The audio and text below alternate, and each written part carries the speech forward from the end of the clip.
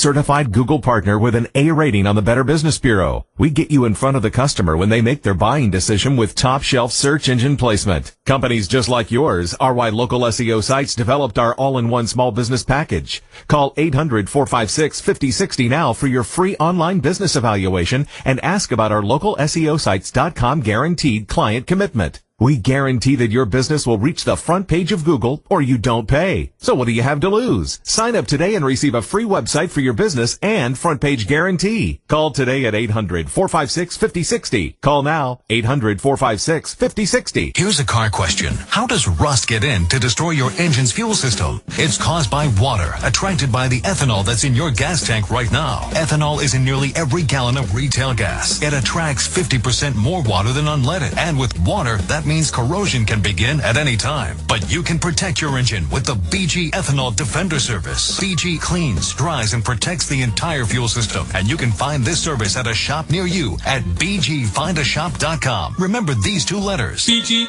This is the worst of the week countdown. When we take the best of this week's Opie Anthony Show, call it the worst, rate it, and then count it down for your listening pleasure. Here's your host. What's his name? Face. It's that time. The promo and the production and everything said it. It's the worst of the week countdown. I'm Sam Roberts, and I host this here countdown every single week. You know me from the Opie and Anthony Show. This week, a big week of shows to highlight. Lady Di made her return. Lots of in-studio guests. Brian Regan, Nick Offerman from Parks and Rec, also from Parks and Rec, Aziz Ansari, Penn Jillette in studio, and of course, the legendary Tim Conway. But first, Ian Halperin. You want to talk about returns to the show. His Highness Hollywood. Ian Halperin. Not that many people infuriate the listeners more than Ian Halperin does. How much of what he says is true and how much of what he says is bullshit? I'll give you a hint. It's probably all bullshit. Ian Halperin, his triumphant return to the Opie and Anthony Show.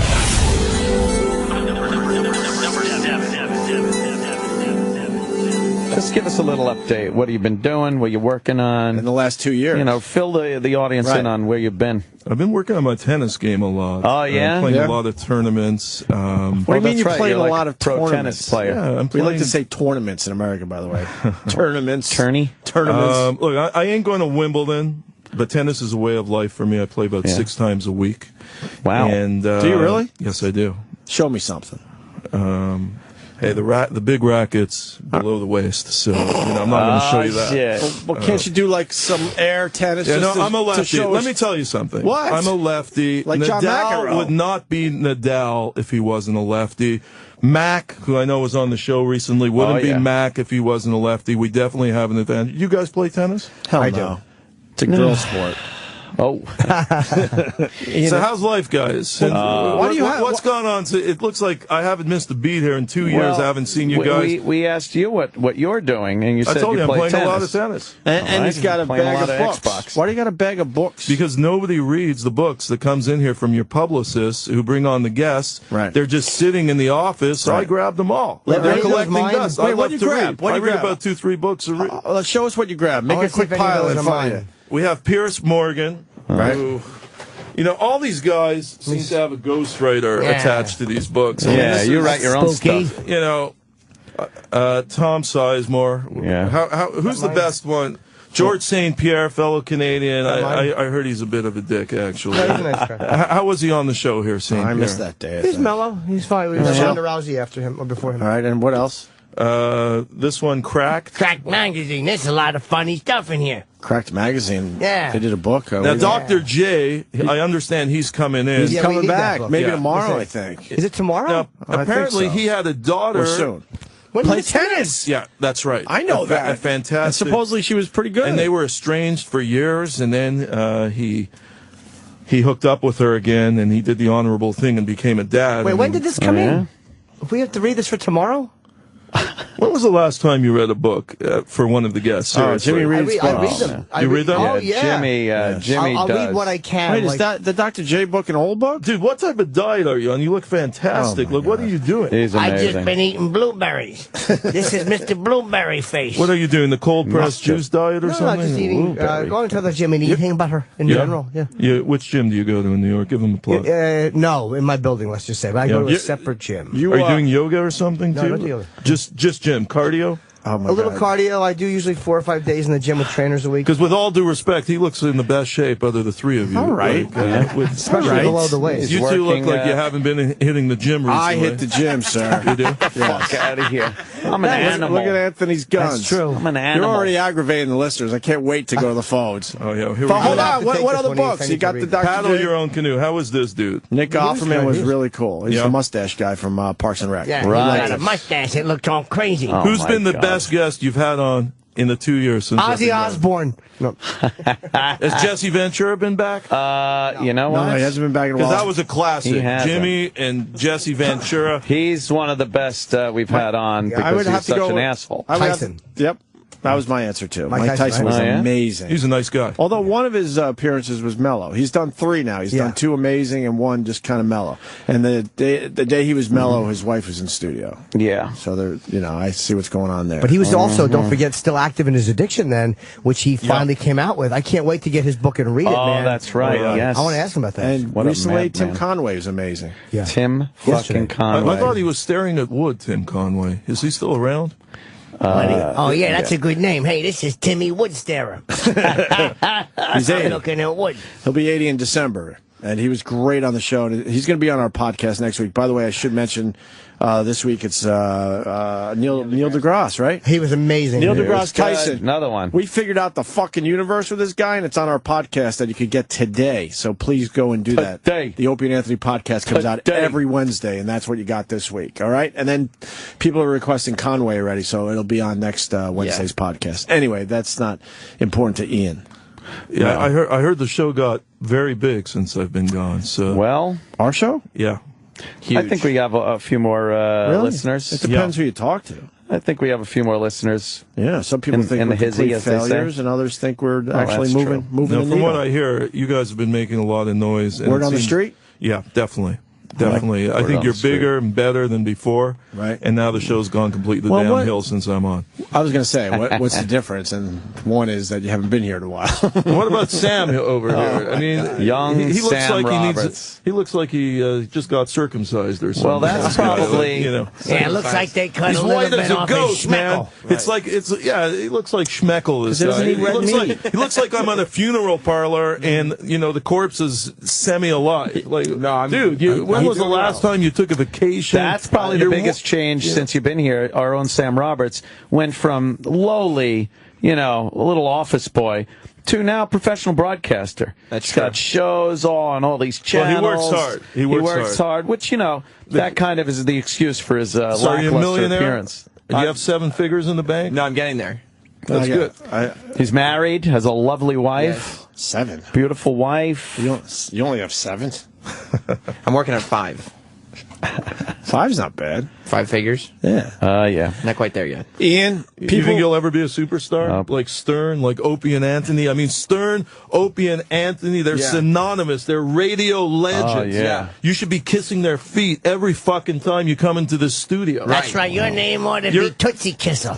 Oh, God. I was playing tennis the other day, and guess who's on the next court? Let me guess. Let me A-Rod. guess. Oh. A-Rod. Yeah, guess. right next to me, and Yeah? my perception of him changed. I Why? saw him with his daughters, and Cynthia was there too, just the 4 of them. Who was Yeah. with him? Cynthia Oh, okay. and his 2 kids. Who's Cynthia's ex? His ex. And I hangs gotta with the ex say, still? kudos to A-Rod. I've never seen a guy better with kids. Yeah? He was Hey, fantastic. wait a minute. I fucking. I'm good with him. The only time I ever played tennis, it was this fucking guy Milos, and he made me. Who, He the actually. Canadian? No, it was There's a fucking Canadian some ranked Russian 10th guy. named I think it was Milos. Russian. Okay. And he wanted to impress his chick on the fucking court. So he asked me, Anthony, could you please, make it look like I am good at tennis? But then as I helped him, the guy's bad-mouthing me. Like, oh, look at what the little girl. Look, you're going to cry, baby? So I just fucking never trust a gay Russian. Right down his fucking throat. No. He was trying to impress his chick. Send them back to Siberia. Give them a good lunch there. I could have fucked this chick. Well, Russian chicks are hot. Have you ever banged a Russian chick? Let me see. Yeah, she's always in a hurry. Hey, Chipper. Chipper, you are the best. We got a guy on the line that wants to ask you about something you said last time you were on our show. What? It's fair enough. How can I remember that? I'm practically suffering from... Ian. Yes. Listen to Jason. What's up there? From Indy. Ian, I want to call you a name, but I really need the answer to this question, so I'm going to wait. So, last time you were on the show, you said there's some horrible disease sweeping Hollywood. It's worse than AIDS. It's going to start killing everybody. What the hell? I haven't heard one thing about this in Mongoloid. You haven't... actually, there was a disease sweeping Hollywood, sweeping parts of the U.S. Shortly after... I guess they control it, but Google it, man. Google it. Listen, his own catchphrases. It's like hearing "Get Her Done." Google it.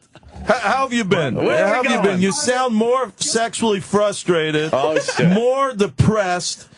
You know, with all due respect to you. I Google it, the only thing I find is Ian's a fucking mongoloid. You know what? You should only live like this mongoloid one day of your life, and God bless. I wish you all the best. Sweeping Hollywood, you How are things with the ladies?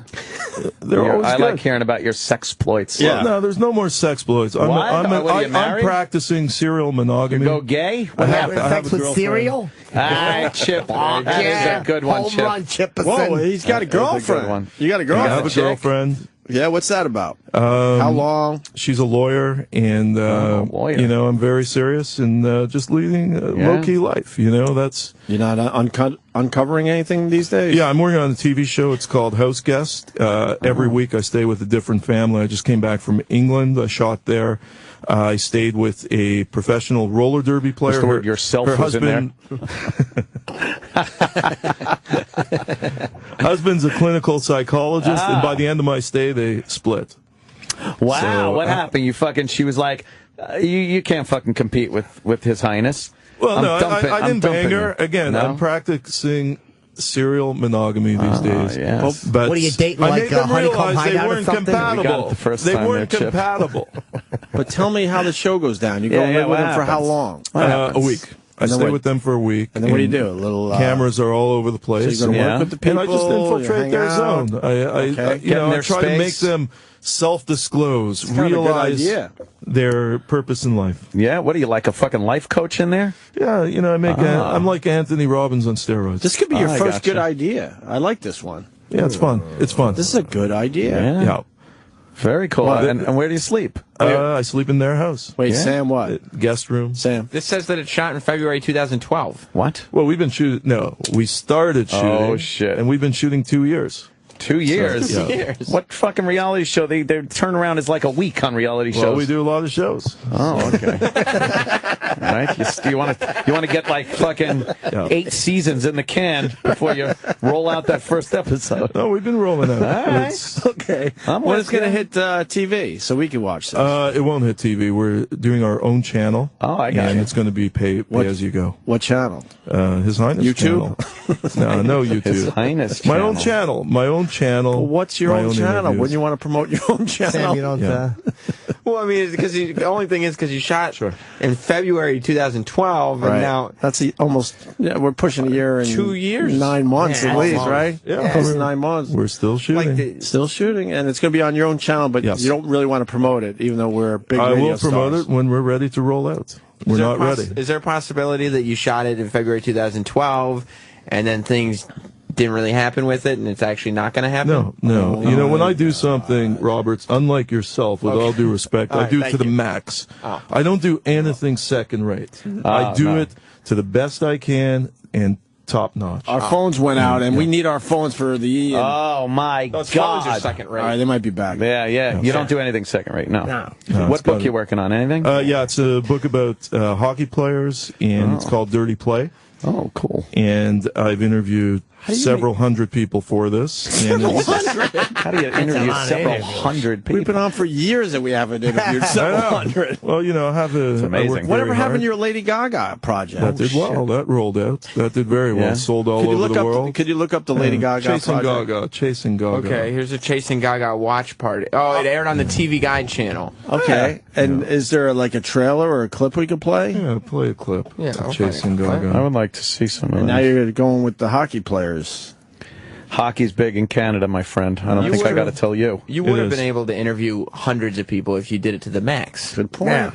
Yeah, what did a Frank and a Bill get? Do you ever... Robert's, for a guy with a small dick, you certainly have a big dick. Seriously. You ever relax, Ian, or are you always working? What do you do? No, I'm not always working. I'm very selective in what I get involved in. You kick back? And, absolutely. What do you do? Where do you go? Where do you go to relax? What do you do? I play tennis. Yeah, but you mean tennis you do is that my a lot. yoga. Is it? Some guys do yoga. Never seen. Not only a master songwriter and keyboard player, Gaga has staged some of the most significant and entertaining shows in the history of pop music. Yeah. My name is Ian Halperin, award-winning celebrity journalist and author. Oh, you shouldn't say that about yourself. I've covered Hollywood's biggest stars, including Michael Jackson, Princess Diana, and Elizabeth Taylor. But few have had the meteoric rise of Lady Gaga. I interviewed many like of a the key fucking people vulture. close to Gaga since her career took off to get the story. All right, this seems I like it. It's Seems legit. Yeah, we did well. They didn't play it in America, but it did play in America. You don't really need you don't need a market like America. I can get that somewhere, we right? sold it all over the world. Oh, it's on YouTube? Yeah, we'll watch on YouTube. You know what I love? I love that goddamn Apple TV. I put stuff on YouTube on my phone, and then I just go, Apple TV, and there it is on my 90-inch fucking TV in my goddamn fucking living room. I'm watching anything. It's fantastic. Like a movie screen. Yeah, it's great. Exactly. There. Wow. Yeah, Jimmy will not let it go. Anthony, I agree with you on all this because we're not at the mercy of all the big corporations anymore. You know what? We can take it into our own hands and make money. Last night, little story. I want to watch Gladiator. Out of nowhere, I just, I like that movie. I think it's one of the few perfect movies out there. There's not one moment that's bad in that goddamn movie. So I wanted to watch it. So I go to On Demand, I get it. And then I realize when they come out and that guy's swinging whoosh, whoosh, the mace around, and he smacks that guy in the head and his teeth and blood go flying. No teeth, no blood. What? I'm like, what the fuck? They took that out of the movie? So I look and it says Gladiator Remastered. Oh, Christ. I don't know what the fuck that means. And it's on demand. So it's fucking remastered. So I'm like, son of a bitch. Netflix, bam, nothing there. Why would they do that? I'm searching all over the place. Then I finally found a DVD in my house.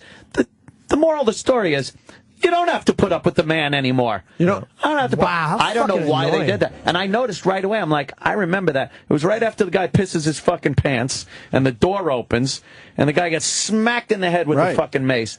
You know what? And they cut out the fucking blood in Gladiator. It's the whole point. You know what, man? All of us are thinking about throwing our DVDs away. Yep. You got to keep the DVDs. You never know. Because they're going to remaster all this shit. Yeah, I don't want that eventually. Yep.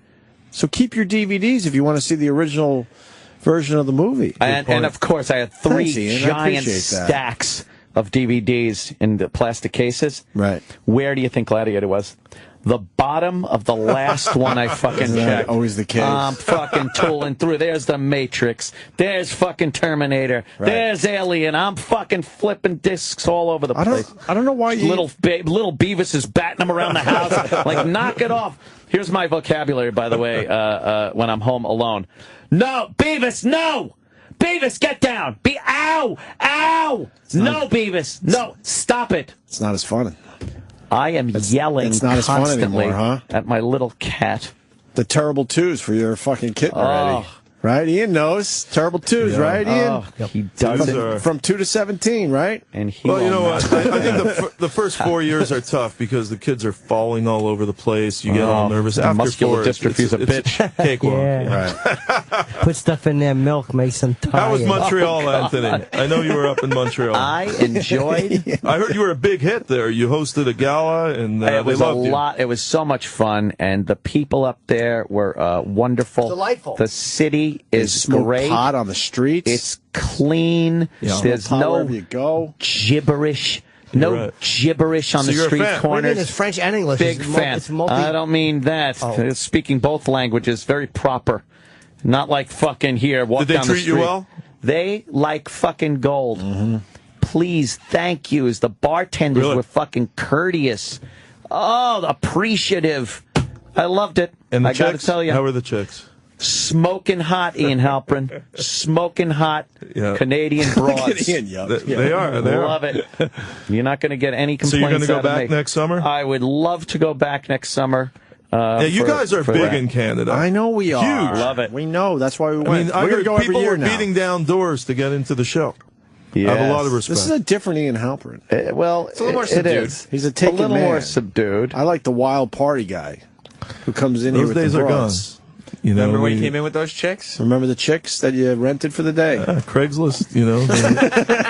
I could have got better models probably on the corner of Broadway and yeah, those. 42nd. But you know what? You had them.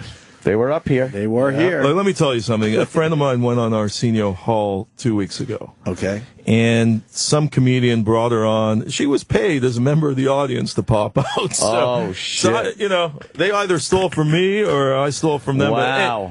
But, will Arsenio last this time around? No. It doesn't seem like anyone's talking about it. No one. I don't even know what the ratings are. Zero heat. He seems to do very well at first because I like lately talk show that. Yeah, there doesn't seem to be anybody watching. Just No water talking over him now. Is he here for a cup of coffee? And yeah, he's and what he's doing, it's exactly the same thing he was doing in the 90s. So he's not even, he hasn't changed anything, he hasn't updated it, and the only thing is he's a little more out of touch now than he was.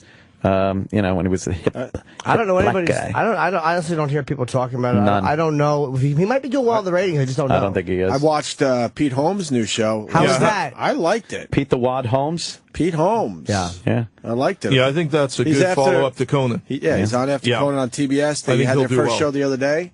You know who's writing for that show? Joey Joe DeRosa. D. So, sorry, Pete. Oh, what happened? I'm saying because Joe's writing for him. Oh, The Wolverine sketch he did to start it all off was pretty good, very clever, Yeah, well yeah. written. Yeah, I liked it. very nice. So far, so good for Pete Holmes. What's it, a half hour or an hour? Half hour. Oh, I have it. Thanks. Is it a half hour? I think it is. Wow, that went by. And how's Fallon going to do in New York? We love the He'll foul. do great. Yeah. Yeah, him and Oh, Kimmel are yeah. great with like social media and with what's current and in the pop culture. They're Yep. both really good with that. So I think they'll be we're- fine. Are you going to be a regular on his show? If he'd had me, of course. I've done Fallon before. He's Yeah. great. Yeah, I think we're Team Fallon on this one. Although they're Yeah, I both, think he'll do well. although I think, they're both very good. I'm not trashing Kimmel, but Yeah, I'll do his show. Fallon's too. been very cool to us over the years. I think it's a good move to move the show here. Well, it's hard to say Back because to it's New good York. for Kimmel because he'll be the only LA guy at 11:30. Was Jay's going off the air and fucking with Fallon staying here, Kimmel's got the LA thing sewn up, and that's why Carson eventually moved to LA years Yeah, I ago. wonder how it'll affect guests. He'll get great ones in New York. Maybe they figure there's more New York guys, but I think you're going to get Kimmel getting more first movie stars because of where he is. But do you think there's room for all these guys late night? It seems there's way too many right now. bit Plenty crowded. of room. Bit crowded. There's You know, we so haven't even many. we haven't even talked about Chelsea Handler. I mean, all these people are coming out with late night shows, and I think Chelsea's some been of doing them it are for going to 10 have years. to disappear. Well, the amount of channels that there are these days, and you They can need pop content. shows on everywhere. They aren't expecting huge runaway numbers anymore because the audiences are so divided. Yeah, if you could be, the big fish in the smaller pond, then you're eking out an existence. I think Pete Holmes will do pretty good. What about Ferguson? Huh? The brother from fucking Clarissa Explains It All? Yeah, I don't know where he is. I mean, somebody has to take a hike here. I like Ferguson, but I don't watch him. Yeah. But when I end up watching him, I do enjoy what he does. If that makes any Who's the sense. best out of all of them? Which Ferguson do you mean? I think Letterman. Turd Ferguson. I still like Letterman above them all. Yeah, I agree with you. You do? 100%. Wow. I think Letterman's looking a Letterman. little old on the TV, but he Letterman's still in a league of his own. Still does I it. was there the day Julianne Moore opened up for you guys. When you guys were on that show, I was in the audience. You weren't in the audience. Yes, I was. Oh wait, I think we talked about it. I was. Julianne Moore was the first guest, And then us. you guys were second. You guys had more fans than her. Outside the studio, by the Remember all that? side, there were so many O&A fans. One and done for us. I was there with my buddy David Gavrelchuk. He flew into New York, and we got tickets to Letterman. You're not going to sue us, are you? Nah, you guys are. You guys are sue-proof. The worst of the week countdown continues. Yeah. It's the worst of the week countdown. I'm Sam Roberts, and this is highlights of everything good that happened this week on Opie and Anthony. Still to come, Lady Di making her big return to the show. Our Lady Di, not Princess Diana. Brian Regan in studio. Tim Conway, the legendary Tim Conway in studio. And Penn Jillette in studio. A lot still to get to. Right now, I want to play for you Nick Offerman, the Parks and Rec celebrity. Show Parks and Recreation. He's the dude with the mustache. Ron Swanson. He builds canoes and he makes dick jokes. How many people can say that they do both? I'll give you one. Nick Offerman and his mustache in studio here on the countdown.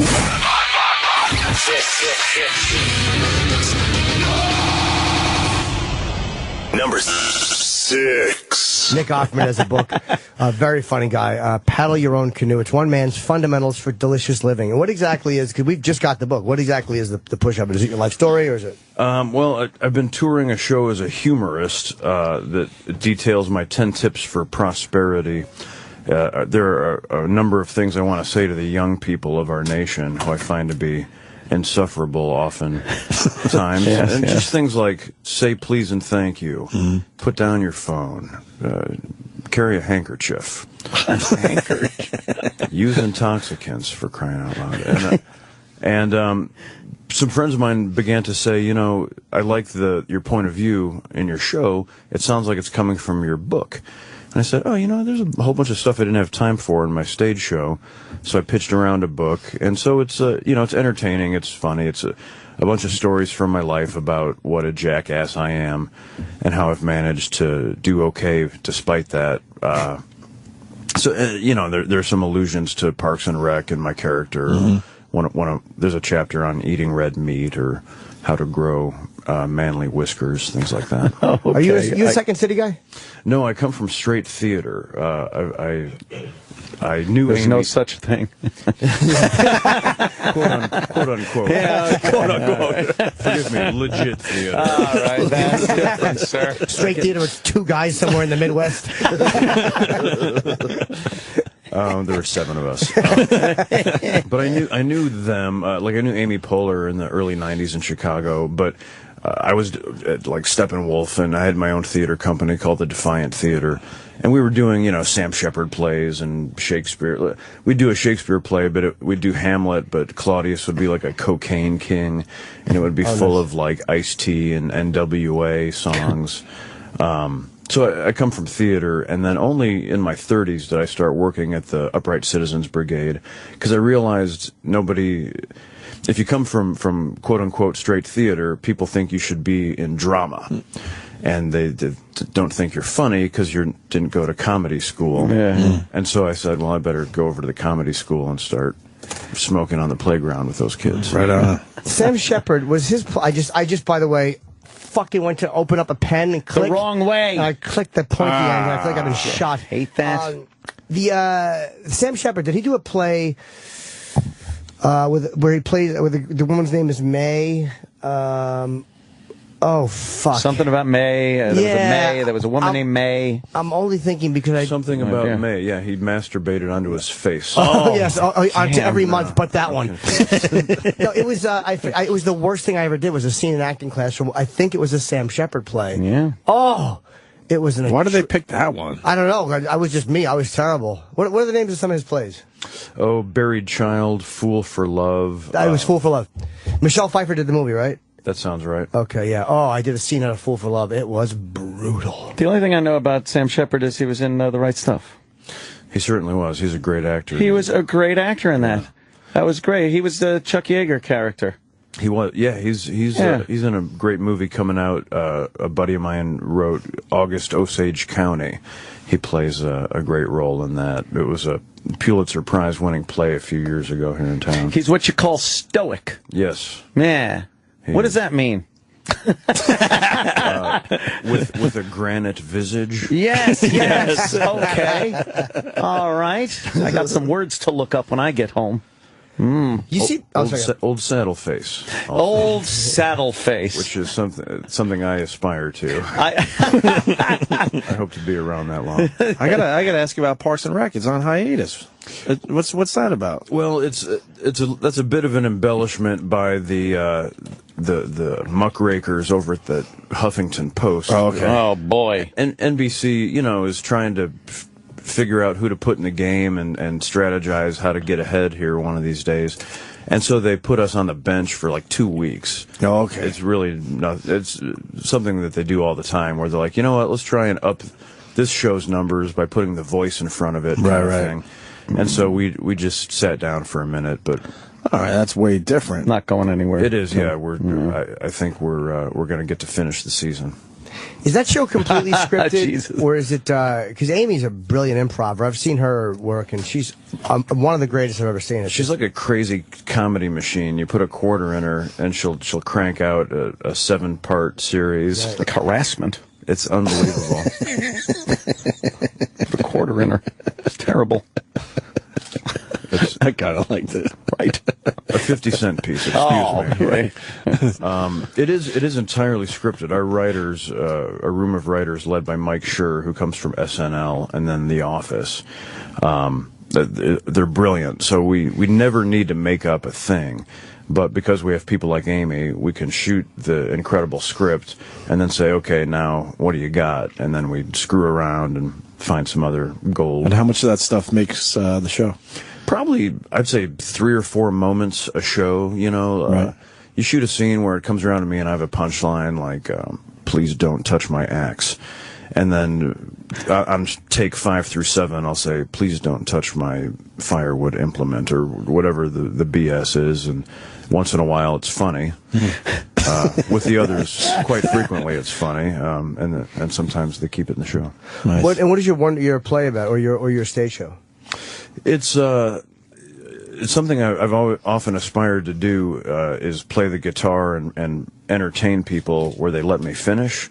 And, I never even remotely came close to it, but then I realized if I can get them laughing, they don't care how terrible my guitar playing is. So it's a bunch of funny songs with all these anecdotes of, here's a story about me being a complete idiot when I was a teenager. Interspersed, sort of dovetailed in with these lessons of, say please and thank you, don't look in the mirror. That's a big one.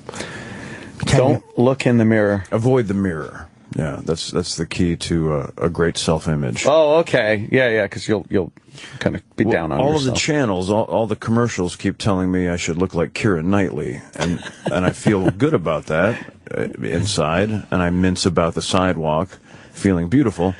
And it works well unless I look in the mirror and see, oh, Jesus. Makes sense. This is not, you're not looking this very is not nice. cutting it. No. Although you're one of the few guys that really makes a mustache work in this day and age. I mean, it works for you. I can't. How long have you had the mustache? Well, I'm a character actor, so it's one of the tools in my box. I love to pull it out when I'm playing a cop or a thug or whatnot. I guess I've had a pretty full, set of facial bracken since I was about 20 or 19, but I don't go for one look. So I'm looking forward when my show's over to just shave it off, put it away for a while. Oh, okay, I gotcha. Do you get sick of it? I don't mind it. Usually, I've never been on a series like this before, so usually I look really different every 3 months, and that's fun. It's like a Lon Chaney lifestyle. Who are you? I like to be unrecognizable. I found a way to do that in 20 years of stand-up. But now it's I'm ready to have the disguise of my clean-shaven face. What do you mean, Lon Chaney? Did he switch up the way his look all the time? Yeah, well, he was the guy who played sort of every different monster, and he was an early film makeup genius. He used to when he had to make his eyes look blind, he would cut out that filament from a hard-boiled egg between the egg and the shell. Oh, shit. And lay a piece of that in over his eye. which I've That's tried. committing. Wow. It's quite difficult. I would gather. You actually tried that. I did, because I was broke. And I said, well, Lon Chaney did this. And I talked to a guy whose dad did makeup with Lon Chaney years later, and he was like, oh, well, there's a whole bunch of other shit you got to do to it. You can't just lay stick it in your eye. Yeah. You soak it in vinegar and, you know. Got to fog it up, I guess, or something. Ungoop it. But doesn't it come apart, or how do you take it out? Like a lens is solid, contact lens is solid. It's the taking it out. I couldn't answer because I never quite got it in. But it's like a fabric. It's like that filamenty skin that pulls out from the inside of the shell. And he thought to put that on his eyes to look blind. It's pretty smart. Yeah. It's amazing now. It's just so easy to do. They just throw a contact lens in you and fucking you're done. Yeah. Which is what I ended up having to do. I was like, no, that was a day of pain. How much are those white contact lenses? Why'd you want to look blind? It was for a film, an independent film that didn't have any budget, and I was like, "Oh, I'll take care of the blind." Yeah, eye. I got the blind stuff. So don't worry about it. I got it, guys. I'm on it. Got some eggs. Pacino did a good job of looking blind in Scent of a Woman. Like there was something about it. Didn't look like it. Just looked like he was kind of not seeing anybody. And I'm like, what a talent that is to. Yeah, some people can't pull that off, and they're But playing it sounds blind people. stupid and simple, but to be able to look at somebody but not see them and look like you're not seeing them is pretty fucking impressive. Especially when you have to act with somebody. Yeah. That would be a little. That's the thing hard is, to if you in the case of Al Pacino, you can be good at acting.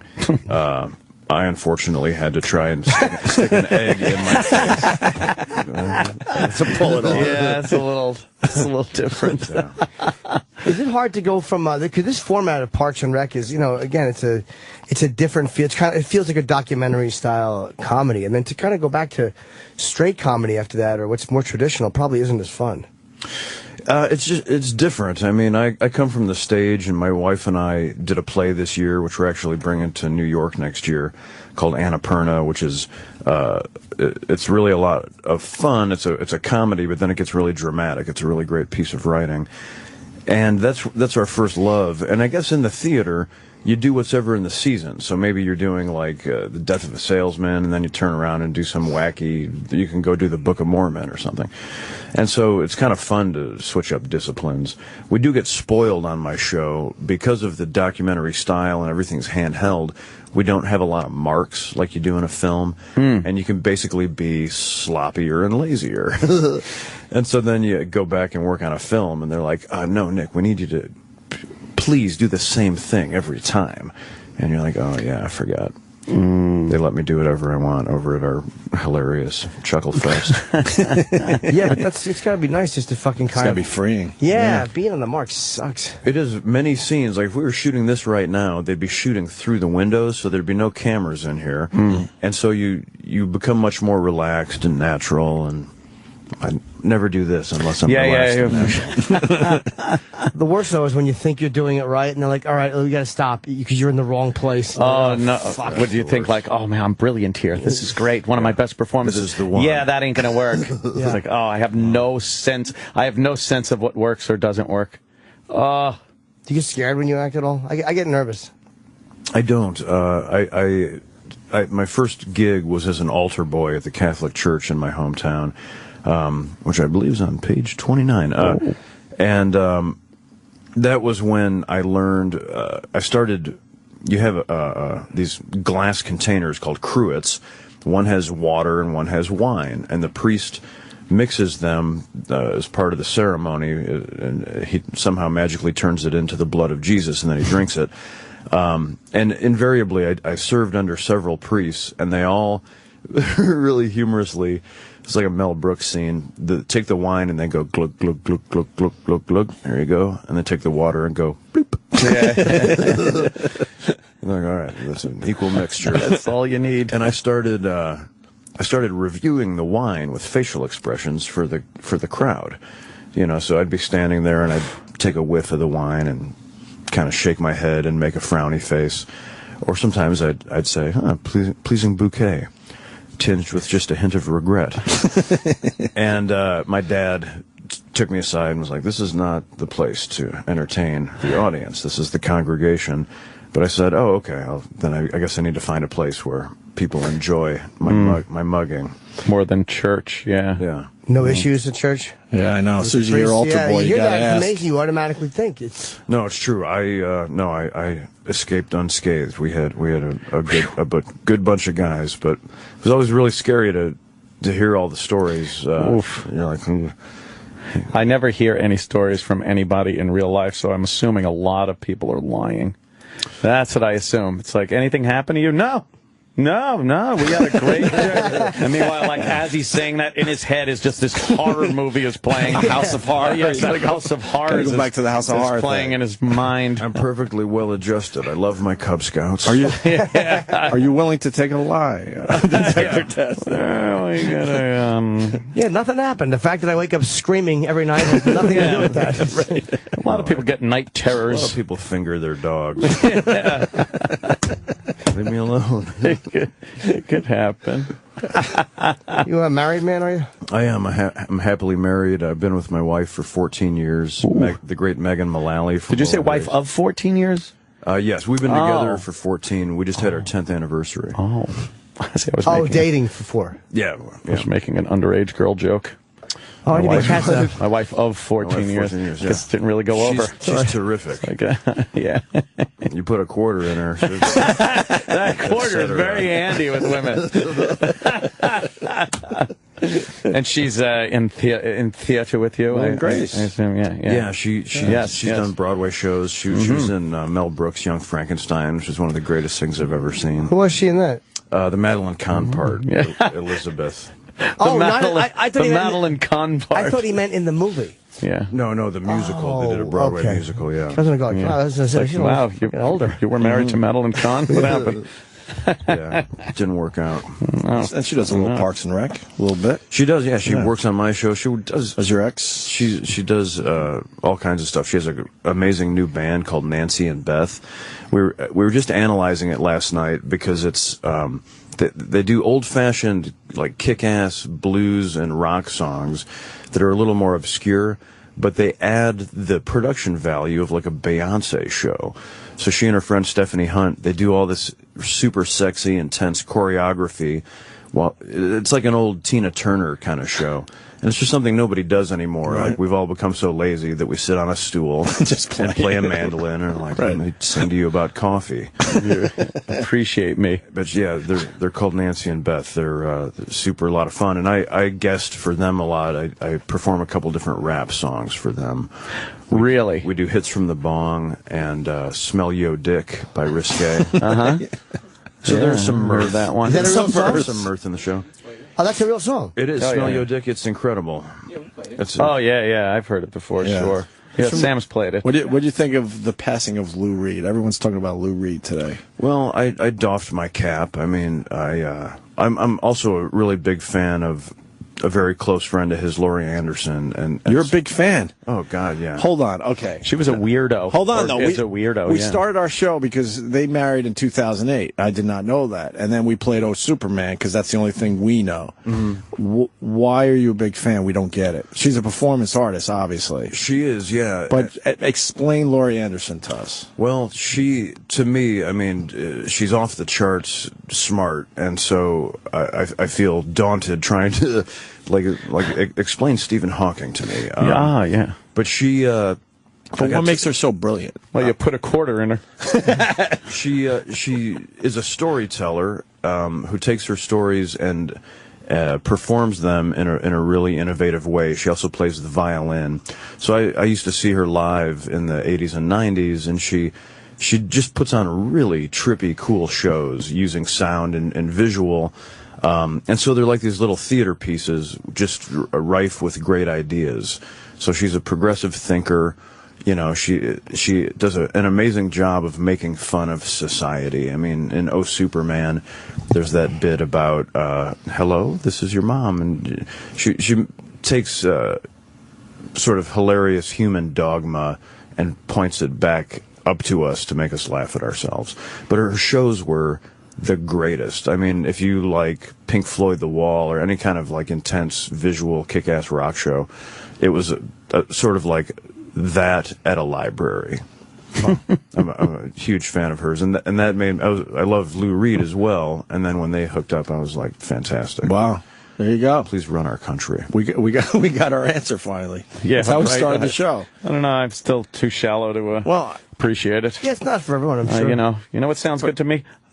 Swedish supergroup ABBA. They also have their place in the pantheon. Exactly. She's also really funny, and I don't know. Didn't come across in that Superman video. Well, the Superman thing is weird because when 9/11 happened, that song resurfaced because it had all of these prescient lines of "Here come the planes," they're American planes. Oh, so you got some conspiracy theorists going, "Look at this." I think that the Bush administration may have been Laurie Anderson fans as well. Oh, so they listened to it and then perpetrated that. Or at least the Velvet Underground. So Jesse Ventura could then explain it to everybody. All right. Apparently, W loved to crank up Sweet Jane when he was going on a night mission. When he was partying? Over Tuscaloosa. You got a very unique voice, I'm hearing Christian Bale from American Psycho. Really? And then to go really obscure, Dave Rabbit, the Vietnam job. Look what I wrote down. Whoa. What? Did you do I wrote down Dave Rabbit. Dave Rabbit? Because I was going to point out that Nick sounded like him, and I didn't want to forget. Dave Rabbit. Exactly. There's some Vietnam tapes of this guy that used to just, be a DJ over there during the shit. And, I don't know, they became quite popular on our show. You sound exactly like him. And a little Christian Bale, no? From American Psycho, or is that a stretch? No, I wasn't really picking that up. I've actually heard that a lot, which is... American Psycho? Okay. It is. All right, thank you. It's a very funny... And I don't... It's such a funny thing, like, you sound exactly like American Psycho. Yeah, you know what? That's like not... You're right. You sound like psychopath. a rapist. That's. I hear also, and I'm not super familiar with, I guess, their normal speaking voices, but drivers often say, when they don't see me, they say, if I didn't know it was you, I would swear I had Charlie Sheen in the back of my car. Oh, yeah, there is a Charlie Sheen thing. And sometimes Nicolas Cage. Yes, I hear a little Nicolas Cage. We had him. Well, Jimmy would know. Jimmy sat down on a flight with Nicolas Cage and had a little conversation with him. Let's hear about that. Well, could you once in a 6-hour period go, huh? That's all I need from you. He wasn't very talkative with Jimmy, and Jimmy wanted to be talkative with him, and it was embarrassing. Oh, you want to hear Dave Rabbit, who we really think you sound like? Sure, please. All right, E-Rock. Sorry about that yelling and screaming, but Pete and I are on a trip, and we thought we'd have to get in on that song. Wow. He's got a glottal fry going on. Biggie, Three Dog Night. It's called Mama Told Me Not to Come. Now, you can take this two ways. As a title, or your girlfriend's name is Mama. I like it. He passed recently. Yeah, he just died. Yeah. Those were all like just amazing. When he hijacked the signal and fucking broadcast, right? Oh yeah, it was all illegal broadcast, and there's not much. If anyone else has audio of that guy, I would love to hear it. We only got one show or something of the guy.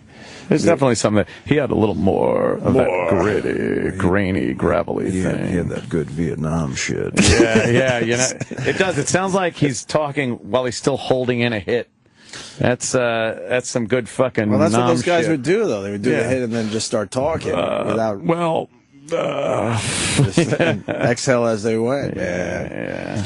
That was back when, if during this radio interview, we would have tons of Marlboro Reds and joints in this room. Oh yeah, and not think twice about it. Not even. Now we only have 3. I love watching old movies like that too. I was watching something, an episode of Columbo or something, and I love that dumb show. And they had a scene inside an airplane, and there's just people smoking and people just walking through the gates into the plane with not an ounce of security. Oh, it's crazy. You kind of remember that shit, though. I love the notion. The first major commercial flight I took, I went from my farm town in Illinois to the University of Illinois, and ended up in this kabuki theater play, which we were suddenly going to take to Japan. So that was my first big flight, was nonstop Chicago to Tokyo. Okay. And it was 1991, we were like 21 years old, and we get on this huge jumbo jet, and just behind row 17 was the smoking section. Yeah, which in hindsight is so idiotic. You're in Yeah. a huge soup can, and they're like, everybody below one-third can smoke. Unless they've invented the force field, you are not going to If be you're in in smoke 16, please don't smoke. Like the dumb restaurants where they're non-smoking areas. What the hell? Yeah. Did it stink the whole flight? It was horrible. Yeah, of course. I never flew on a smoking flight. Come on, Jimmy. Never in my life. I took one trip to Seattle in like 1990. When did the smoking stop, though? I don't know. It was a continental flight. International That was flights. international. It stopped later. Japan Airlines was one of the last. If you took Japan Airlines, that was one of the last ones to stop it. Oh yeah, they love smoking. maybe- Japanese people, you sit at a blackjack table in Atlantic City. With Japanese people, you can't even see the cards. It's They just love their you're cigarettes. encased in smoke. You know, Jimmy might be right. I just assumed I was on a flight where they were smoking. Never remember. No, I don't think. All right. Sporting events, of course. remember Holy that, though. shit. And concerts, my God. I remember I was like 12 years old. I'm on a plane going to L.A. and just smoke everywhere. It's how they allowed people to just have little flaming objects in the plane. Yeah. It just seems so odd now that for safety reasons. In a vehicle that's carrying a huge amount of oxygen. Oxygen and fuel and and there you go. Everyone have a lighter, light up. And they're worried about our dumb cell phones? Our cell phones are, right. Shit like that. Please remove your shoes. Right. Yeah, he used to smoke. Turn your cell phones off. What? You know what we used to do up here? We used to have fire in our seats. Crazy. Right. We were pinching all- stewardesses' asses, and It's all well, not at nonsense. 12. Well, I say good luck with the book, Nick. Have we sold it properly? I don't even know. It's called Paddle Your Own Canoe, and Yeah. it's Nick Offerman, and it's got some true stories in there and some life advice. And some humorous illustrations by a very funny guy named Mike Mitchell, including some illustrations of me performing breakdance moves. Also some acceptable and unacceptable versions of facial hair. I'm right on that page. Look at that. Including when I first met Harry Connick Jr. when he was working on Will and Grace, I had a goatee. Very funny, hilarious, talented guy. And I met him, hi, this is Nick. Hey, how you doing? And he pulled me in with the handshake and said, where I come from, we call that a prison pussy. And I said, I think you and I are going to get along. Yeah, that's a good one. Yeah, he is so funny. Oh, the douchebag. I think you got this down. I'm looking at the illustration. The douchebag. The douchebag, the nut smudge. Yeah. The joke. I think you figured out the facial hair. Are you doing your signings? I am, yeah. I've been doing. It's weird. It's a whole new medium. The book. The book. Turns out, yeah. This stuff, they're putting it out on paper now. It's amazing. And it's rather permanent. Like it's funny because you tell jokes, you tell stories, and there's something ephemeral to it. Like nowadays it exists forever on the internet, but it's you listen to it and it's gone. But when it's written on paper in the library, people take it seriously in a different way, or maybe you get a different breed of nerd in the line, and I say nerd lovingly, counting myself amongst their number. But they're like, I've memorized your book, and there's a few things I wanted to talk to you about. Oh boy, out behind the building, and you're like, well, hang on, I'll be right there. That's the always creepy ones. right before the bullet enters your side. That's right. Yeah, well, way to end it on a fun note. No problem. Next signing is going to be like the fucking end of talk radio. Enjoy my book, you're dead, fucker. The worst of the week countdown on the Opie and Anthony channel. Sirius XM is your ultimate sports radio. Every MLB, NBA, and NFL game. Touchdown Denver. Manning to Eric Decker. Your NHL games and the biggest matchups in college football and basketball. Plus every NASCAR, Formula One, and IndyCar race. Jimmy Johnson will win with Coke Zero 400 at Daytona. And play-by-play of every PGA Tour event. A fist bump for Tiger Woods here at the first. The best sports play-by-play all in one place. Sirius XM. You've heard them for years as regular guests of the Opie and Anthony Show. Now, hear them do their own thing. Every weekend, we turn the channel over to friends of the show with featured episodes of their podcast and broadcast. Hey, it's Jay Moore. You can listen to More Stories podcast this weekend. If you need to evacuate, I'm going to lay down under this glass table. and I would like you to drop a wet hornet's nest on my chest. Friends of the show, starting today at 11 a.m. Eastern, 8 Pacific. Here on the Opie and Anthony channel.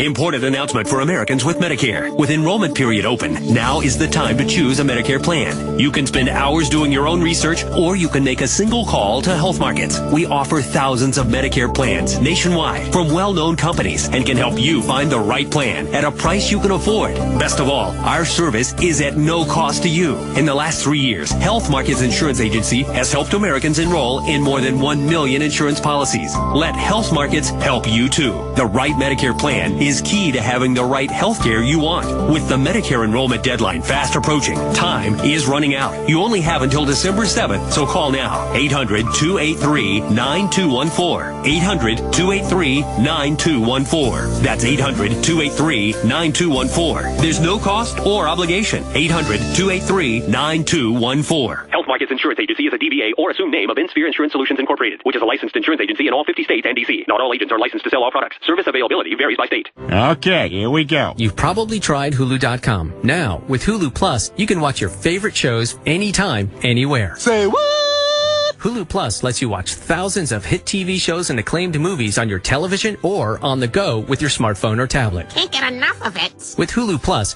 you can watch your favorite current TV shows like Saturday Night Live, Modern Family, and Jimmy Kimmel Live. You can also check out exclusive content, including Hulu originals like The Awesomes, starring SNL's Seth Meyers. Sounds amazing. For only $7.99 a month, you can stream as many TV shows and movies as you want, wherever you want. It's only all I've been wanting for the past 10 years. Right now, you can try Hulu Plus free for 2 weeks when you go to huluplus.com/talk. That's a special offer for SiriusXM listeners.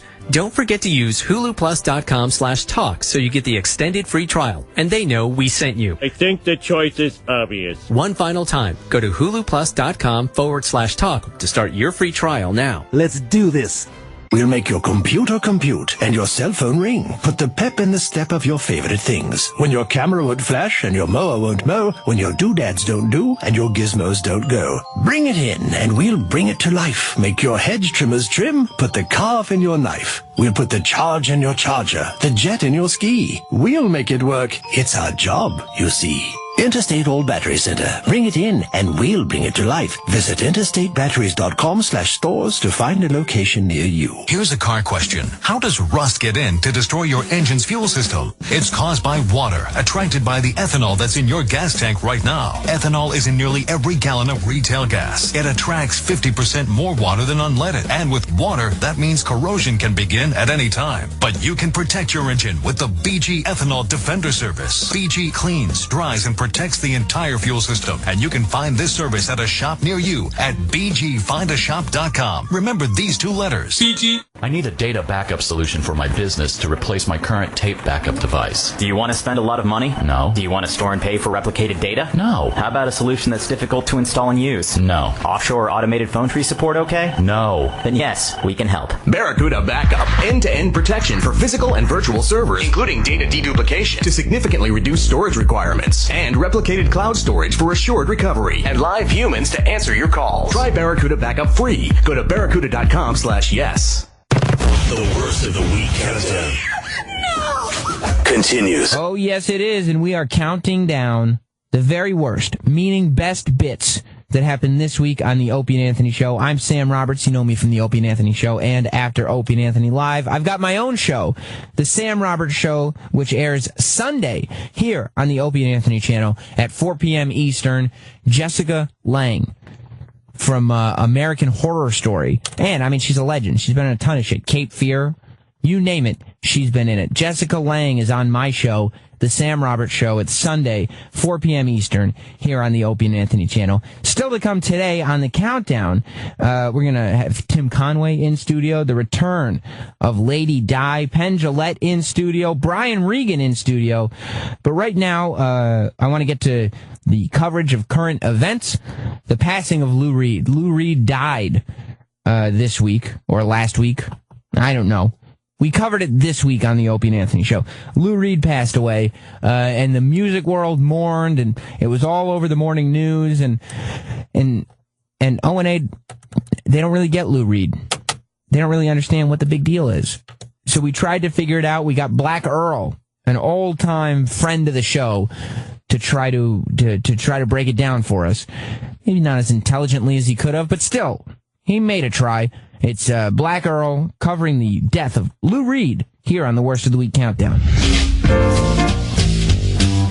Number 5. What's Earl's tweet? You got to do the first one where he's going to have. All right, yeah, you know which one? Yeah, it's just so pretentious because he is really acting like he's the Twitter account for New Yorkers to follow. Yeah, here it is. R.I.P. Lou Reed. We'll have more later. Lost for words right now. He's always lost for words. And by the way, he's not lost for words. That's another one of those dumb things. Right. You have nothing to say. How you don't That's poignant. That you're so grief-stricken, you're at a loss for words. You can't even speak. You didn't know the guy personally. How would you be lost for words? Yeah. And we'll have more later, as if you're the news source. Yeah. But I better check in with Earl. How many hours did he need for the next tweet about Lou Reed? He really thought it over. How long were his words fucking gone for? Yeah. Well, the first one was 16 hours ago. Okay. Then he followed that up 16 hours ago. Wait, I thought he was a little lost for words. He found him real quick. He found some words. So, within the same hour, he found words? Yes. Oh, okay. All right. Thank God. And what was that? One of the best songs written ever about New York. Love you, Lou. You've earned your rest. No one wants to earn their rest. If you want to earn your rest, if you're able to wake up at some point. Yeah, of course. Fuck. Love you, Lou. Love you, Lou. You've earned your rest. Earned your rest? You think Lou's fucking reading Twitter? Reading Earl's Twitter? Oh, good. That's like saying it's Jim Nortoning. Lou Reed. Stop romanticizing death. Yeah. What? Earn your rest. Well, you're just tuckered out? All right. From not singing? Yes, he's reading Twitter and then saying, oh, good. Earl Douglas loved me. Earl says I could fucking relax now. Yeah. Sweet Jane. What song did he mean was one of the best songs written ever about New York? NYC Man. Oh, God. I never heard that. Do you have that? Let's hear. Oh, this was another song about New York? What Earl says is how long is this piece of shit? What year is this? It's from his 1996 album. Oh, wow. Okay, maybe it's different. It's a newer song. Decided to walk the streets of New York again. Yeah. To see things we can't possibly have seen on. ourselves. Oh, of course not. Just get ready to be enlightened about New York. All right, this is some jazz shit right here. You like jazz? I love it. It's my favorite type of music. It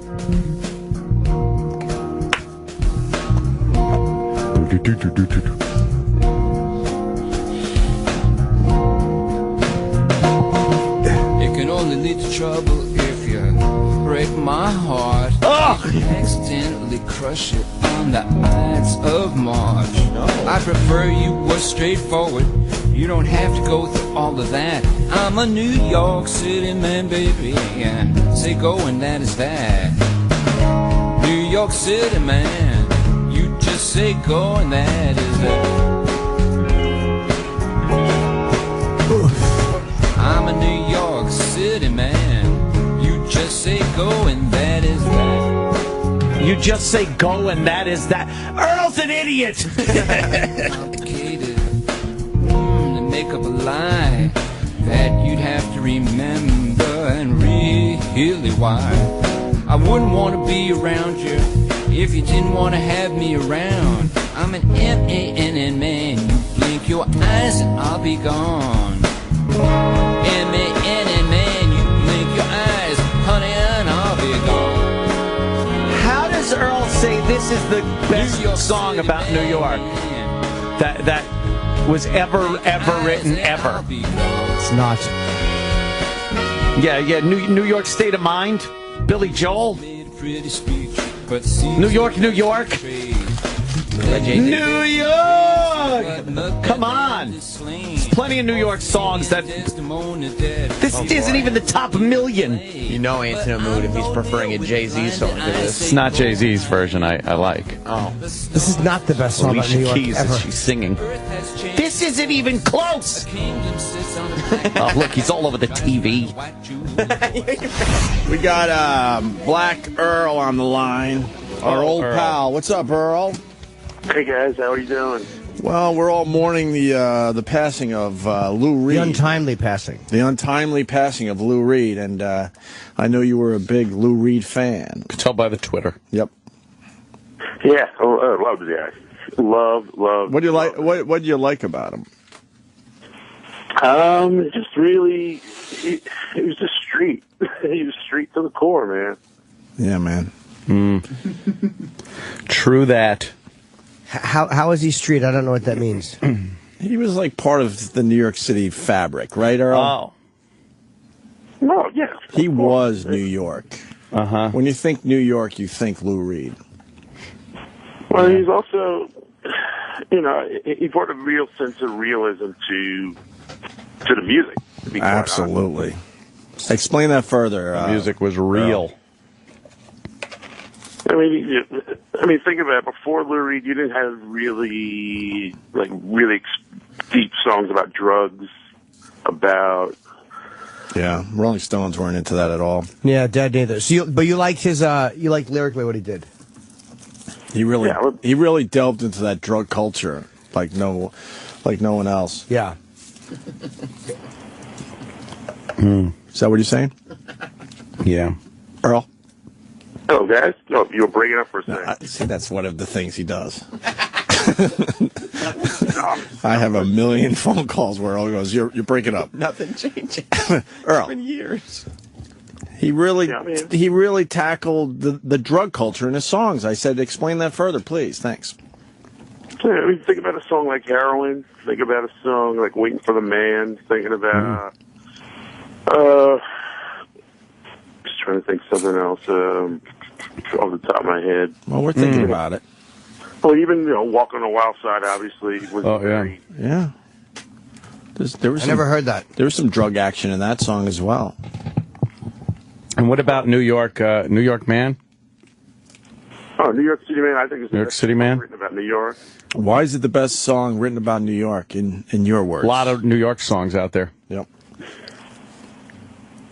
Well, just first of all, it's a fantastic song. It's just what makes it a fantastic song?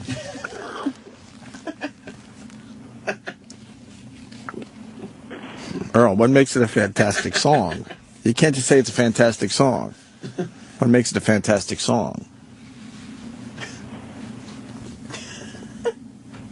Earl? Comment? Earl? Earl? Hello? Earl, what are you doing?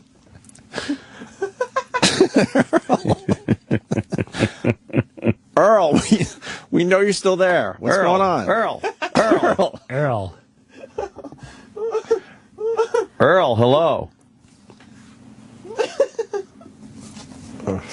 I don't know. Earl. He didn't hang up.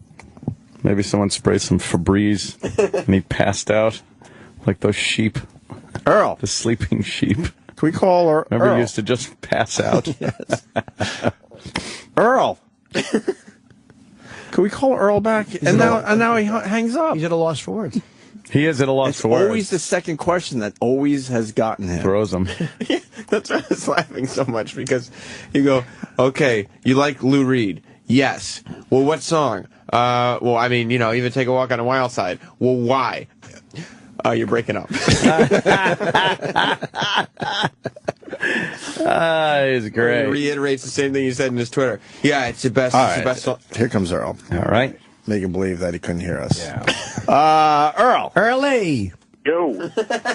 Why is that a great song about New York? Great song about New York. It's very literate. It has, historical references, both in literature and... What historical references? Quotes, Shakespeare. Quotes... Shakespeare is, of course, a grand New Yorker. No, he's not. Yeah, wouldn't that be a great Shakespeare song, then? What makes it such a great New York song? Because there's a lot of songs that have been written about New York over the years. No, I understand that, but... I don't know. I like the feel of it. I like the energy of it. It's kind of a vagaries for Lou, because it was kind of a laid back song, almost sentimental, because he was hardly sentimental. Really? What do you mean about sentimental? The fact that he was born in Brooklyn and he's singing about New York City? Well, no, not sentimental in the sense that, let's say, like,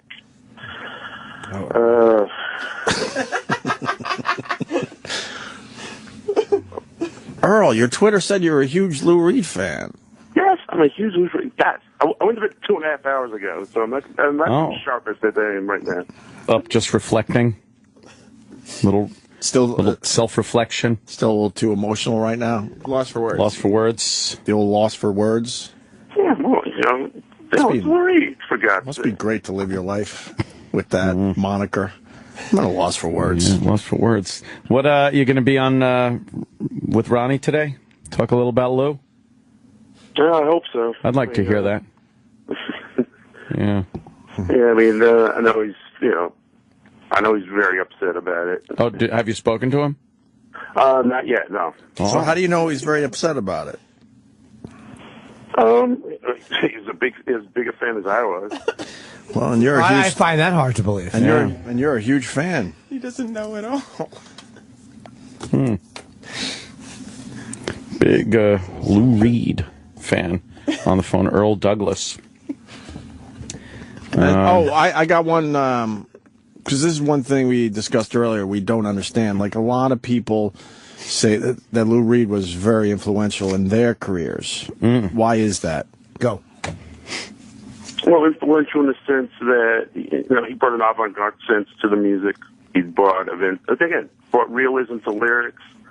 On top of everything else, fantastic guitar player, too. Mm-hmm. Okay. How about the singing? Singing, well, you didn't, like Dylan, you didn't necessarily have to be a virtuoso to be a fantastic singer. That's true. Dylan, though, I at least sang.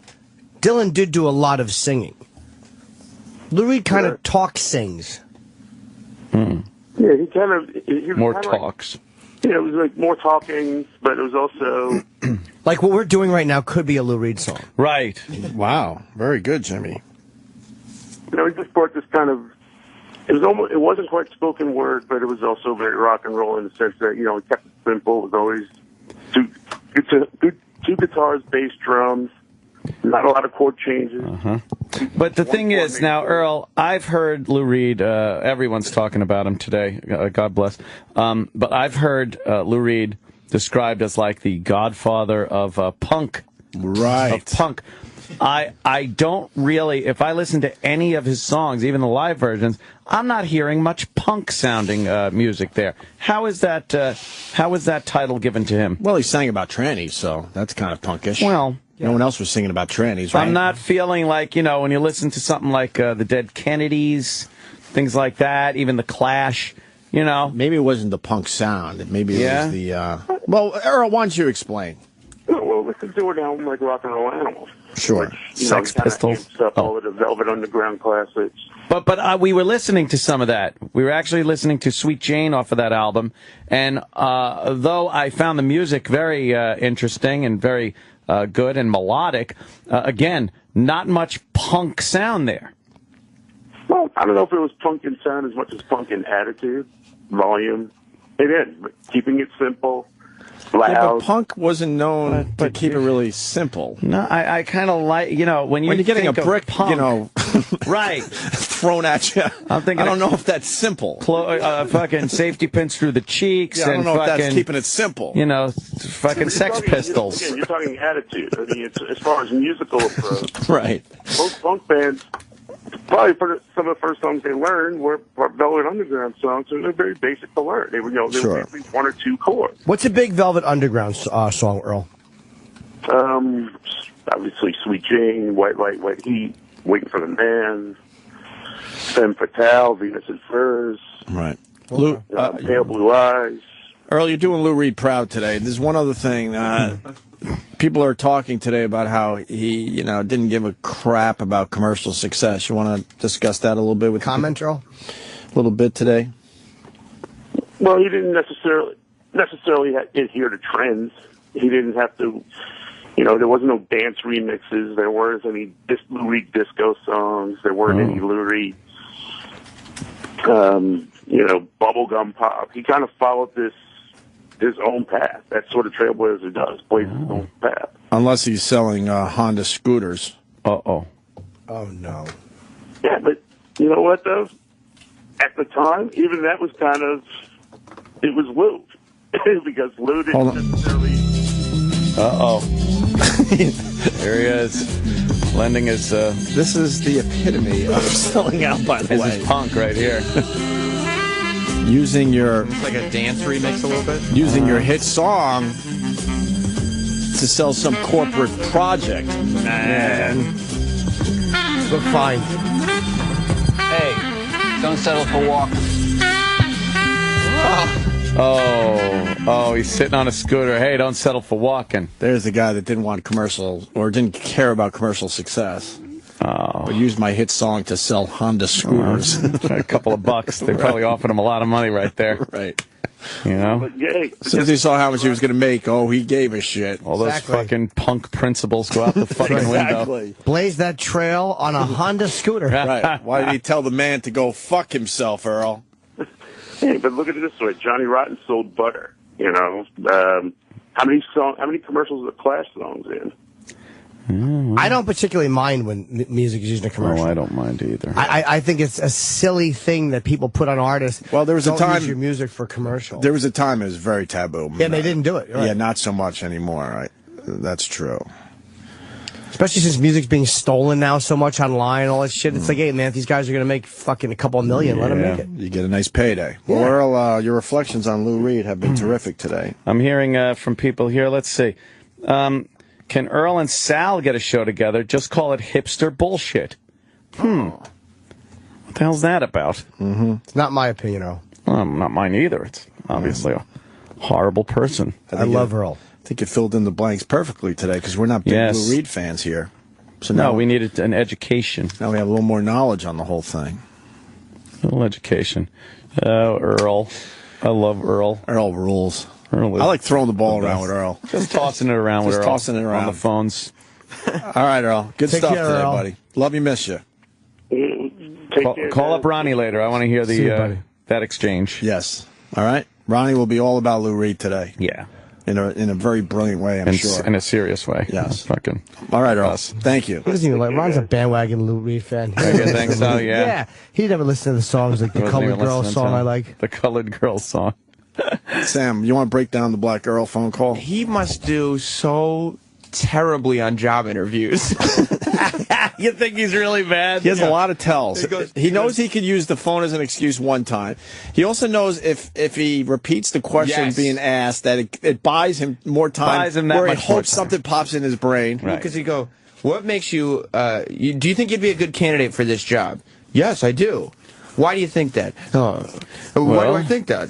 Gets tripped up by the second question. Why do I think I'd be a good candidate for the job? Well, just generally, I have an appreciation for the business at hand. Right. It's all what? Just vague. This vagary, this fucking... And then he uses I'm at a loss for words. Yes. Yeah. See, people will accept that one time if you say it. Yeah. You can't say it every time a question is asked. Earl, what comes out of Earl's mouth is like hamburger helper. It just stretches and bulks up. Right. He feigns death. Yes. So he thinks that if he makes a short statement, he can trick people into thinking it's poignant. So they won't ask any follow-ups. So what are your qualifications for this job? What are my qualifications for this job? Well, I have a lot of heart. Like, what does that mean? Nothing.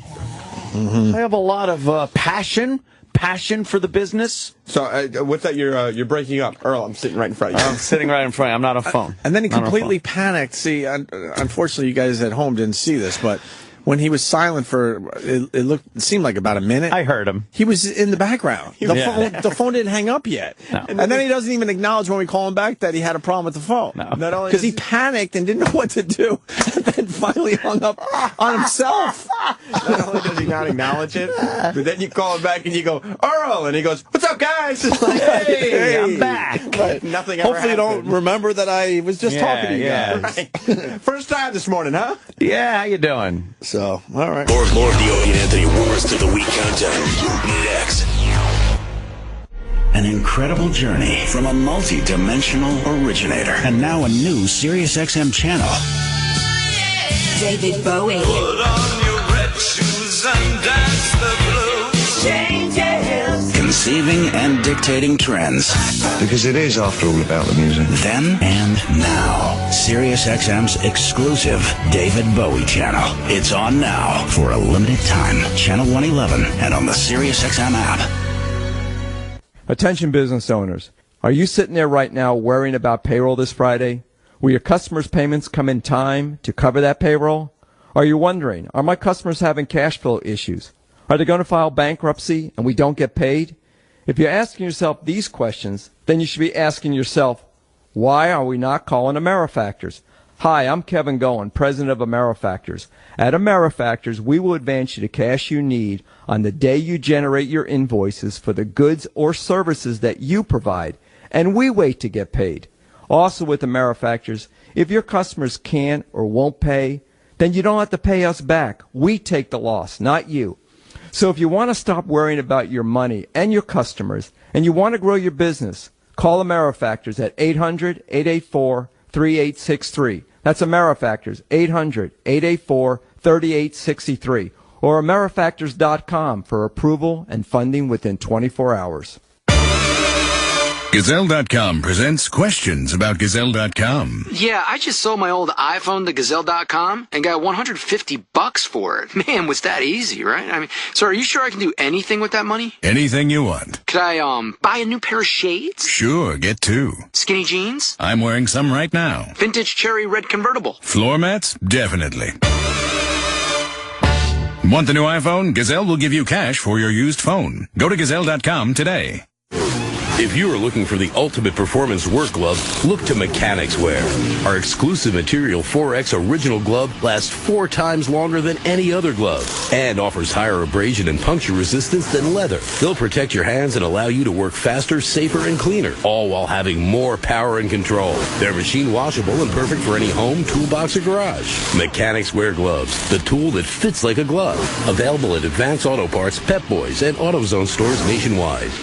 Attention business owners. In all my experience working with many of the largest companies in the world, I believe I can share with you the 4 most potent concepts for doubling sales you'll ever learn. I'm going to give them to you fast. Here they are. Number 1, a concept we call the best buyer strategy, designed specifically to get the best buyers in your market. 2, education-based marketing, where we show you how to cast a wider net by offering education instead of sales approaches. 3, superstar growth model, how to hire an army of top producers on straight commission. This is a killer strategy for fast growth. 4, systemization. This is where you systematically get every area of your company running like a machine. I'm actually going to give every business owner these 4 concepts absolutely free if you call us at 800-488-4990. This is Chet Holmes, author of The Ultimate Sales Machine, an Amazon top seller for 2.5 years now. These 4 fantastic proprietary concepts can propel your business forward like you probably can't imagine until you learn them. Make me prove it. Call us at 800-488-4990. Leave your email and we'll email you these insights. 800-488-4990. Hey, Dad, what's the worst thing in the world? Lawyer commercials. Good news. With the Hopper from Dish, we can watch uninterrupted TV by instantly skipping primetime commercials, even lawyer commercials. What? Ow! I think I got whiplash. You seen any good lawyer commercials to help us cash in on this? No! The irony! Only the Hopper from Dish gives you the power to watch TV with no interruptions by instantly skipping commercials. Call Dish at 1-800-WATCH-TV today. Only available for playback the next day of select primetime shows and must be enabled by customer. Restrictions apply. Call for details. The worst of the week countdown continues. Rolling right along. It's the worst of the week countdown. I am Sam Roberts, and you can hear me on the Opie Anthony Show every weekday morning. Now, we're highlighting the very best of the Opie and Anthony shows this week. Still to come, legendary Tim Conway in studio, Penn Jillette in studio, Aziz Ansari in studio, with the return of Lady Di, nonetheless. But right now, Brian Regan was in studio. A lot of people stopped by in studio. Brian Regan was one of them. Very, very famous comedian. He's been doing the show forever, and he's never had a bad appearance. Find me one. I dare you. You won't be able to do it, and this certainly wasn't one. Brian Regan in studio here on the countdown. 4. What do you do? Like, you got to do something to keep your sanity on the road. I mean, you've been doing this for a while. I sleep. You just sleep? Do you don't go and like catch the sights of the cities you're in? No, that's not my. Not your bag. I hate like doing when you do a local radio phoner or something like that, and they're like, "Which one of your favorite things about our town?" Oh no, that's a jab at you. No, I don't. They gotta know you don't know, or else they're naive, and then you just gotta go. Oh, I just love the sights and the. And the community, the parks. You got to go, it's everything. Or you do what I do and go, I've never been to your stupid town. Hence the phone call because of lagging ticket sales. There's Brian in his hotel room Googling Minnesota. Yeah. Oh, I do like it. Right. Yeah, the hog farms. I did one, and they said, is this your first time to the town? And I said, yeah, that's one thing that's fun about doing this is going to places that I've never been before. Which is not true. Well, and then well, that was a lie. But then I felt weird inside, and then I looked at my calendar, and I was like, oh, man, I was there last year. Oh, no. And I'm thinking, what do these listeners think? They were at the show, and I'm like, I've never been there. Oh, he was here. He forgot about us. And our village. Screw him. Our village. Yeah, their village. I'm playing villages now. Does he know that our #1 export is toffee? No. They're all insulted. That's weird. So you sleep. A lot of comics, though, just hang out in the hotel room, sleep. That seems like a kind of weird existence, though. Like you're not... How much social interaction are you really getting? My nickname in college was Rip for Rip Van Winkle. Oh, okay. So I slept all the time. So, you were ripping farts in the classroom. Exactly. Hey, we're ripping dresses off at knife point. I don't want to go the Jack the Ripper route. I went the sleeping under a tree route with a big beard. Look out for Rip, ladies.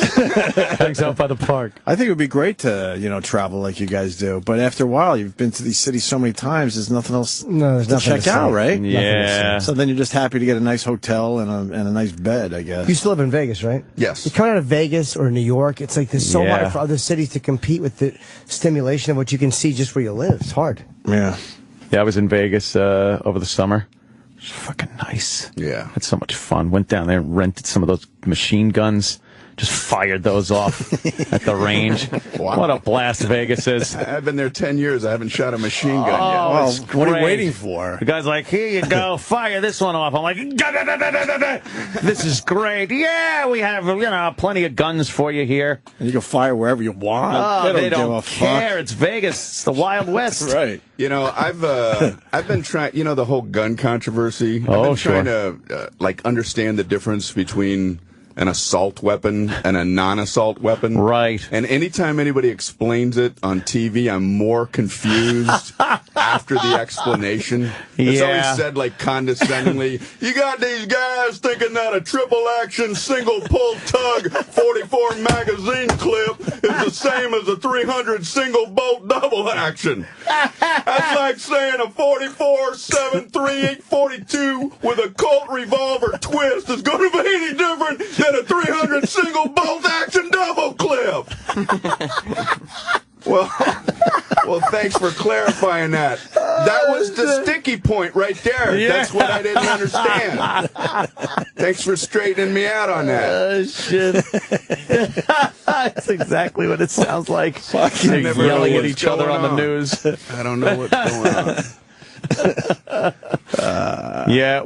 How often do you get back to Vegas? A year? A lot. A lot, yeah. Every weekend, right? Well, during the week. Yeah, recharge at the home base. Got the kiddos back there. So, sure. And how's that going? Raising the kids? It's good. It's fun. Yeah, little boy is 14. Girl just turned 10. Jesus! Wow, that went fast. Yeah. It did go fast. My goodness, he's probably as tall 14 as years. I am.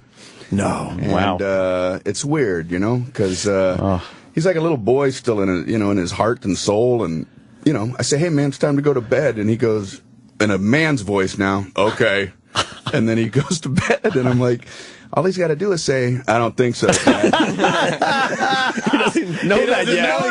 Right. All he's got to say is, "I don't think so," and then he gets to stay up as long as he wants. What are you going to do about it? Yeah, what am I going to do? All right, well, go to bed when you think you should, I guess. 14 as tall as you already. That's crazy. Yeah. That's in the food. Yeah. What's going on? Is he an athlete?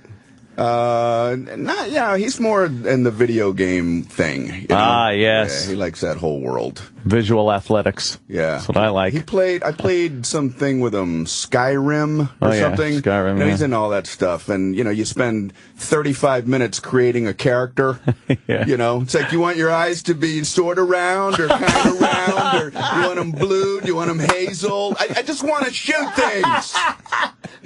You know, so I finally create whatever this character is, and then the very first thing you do, in this game anyway, is you go over and the guy goes, "Come over here, you're about to be beheaded." And I'm like, I just spent 45 minutes creating this guy. You're going to chop my head off? I just did my hair. Yeah, created my hair. Created my hair and everything. You're going to chop it off? If I knew, I would have created the guy with a thicker neck. How wide can I make his neck? What are his interests outside of video games? You like comedy and stuff? Is he a He's funny guy? They're both funny. My boy and my girl are both funny. They make me laugh, and yeah, you know, it's cool. That is one of my favorite experiences on stage. One time was just out there doing my thing, and I looked back, and he was sitting in a place where I could see him, and he was laughing hard at me. And wow! Like, that's pretty cool. It was like one of the best feelings I ever had on stage. You know? Damn. Yeah. What was the bit? Do you remember? Hope it wasn't some like awful bit about killing your parents. Yeah,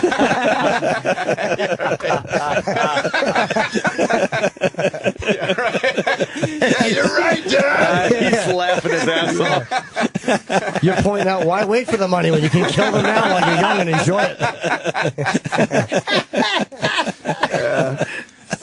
Good point. Let's go back and watch the tape. Wow, that's pretty cool to hear. Are you dating? My girlfriend is here. Whoa! He just pointed to Sam. What is that? I didn't even know. Whoever's to my right is my girlfriend. Yeah. All right. Good for Brian. That's cool. How'd you meet? We met at Ron Schock. He's a comedian. His funeral. He was one of the outlaws of comedy from Houston, and he was living in Las Vegas at the time, and you know, passed away about a year ago. And I went to the service, not to the services, but there was a get together that night for any people in the comedy industry that, you know, wanted to show their respects. And just because he was another comedian, I wanted to go. And she had a connection too. She knew his wife, and so that's where we met. Wow, hey. I never knew Ron Schock. I hear he's a nice guy and a very funny dude. I didn't know him. I mean, I knew of him. Just went for the chicks. Yeah, he didn't know. At the funerals for the brides. By the way, if you said that your girlfriend now was Ron Schock's ex, you would have been my hero forever. No. I would have worshipped you. At the funeral. Oh, gee. Well, that's cool. How was that jumping back into the dating world? Yeah, it's kind of cool. Yeah? You know? He's not going to say much. He's in the other room. No, I know. It's just, you know, not graphic details. I mean, she's great, but the other chicks have been meeting her phenomenal. Exactly. No. Of course, I'm joking. So yeah. It's all good, yeah. She from Vegas? Well, she lives in Vegas, yeah. Oh, okay. Oh, I know what that just meant. So you talked earlier about... okay, yes. No, about hitting towns and stuff like that. Right, yeah, she yes. wants to do that. Oh, really? See, I want to sleep in, and she's like, let's wake up and Let's do wake stuff. up and do stuff? Oh, So boy. this ain't going to last. Well, we expect our girlfriends to want to sit there and watch our third horseshit show in a row. Like, you saw the Friday, you saw the early show Saturday. What do you mean you don't want to watch the late show Saturday, too? I'm brilliant. Look at the people laugh every show. Oh, boy, does a fucking woman's awe of comedy wear off 2 weekends on the road, and they're fucking done with it. They're finished. You mind if I fly back home and pack? No, she hangs in there. That's good. How long? How long have you been hanging out? A little over a year now. Oh, okay. Yeah, you're in the magic portion of the relationship. I love that. Right? We hold hands. Oh, it's adorable. It's adorable. Make out. Just open displays of affection. I put, we were at the movies a couple weeks ago, and I put my arm around her. Oh. Yeah. It's pretty smooth. Nice. So, that's good. Did you do the old? We're gonna see where this takes us. The old hollow out the popcorn bucket routine. That old gag. Has anyone actually done that? No. Sure. You think? You think someone has tried that? Reach in, get some popcorn. What was that from Diner? Yeah. Was it? Yeah. Was it Diner? I don't know. It's an old gag. It's been around for a long time. It wasn't a movie, it absolutely. It wasn't a movie. What movie were you going to see? What have you seen lately? Gravity? I haven't seen Gravity yet. It's terrific. Saw Lincoln. Oh, wow. Oh, wow. That was good. That's a great one to take a woman to. Yeah, you want her to hate you. Yeah. That's when I put my arm around her. Going, let's take a nap. I just want you to know I'm anti-slavery. And you know if she's smart or not, if she's going, what happens at the end of this? Yeah, I don't want to ruin it. Old Budinsky gets his. I wanted to like that movie, but that was long. Oh, gosh. Why are they making movies this long now? I thought an hour and a half was sort of the deal. Perfect, and right? Now they're all they're these epics, and it's like, I don't need an epic. Every movie I used to watch on TV, when it was on like Channel 5 or Channel 11, those crappy channels, was 90 minutes long, and that was with commercials. Remember the Westerns especially would take all afternoon. Sci-fis. But it would be a 2-3 hour you would have to commit with the commercials. No, those were like the How the West Was Won, like those epic westerns and stuff. But if you were just watching some Godzilla movie, 90 fucking minutes. That was with it. commercials? With commercials. I don't know what Bam, you're talking 90 about. minutes. Oh yeah. Yep. Now it's, you go to the theater, you got to invest 4 fucking hours. And, how long? Gravity wasn't long. 90 minutes. That was 90 very minutes. brief, actually. There you go. That was, it was great. a good length for a movie, though. It was really good. I would like to see that. That seems like a good one. Yeah. Yeah. I don't know what else. It's visually stunning. But the story, I don't know. Sandra Bullock, she's the same girl from The Bus. In space, though. In space? That's my review. That's my big review. Well, that's fucking... thumb down? From no. You didn't like it as much as the rest of us. Go see it, because it looks great. It's like cutting-edge fucking filmmaking. You see it in 3D and... Well, Yeah, like the IMAX and all that crap. Like the Titanic, I like the special effects. I didn't need the first half of the Titanic. I could have gone in halfway through and just watched that thing sink. The sinking was great, right? The love story stuff. Yeah. No. Yeah, that stuff's yucky. That's icky. That stuff's icky. So does your lovely young lady have cooties? You don't like cooties. No. No, of course not. Well, Brian's doing good. I like that.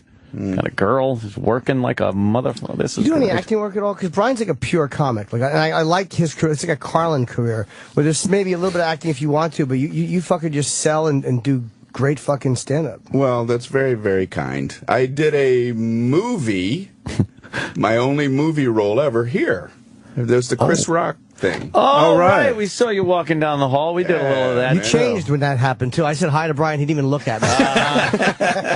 Who's this? He's headed to my dressing room. Get this guy away from me. It's the tiny. I'm hoping that they don't cut me out. We'll see. But Have you been it's offered? the only thing I've ever been in. You had to have been offered roles in, like, No.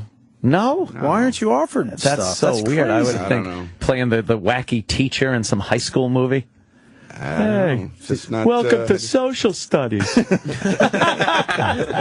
don't gravitate that way. No, huh? Did you like it, the Chris Rock experience? Oh, man, it was a lot of fun. Yeah. I played a radio producer. All right. And I'm trying to get him to do a liner, and I keep telling him that he's not being funny enough, which we can relate to. Sure.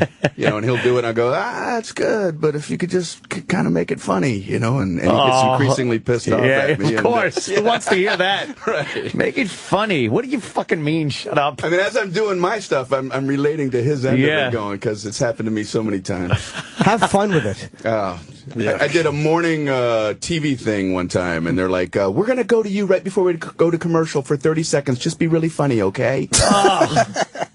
What? What do you want me to do? Just be really funny.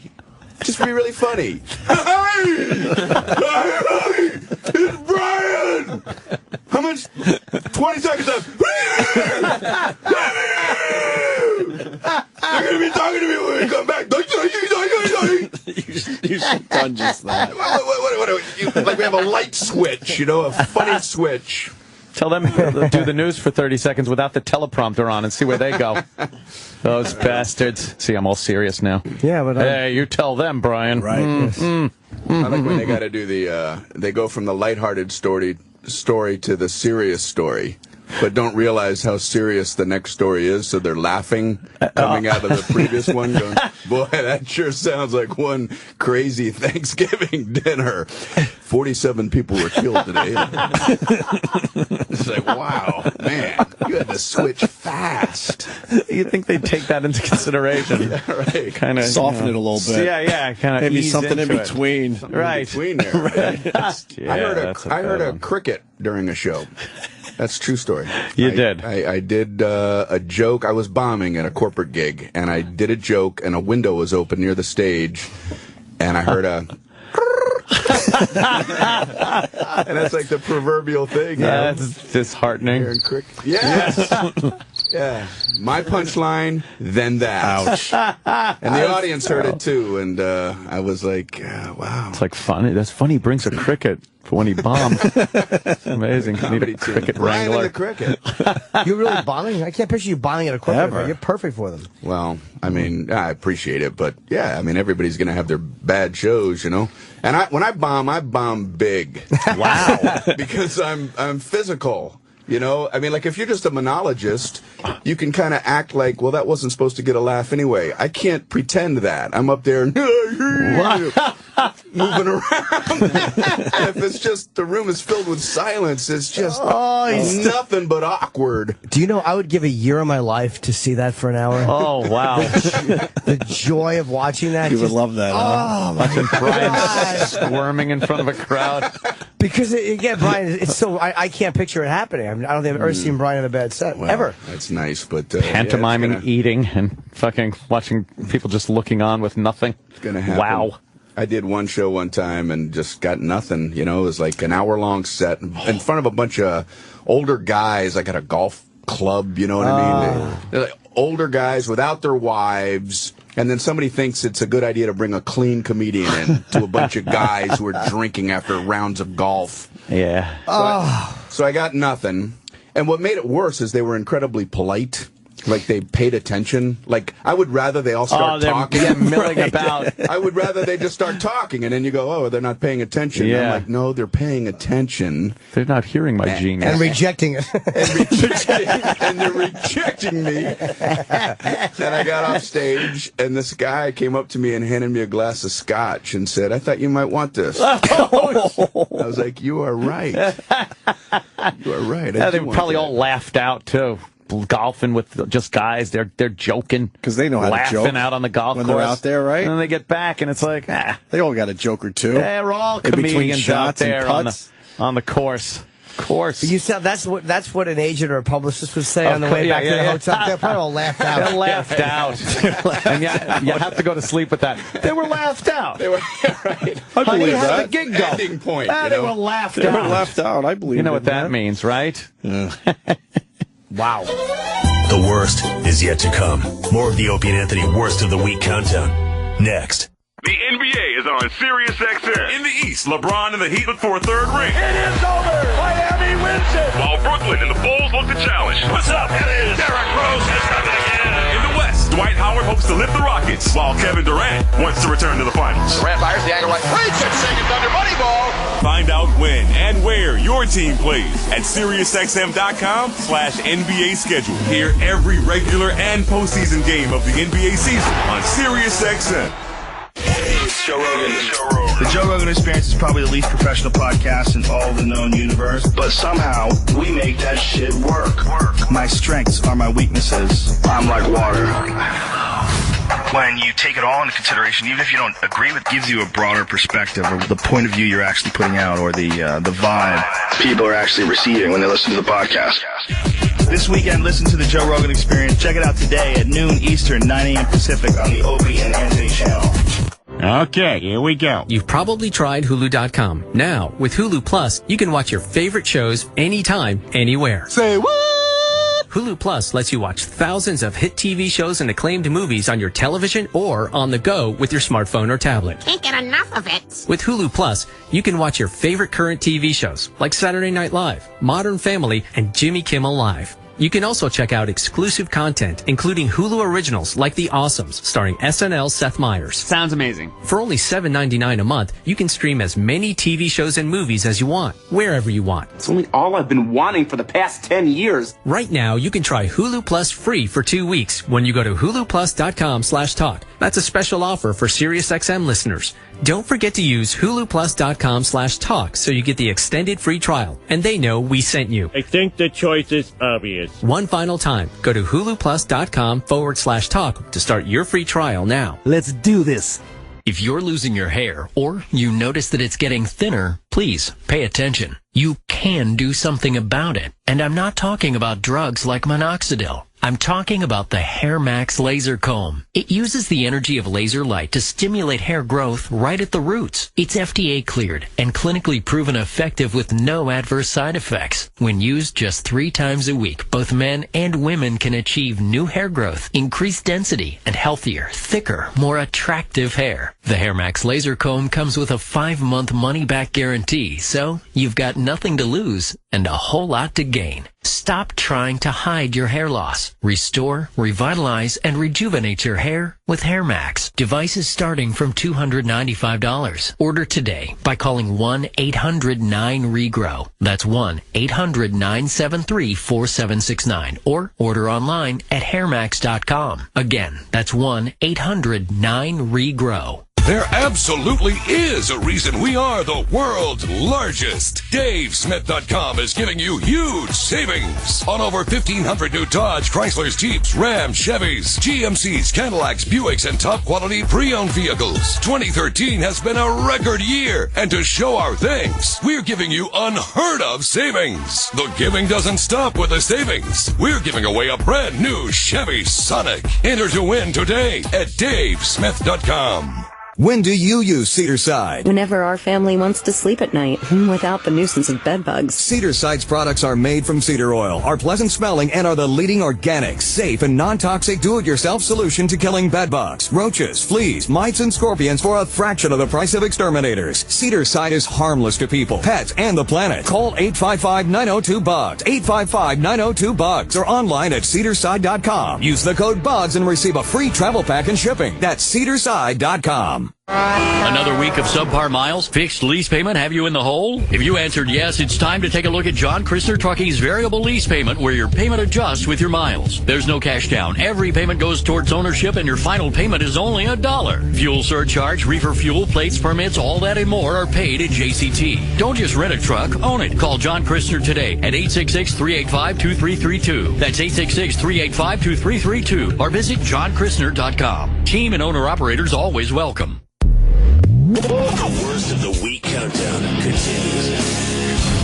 Yes, indeed, it is the countdown. I am Sam Roberts, and I am bringing you the very best of the Opie and Anthony Show this week and making it a little more digestible for everybody. Still to come, Penn Jillette is in studio. So is the legendary Tim Conway. Right now, Aziz Ansari was in studio. I think it's only his second time on the Opie and Anthony Show. Of course, you know him from Parks and Rec on NBC. Hopefully, you've seen his comedy special that's on Netflix right now. If you haven't, look it up. This guy is a hilarious comic. He's an A-list celebrity. And when he comes on the Opie and Anthony Show, he has to deal with the likes of Lady Di. Not Princess Diana, but the show's Lady Di. One of the most hateable people you will ever hear. She was on the show a couple months back. She had a vaginal discharge, if you remember. Just a complete wreck and a waste of space. She decided to call the show while we were talking to Aziz Ansari. Here it is, Lady Di's big return to the Opie and Anthony Show with Aziz in studio.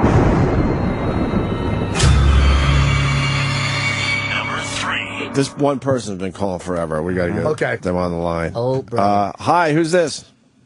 You know who it is. Oh. How you doing? It's me, it's Di. Hello, Lady Di. We're talking to Aziz. You got anything? Yeah, no, I just want to let you know. tell Jim Norton this. We're going to be at the show on Friday.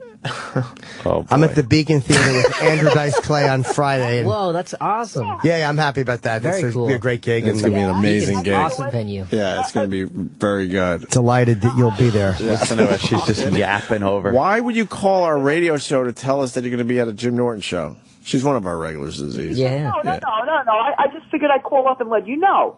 Why would we care if you were going? Yeah, for what purpose? That's what he asked you. Did you see what just happened? Thank you. Opie goes, why would you call up and ask Jim Norton, or tell Jim Norton you're going to be at the show? And she goes, no, I just wanted to call up and tell him I was going to be there. And let him know. But he asked you why you would do that. What could he possibly be doing with that information? Now he's got that info. What is he supposed to do with that? Nothing. I'm just letting him know that I'm going to be at the show. Hi, Jim. Hi, Diet. Yes, chanting fan base. Marion and I are going to be at the show. All right, that's great. So let's take this one step further. All right. You've told me. I've acknowledged the information. Ball's in your court. Thank you. All right, now. But what happens with that? Why does Jim need to know that? No. I just want to let. I wanted to let you guys know that I'm going to be at the show. Especially because this is like a. What compels Is there you to... anything more terrifying than Norton's fans?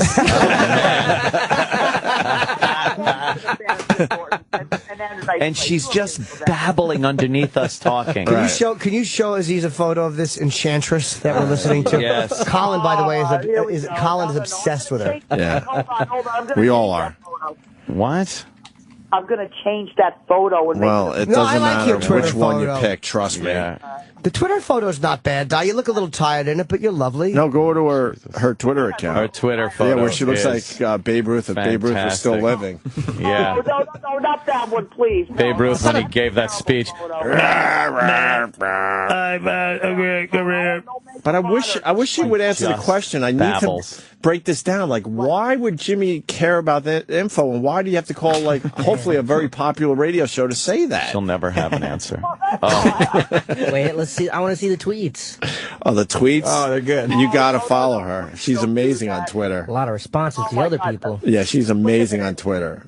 Her face? Wait, let me see that Twitter pic A again. lot of her tweets are "Thank you very much, thanks again." Oh, yeah, Which they're real must productive. be so annoying. Tweets. I That's DM like, those God, tweets. imagine getting those, yeah. when you text someone something, they write back, "Cool." I'm like, Yeah. you wasted my life. Pop Thanks. that picture of her up, her Twitter picture again. She almost looks like if Sammy Hagar got stung by bees. Oh no. That's a new one. Yeah. We got to write down all the Something all going the on there. people she looks like. Oh, yes. Of course, throw Mama from the train. My little chickadee. No, please don't do this. No, I'm going to change that picture. Why? It's lovely. It's not going to make a difference. If Mitch, you how watch did you first get into Jim's stuff? Where did you first hear about Jim? When did I first hear about Jim? The repeat of the question. Yeah, She'll do that constantly. Hold on. What? I've known about Jim Norton for years. Where did you first like see his stuff? Like on Comedy Central, or did you get a CD? Aziz is entertained by this too. What?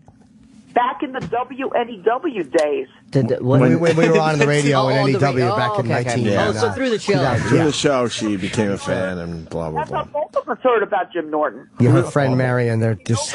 We call them the I'm going retarded deep Laverne and now. Shirley. I'm going deep in the hole. Oh, yeah. I should stop now before it's like, Aziz, I'm coming to see you too. Oh, she'll be there. Yeah. Oh, Make sure you tweet Aziz and tell him how much you love. She'll stalk you next. Listen, Lady Di, I'm going to try one more time. Yeah. You needed to tell Jimmy that you're going to be at the show. Now, what is he supposed to do with that info? Nothing. I just want to let him know that we're going to be there. Me and Marion and I are going to be there. Yeah, we know. So he kind of is a show. Marion. Listen. Hey, it's like, hey, you're doing the show. We're gonna be there, support you. All right. Got One more tickets. thing. Wait, hold on. Marion does not have a MiFi. What's a MiFi? MiFi is like the first generation of the satellite radio, right? Yeah. No. Portable? Yeah, a portable MiFi. But why are you wasting our time with this? Well, I told Marion I was going to call up. That doesn't. I've never heard anybody. Right It's now. uncanny the ability you have to relay impertinent information. I've never heard anybody with an ability to tell me such. I've learned nonsense. nothing in like 5 minutes. Nothing. But Opie and Anthony, can I ask you a question? It's like context, like we were discussing earlier, though. You do understand you're telling a national, hopefully huge radio audience this stuff. International, Canada too. No one cares. But this is like a private phone call. Right, right. It's a private phone call. All right. This She was trying to get a MiFi so this way she could listen to this. And then she doesn't even hear what I'm trying to tell her. Why do we need to hear this? We now? don't care. She can't get a About- MiFi. Nobody can get a MiFi. They stopped making them. It's from Not 2006. making them anymore. All right, I understand that. Oh. I understand that. All right. Did you get a job yet? Did you get No, Did you I get a did not job get yet? a job yet. No. Oh, why? Did not. I knew this conversation was going to come up. No, I did not get a job yet. When did you look? I've been looking, and I already know where to go, but I just don't bother because I just, well, let's put it this way. What way? I'm taking a break from this job search thing. If you only understood that deeply, she has never worked. She's been looking for a job for 10 years. She has decided to take a break from the looking for a job thing. That's like me taking a job for being an astronaut, taking a break. Right, taking a break. Taking a job. Sorry, I heard yapping through it. Taking a break from being an astronaut. Wait, hold on. Why, Lady Di? Wait, hold on. What? You haven't worked in 10 years or so. At least. How are you? No, what are you talking about? No, I did work 10 years ago. Get the facts straight. But I know. That's what I said. But you haven't. Why would you take a job. break from trying to find a job? Yeah. Why do I work so hard? Why? I could just like take 10 years off and just And still be do alive. So much It's amazing. awesome stuff. You could still be alive, Who and am I you could trying still to go impress? to. You could still go to see Jim Norton without working. It's amazing. Maybe she's figured everything out. Yeah, and we're we the haven't. idiots. We're the dummies, waking up early, Yep. doing radio, No. doing a bunch of stand-up. Who You cares? guys are not Take dummies. 10 years off. And then she's got to answer. No. You guys aren't dummies. I mean, why don't more people do Thanks. that? Where it's like, I'm just gonna chill for Yeah. 10 years. Not going to do anything. Not going to work. Just going to do what I want to That do. seems like a good deal. I'm gonna Right? chill for 10 years. Diane, do you understand, like, I'm not sure if you understand the dynamics of a conversation, but like Aziz is talking or Ope's talking to somebody, like the sounds coming out of their mouth mean they should be entering your ears. Yeah, but yeah. you're just yapping over everybody. You're very difficult to have a conversation with. Who are you?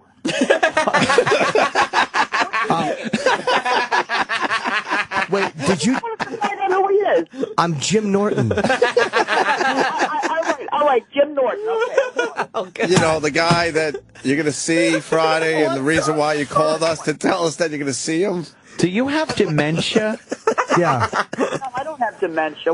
Why would you ask who I am when you've known me for 14 years? Yeah. All right, yeah, well, that's true, too. I'm sorry about that. It's true, too. Holy shit. Hold on a second. What? I thought maybe you had a comedian in there with you. We do, that's Aziz. me. We do, and I said that as well. What is his name? I said Aziz. That's how this whole thing started. I said, we have Aziz in. Do you have anything to ask him? Aziz Ansari. He's a comedian. Okay. Do you know? I mean, I don't know what to say. How about hello? Do you know who he is? Well, no. Well, now I know who he is. How about you say hi? Hi. Hi, how are you? All right, how you doing? We covered that already. Was that you, Jimmy? No. Oh, my God. What are you doing? You're a disaster. I'm confused. Yeah, That's no what I'm shit. doing. Are you drinking? Are you drinking this morning? Drinking. She's a big drinker. What did you have this Yeah, morning? a little bit. Oh, no. It's not even 10 in the morning. Well, that's why she's giving up that job search. What are you having this morning? Natural life. Natural life. No. She's drinking some natties. Some natty lights, motherfucker. Not only is she drinking in the morning, it's natural. She's Natty. By the way, anyone out there working, you're all suckers and saps. 10 years and off. rubes. Yeah. Crack open a crisp Natty Light. That is. 9:45 a.m. God. What time did you wake up this morning, dear? What time did I wake up? Yes. Around 6 o'clock. What time? And don't lie now. We're all friends. What time did you have your first alcoholic beverage? Crack that first beer. What time? Tell the truth. This is my second one. Oh, no. Do you drink fast? It's getting dark. What? No. It's my second one. How many are you going to have? What time did today? you crack it? I just cracked it. No, what time did you crack the first beer? The first one? About a half hour ago. Maybe an hour? No, about an hour ago. All right, 9 a.m. You start drinking. What did you Tuesday. do? What did you do between 6 and 9? Well, I had to, let me see. I washed up. I brushed my teeth.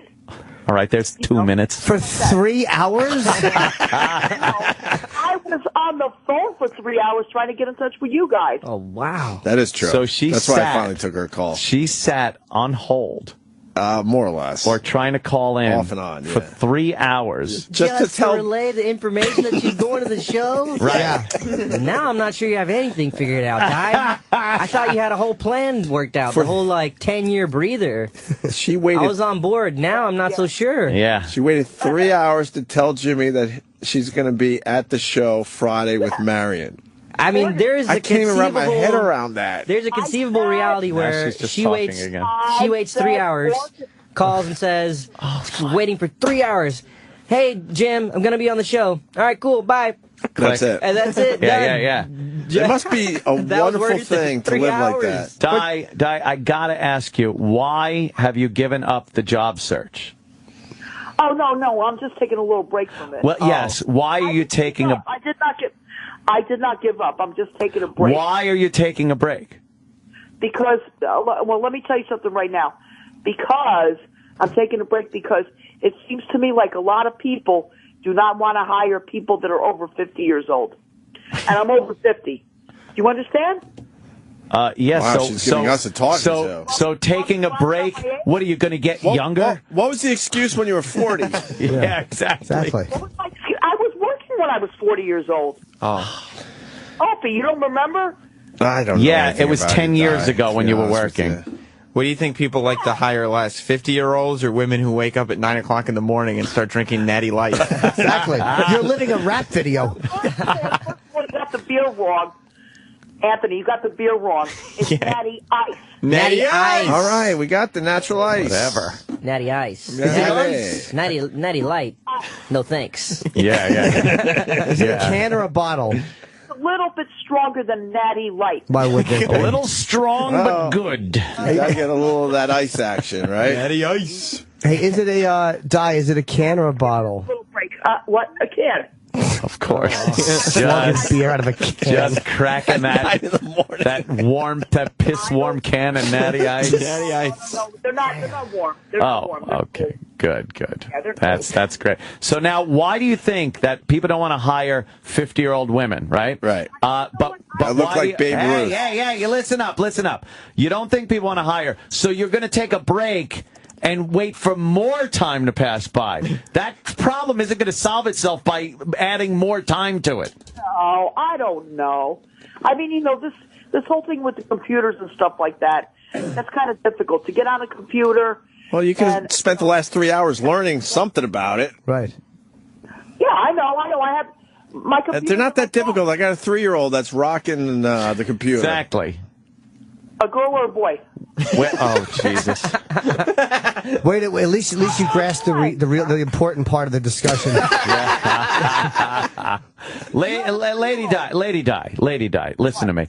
Where was the last place and when that you tried to get a job? Family Dollar. She said she was in here. That's a long time ago. That was months ago. Yeah, whenever I Family made Dollar, that video. isn't that chain gone? I think so, like Blockbuster. I saw one of those in South Carolina 15 years ago. Yeah. No, it's still there. All right, Family it's Dollar's still there. still around? You live in New York? Family Dollar? Yeah, she's picking up obscure places. Corvettes. Kleins. Elizabeth, New Jersey. Elizabeth, New Jersey. All right. Good. Lady Di, So you haven't looked for a job in months. No, try 1 month. No. When you were on this very show months ago talking about the dollar store. Yeah. That was months ago. May. Rock just told me. It was May. June, July, what, 6 months ago almost? 6 months ago 5 months the and dollar change. store. Remember, it was the day you had that discharge. Die. Yeah. It was 6 months ago that you haven't looked for a job. Right. Okay, Are you why? coming to the show? Friday? Now you're making me lie. No, it was that month. It was June. No, it wasn't. Isn't June pretty close to May, which makes our point still? Yeah. That it's been a while. Certainly out of the 1 month time frame that she gave. So how long of a break are you going to take? It's already 6 months. How long of a break are you going to take from looking for work? I don't know, a couple more weeks. Let's put it that way. A couple more weeks. And then what a wonderful way to live. It's amazing. She's just God, sipping. I wish I could do this. Sipping beer. Not a worry in the world. Not working. Got some natties. Getting on 9 in the phone, morning. Going to see Jim Norton November 1st. Could at the kill 3 Beacon. hours just to tell Jimmy that they're going to the show. Yeah. Andrew Dice Clay, right? Yes, lady. Myself and Dice Clay. The beat there and Andrew Dice Clay. How are you getting the money for the ticket? Yeah, Di. How much of your dad's will are you going through? Oh my God! Don't even mention that. How much have you gone through? How much have I gone through? That was the question. I try to keep it on a minimum basis. Let's put it that By way. not working and by drinking natty ice and going to see Jim Norton. Oh, don't forget, I'm going to go see Michael Nesmith, too, November 12th. She calls it every month, lets you know what show she's going to. She's a huge Monkees fan. On Huge. Oh, is that who Michael Nesmith is? I didn't know he was. So the Monkees. She loves the Monkees. Give us a little Monkees for Aziz, so we don't feel like we've wasted his time. What do you want me to say about the Monkees? Sing one of the Monkees songs. I thought, no. I better not sing that again. Let me see. Again? Oh, boy. Another Monkey song. You sound like a real fanatic. Big fan, yeah. Walking down the street, we get the funniest looks from Bet you do. everyone we meet. Hey, we're the drunkies. I knew you were going to do that. Oh, you knew? Did you? Right now, she's standing barefoot in big grandma panties with a T-shirt and a fucking beer, slugging out of a beer. Natty Ice. Natty Ice. You can't get over that, right? 9A. Oh, man. What a life. Go over to Bud and start working for them again. Lady Di, do you have a Halloween costume? No. I'm the Halloween costume. Oh, boy. Wow. Are you going to Anthony's party? No, I'm not. You are invited. You and Marianne are both invited to Anthony's big shindig. Yep. I don't think what's so. the address? If you stay on hold, we'll get you that. Can you call tomorrow and let us know for sure you're going? Yeah, please. We're not going to the party. Why not? Because we don't want to go. I think I want this drunk buffoon at my party. She'd be the hit of the party. Oh, she would be Certainly wonderful. everyone would hit her. Yeah. All right, Lady Di. It's been terrific. You're a delight. You Good are. to meet you. Good to meet you. You too. All right. Lady Di, go get a job. All right, be careful. I sure will. You're just languishing in a sea of delusion and alcoholism. Jimmy, I'll see you on Friday. I know. I appreciate you coming, Di. Just stop drinking. And so will Marion, too. Don't I know. All I right, understand. we know she's going. Okay. She can speak for herself, though. Yes. That fucking inheritance is like a one of those. What do they call that thing? The little sand clocky thing with the hourglass. The Thank hourglass. you. Sand clocky. Yes. Hourglass. Yeah. All that money that her dad worked his entire life for, and then, passed on to another world and gave Di the money. Instead of, maybe taking care of her son with it, she's buying natty ice. And you going to see Michael Nesmith? Yes, I am. She already said goodbye. In Englewood. Wow, that's pretty impressive. Where are your seats? Don't know. Oh, yeah? Don't know. What is Michael Nesmith going to do? He doesn't sing any of the Monkees songs. Yes, he does. No. Well, he has to sing now that the other guy's He doesn't dead. sing. He wasn't the singer in the Monkees. But the singer's dead, so. One of them. What? He was one of them. No. What songs did he sing? He sang a couple of the really bad ones that no one knows. I know them all. He didn't sing Daydream Believer. No. That was Davy Jones. Yeah. I already know about that. Yes. Uh-huh. I already know about that. Yeah, of course you know about it. There wasn't a rumor that was confirmed. No. She's so terrible. All right, I met Davy Jones years ago. all right. I hope you meet him again. Hope you meet him again soon. Holy shit. Oh, my God. We got to let you go for Goodbye, real. Di. All right? Okay. All right. 10:09? Jesus. What? Wow. It's 10 after 10. Yeah. That went fast. I hope you enjoyed that, Aziz. We did that for you. Very interesting. Yeah, Colin Quinn can't get enough of her. Oh, Colin loves her. And her friend Marion. Yeah, he's a bit obsessed with her and Marion. Yeah. Marion's folks. Marion is just as trippy. Let me tell you, that was a great call by Lady Di. Huh? That was a great call. I think so. It was hilarious. When she's, who are you? Holy shit. The worst of the week countdown. On the Opie Anthony channel. The rap god has returned. What's up, everybody? This is Slim Shady. I'm beginning to feel like a rap god. With Eminem's new album, MMLP2. So turn the volume now. This is Sway from Shade 45, and to celebrate, I'll be hosting an exclusive SiriusXM Town Hall with Eminem. That's what I'm talking about. Tuesday, noon Eastern, 9 a.m. Pacific. Exclusively on Shade 45. And on the SiriusXM app or on demand. Check it out. Hey, Dad, what's the worst thing in the world? Lawyer commercials. Good news. With the Hopper from Dish, we can watch uninterrupted TV by instantly skipping primetime commercials, even lawyer commercials. What? Ow! I think I got whiplash. You seen any good lawyer commercials to help us cash in on this? No! The irony! Only the Hopper from Dish gives you the power to watch TV with no interruptions by instantly skipping commercials. Call Dish at 1-800-WATCH-TV today. Only available for playback the next day of select primetime shows and must be enabled by customer. Restrictions apply. Call for details. You don't have time for the problems a low credit score creates. But at creditrepair.com, we totally get it. With 15 years of experience helping people find solutions to their credit issues, we work with both your creditors and the credit bureaus to improve your credit score. Although your results may vary, our past customers have seen an average of 11 negative deletions from their credit reports in just 4 months. Call 800-335-7186. 800-335-7186. If online dating is turning you off, we'll turn you on to a smarter way of dating. Introducing It's Just Lunch, the world's #1 personalized matchmaking service for professional singles. They know what you're interested in, they know what you're looking for, and their matchmakers were fantastic. It's almost like a friend calling you and saying, hey, I have this perfect girl for you. We're bringing a more successful way of dating to the table. Call 800-THE-DATE today and find out what an It's Just Lunch matchmaker can do for you. That's 800-THE-DATE.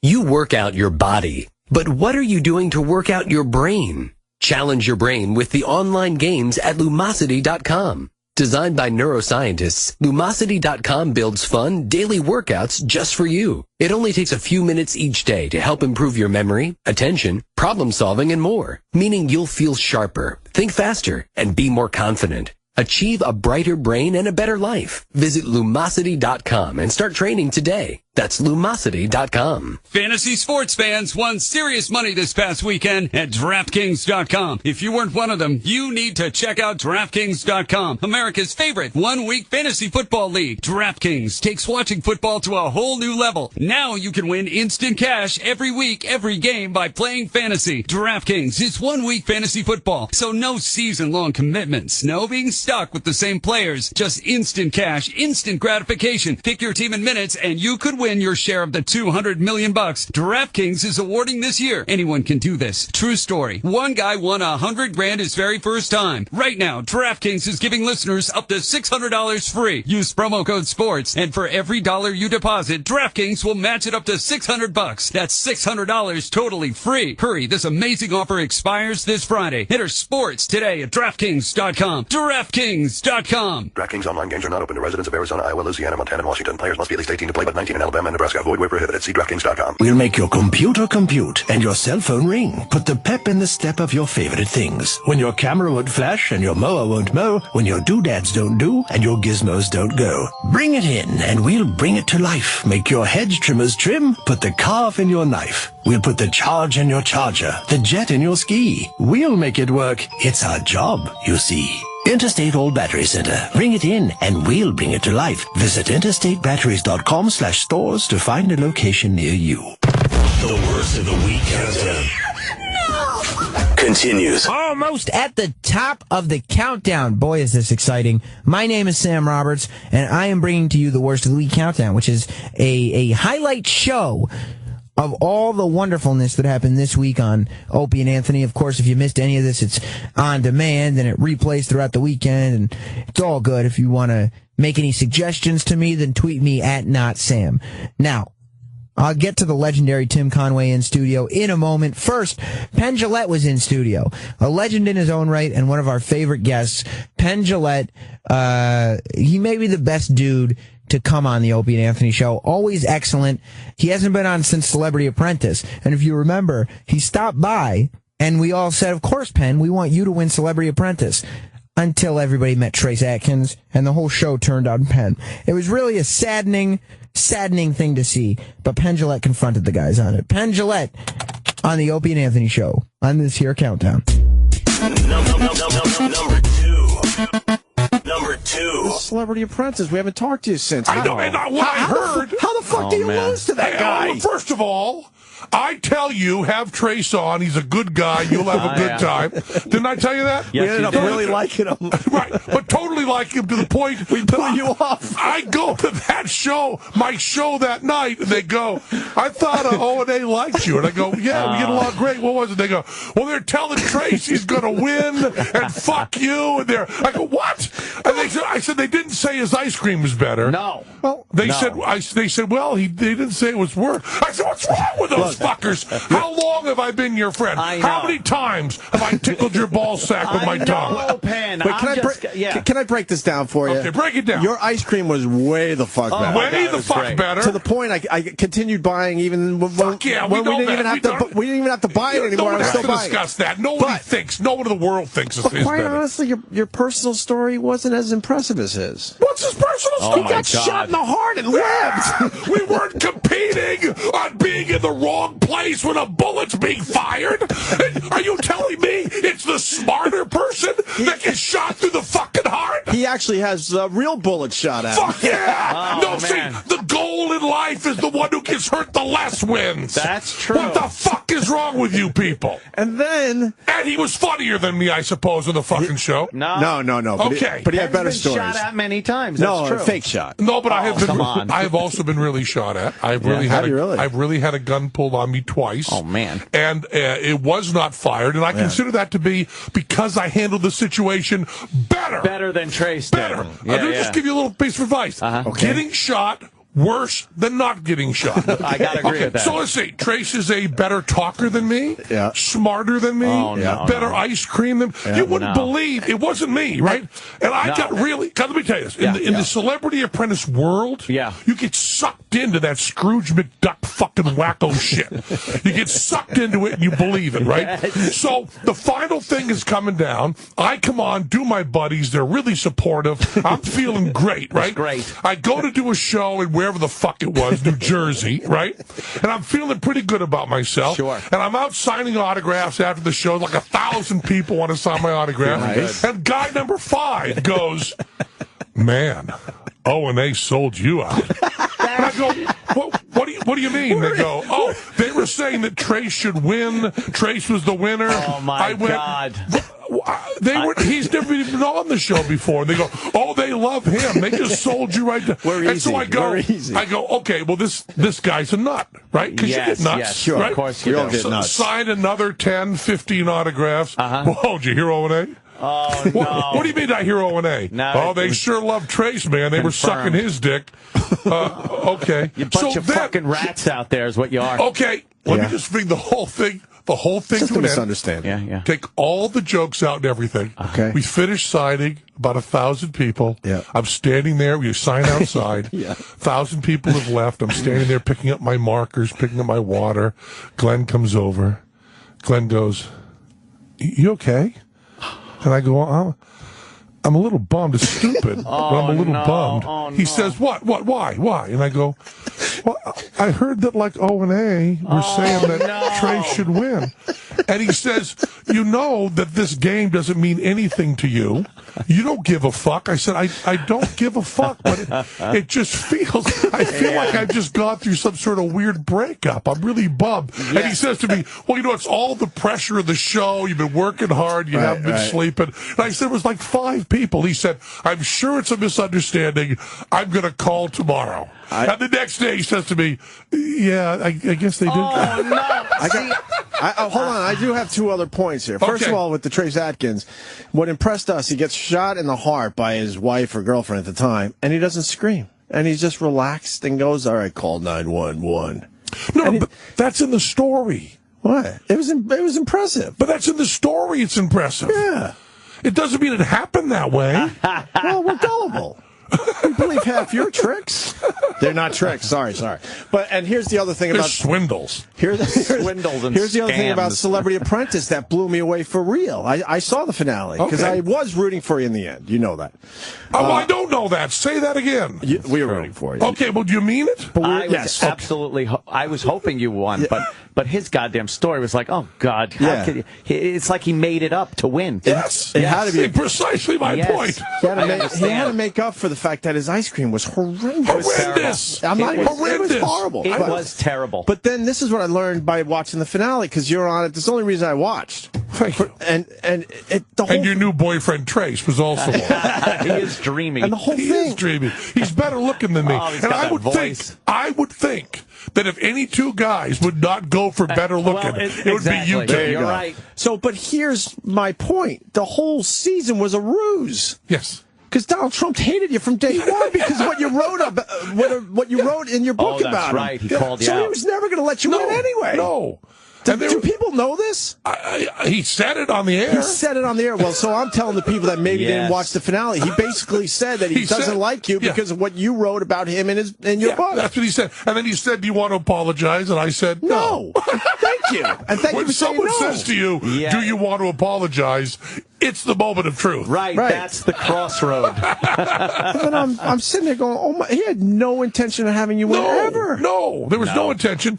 And there was actually fights with Walgreens and the producers who wanted me to win. Right. And they were much more pissed than I was. Yeah, because they could have sold a lot more ice cream if you won. Because in the end, it was a much better product. And the other thing that I can't tell you who, but people involved in the production who were so embarrassed ended up giving me that amount of money for the charity. Wow, they did. Oh, good for you. They just said, this was kind of bullshit. Let's write you. Good. So Opportunity Village made a metric shit ton of money. Well, I hope we straighten this all out, Pat. And you came out to Vegas. I came out to Vegas. And you didn't wear your baseball hat. No. And you're absolutely unrecognizable. He did not even recognize me. And I knew he was there. That's our biggest fear, though. When you guys finally give us an invite, we show up and like, he doesn't even know. No. Once I knew you, I greeted you with a great deal of joy. You came back with great stories how you treated him. It was fantastic. And the show itself was just amazing. I loved it. I didn't believe that your baseball hat is what I recognized. I know. I didn't have the hat on because, it's a classy joint. I want to be in a classy joint with a hat on. But what a great time, and the show was so much fun to watch, man. Someone came to the show, and said, in Vegas, after the show, they said to me, so you still hang out with Trace? And I said, well, he's playing golf with my wife right now. And he comes out and stays in the house and plays golf all the time and hangs out. Cool. And then my family's going out to visit his family. We get along great. And we have no problem. There's no problems between me and Trace except you two. Yes. I said, why the fuck did O&A suck up? I expected, I told you to put him on. Yeah, I told you he'd be good. Yeah. And I expected you to be cordial, polite, very, very complimentary. And then for one of you, I don't even care which fucking one, either the WAP or the other one, either one of you, can't you, either Opie, one of you would say, listen, man, you're really great, but Penn's been on the show forever.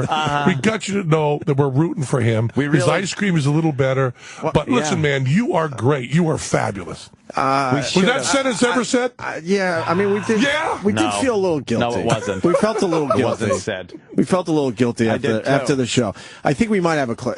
Is it short though? I don't want to waste Penn's time with a long clip. Yeah, it's short. All right, a short clip from that day. Oh, no. We hope you win Celebrity Apprentice. I do too. You just told Penn that yesterday. No, I don't even know. No, I said it after we looked at his backstory that we have to go with this guy. I did say that. I changed my opinion, even though he's a really good friend of ours. But how do you not root for a guy like this? Penn's a really good friend of mine, too, man. Yeah, but Penn has a sex dungeon. That's all he's got going for him. Dallas, the Midwest.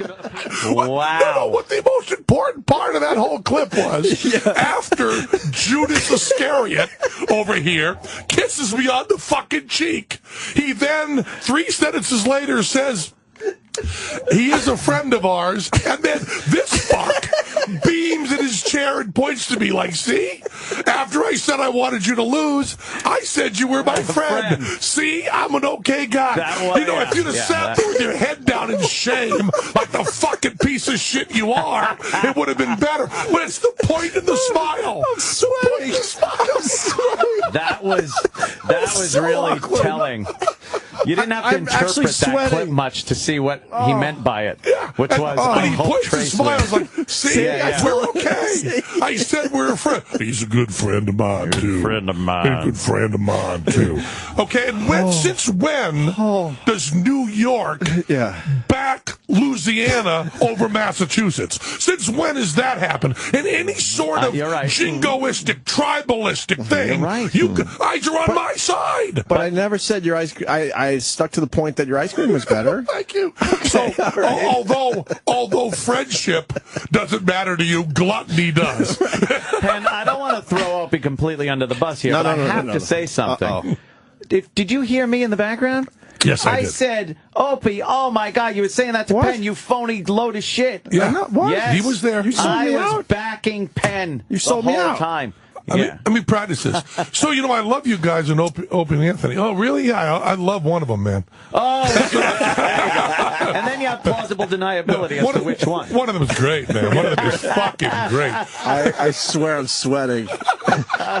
There's something a little real about this moment. I'm sweating. I have to tell you, and this is the really embarrassing part. Yeah. I mean, I'm telling you something that is humiliating, and you know that I often don't kid. I just tell the truth the way I tell it. Yes. I'm standing, we're playing like wherever it was, New Brunswick, New Jersey, right? 1,000 people have got my autograph. Then I have to pick up my water bottle and my stuff. And I'm just standing like and this. You're bummed.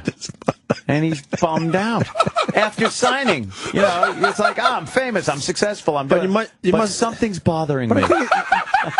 You'll leave here feeling a little better that it was only half the team. Yeah, there you go. That's pretty good. Good cop, bad cop. Yeah, I didn't feel good about Ant throwing me under the bus. No? No. I've been doing a little research on my own here. Did you put Iraq on an assignment? Maybe. So, Penn, if you will, bear with me and just listen to this. Thank you. Trace has lived the life here, man. The whole the work ethic, the getting hurt on a real man's job, right? The country music star, weapons charges. Jesus Christ, it's fantastic. Are we going to tell Penn Jillette that we're not rooting for him anymore? I know. Should we call him? Told him. I'm all in with Trace now. And this is fantastic. Yeah. You asshole! Did I say that? And I can't have Penn leaving here today thinking you're a good guy and I'm not. I saw Trace, because I had my sad moment. Yes. And then the very next day I see Trace. And I didn't hear your fucking piece of shit show. So I'm in the green room with Trace, and I go, so I heard you had a good time with O&A. He said, yeah, thanks for getting me on that show. That was really great. And I go, I heard they he said, oh, your boys sold you out. He said, they are not your boys. Let me tell you that right now. Now, this Trace is a friend of mine. So Trace, a friend, is telling me, your boys, they just sold you out. I don't remember saying that. You can hear the tongue-in-cheek in there, right? You can, right? You can, right? You've been trying that argument since you were 8, right? You hear the tongue-in-cheek. Has it ever worked? No. Has it ever? I was just kidding, Mom. I got to take an acting class. No, he does that Wounded Warrior commercial. I know. And it feels so good for him. And he sings about the soldiers. Oh, my God. It's not a dry eye in the house. What a great American. Guys, yes. This is not what's making me feel the best. I'm sorry. Oh, man. You did come back today, though. That's a good sign. I did. Okay. Jeez, Opie, had it all settled out, and you had to throw that out there. I was feeling good. I was telling stories that had nothing to do with that. I know. It was great. You got live TV, Penn. Sorry. Okay, live TV, I'm being yelled at. Yeah, they're panicking. Shaking his hands like, right. Keep talking about Fund Anything, and you guys will be part of it. Is Trace doing a Fund Anything? I'm kidding, Penn. Let me say these really important words. Yes. You are forgiven. Oh, thank you. I love you. And Trace is very seductive. He's a friend of all of ours. I know, Did you say that? Isn't he? We got a new friend. Penn, thanks so much, all right, man. Penn Jillette, everyone. The worst of the week countdown on the Opie and Anthony channel. Halloween has never been this loud. Ozzy's Boneyard raises up the top 13 classic metal scares. We dig down 6 feet deep to resurrect the darkest, hard and heavy classic tunes of all time, commercial free. Go to SiriusXM.com/Ozzy's Boneyard for replay times. Only on Ozzy's Boneyard, Channel 38. And on the SiriusXM app. You've heard them for years as regular guests of the Opie and Anthony Show. Now, hear them do their own thing. Every weekend, we turn the channel over to friends of the show with featured episodes of their podcast and broadcast. Hey, it's Jay Moore. You can listen to More Stories podcast this weekend. If you need to evacuate, I'm going to lay down under this glass table, and I would like you to drop a wet hornet's nest on my chest. Friends of the show, starting today at 11 a.m. Eastern, 8 Pacific. Here on the Opie and Anthony channel. Are you putting your money into an IRA, pension, or 401k? Then I hope you're prepared to lose 30, 40, 50% or more of your retirement savings, because it's not a question of if the market crashes again. It's a question of when. It's going to happen.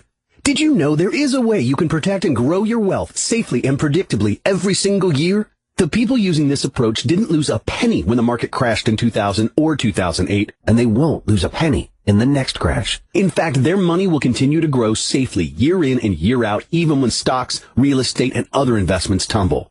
A free report detailing this savings program is now available. This free report shows how you can get guaranteed growth, safety, and wealth-building power without risking your retirement in the Wall Street casino. This is the best way to have a 100% secure retirement. It far outperforms any IRA or 401k. To get this free report, visit bankonyourself.com. That's bankonyourself.com. Bankonyourself.com. If online dating is turning you off, let us introduce you to It's Just Lunch, the world's #1 personalized matchmaking service for professional singles. Getting to know my clients is the most important part of what we do and why we're so successful. Let someone else do the legwork. All you have to do is show up and have a great time. We bring a more successful way of dating to the table. Call 800-THE-DATE today and find out what an It's Just Lunch matchmaker can do for you. That's 800-THE-DATE. Here's a car question. How does rust get in to destroy your engine's fuel system? It's caused by water attracted by the ethanol that's in your gas tank right now. Ethanol is in nearly every gallon of retail gas. It attracts 50% more water than unleaded. And with water, that means corrosion can begin at any time. But you can protect your engine with the BG Ethanol Defender Service. BG cleans, dries, and protects the entire fuel system. And you can find this service at a shop near you at bgfindashop.com. Remember these two letters. BG. Hi, I'm Daniel Mancini. I want to thank everyone who's been buying my meatballs and sauce. Now, those of you who haven't tried them yet, you're probably thinking yours are better. Well, it takes me hours to make mine, just like you. I use all natural ingredients, just like you. And I use the recipe my grandmother taught me when I was just a little kid. So instead of spending hours in the kitchen making yours, go to MamaMancini's.com, find a supermarket near you, and pick up some Mama Mancini. Mama Mancini's, the meatball number 3 star. Available at your local supermarkets. I need to archive emails to comply with business regulations. Do you have an IT guy to help search through thousands of PSD files? No. Got time to install a complicated product or create detailed reports? No. You okay paying storage fees to save duplicate emails and images? No. Offshore automated phone tree support okay? No. Then yes, we can help. The Barracuda Message Archiver lets you store and find emails fast to avoid compliance and litigation penalties. Easy setup and single instance storage will save you time and money. And if you need help, you'll talk to a live human. Try the Barracuda Message Archiver free. Go to barracuda.com/yes. You work out your body, but what are you doing to work out your brain? Challenge your brain with the online games at Lumosity.com. Designed by neuroscientists, Lumosity.com builds fun, daily workouts just for you. It only takes a few minutes each day to help improve your memory, attention, problem solving, and more, meaning you'll feel sharper, think faster, and be more confident. Achieve a brighter brain and a better life. Visit Lumosity.com and start training today. That's Lumosity.com. The worst of the week countdown continues. You done it. You got to the top of the countdown. I'm Sam Roberts, and if you missed any of this, then go back and listen to it again. Now, of course, you won't be listening again. If you missed it, you haven't heard it the first time. Number 1 this week on the countdown, the legendary Tim Conway. Brian Regan, the comedian, was in studio with us as we welcomed Tim Conway. We didn't know if he was going to be a sweet old man. We didn't know if he was going to be quiet. We didn't know if he was going to be shy. We didn't know anything about him. What we really didn't realize was that he would be a complete asshole. Tim Conway makes fools of all of us here on the Worst of the Week countdown.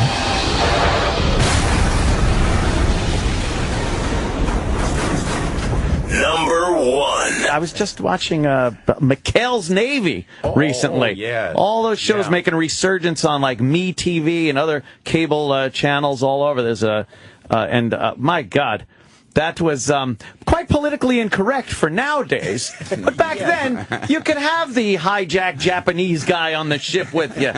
Yeah, no one cared. The Jap. The Jap, they call him. Yeah, they would. It was amazing. But boy, what a funny, slapsticky show. Yeah, it was pretty much like the real Army. Right, just like it, right? During World War II, they were doing that stuff. Hijinks and shenanigans with old lead bottom.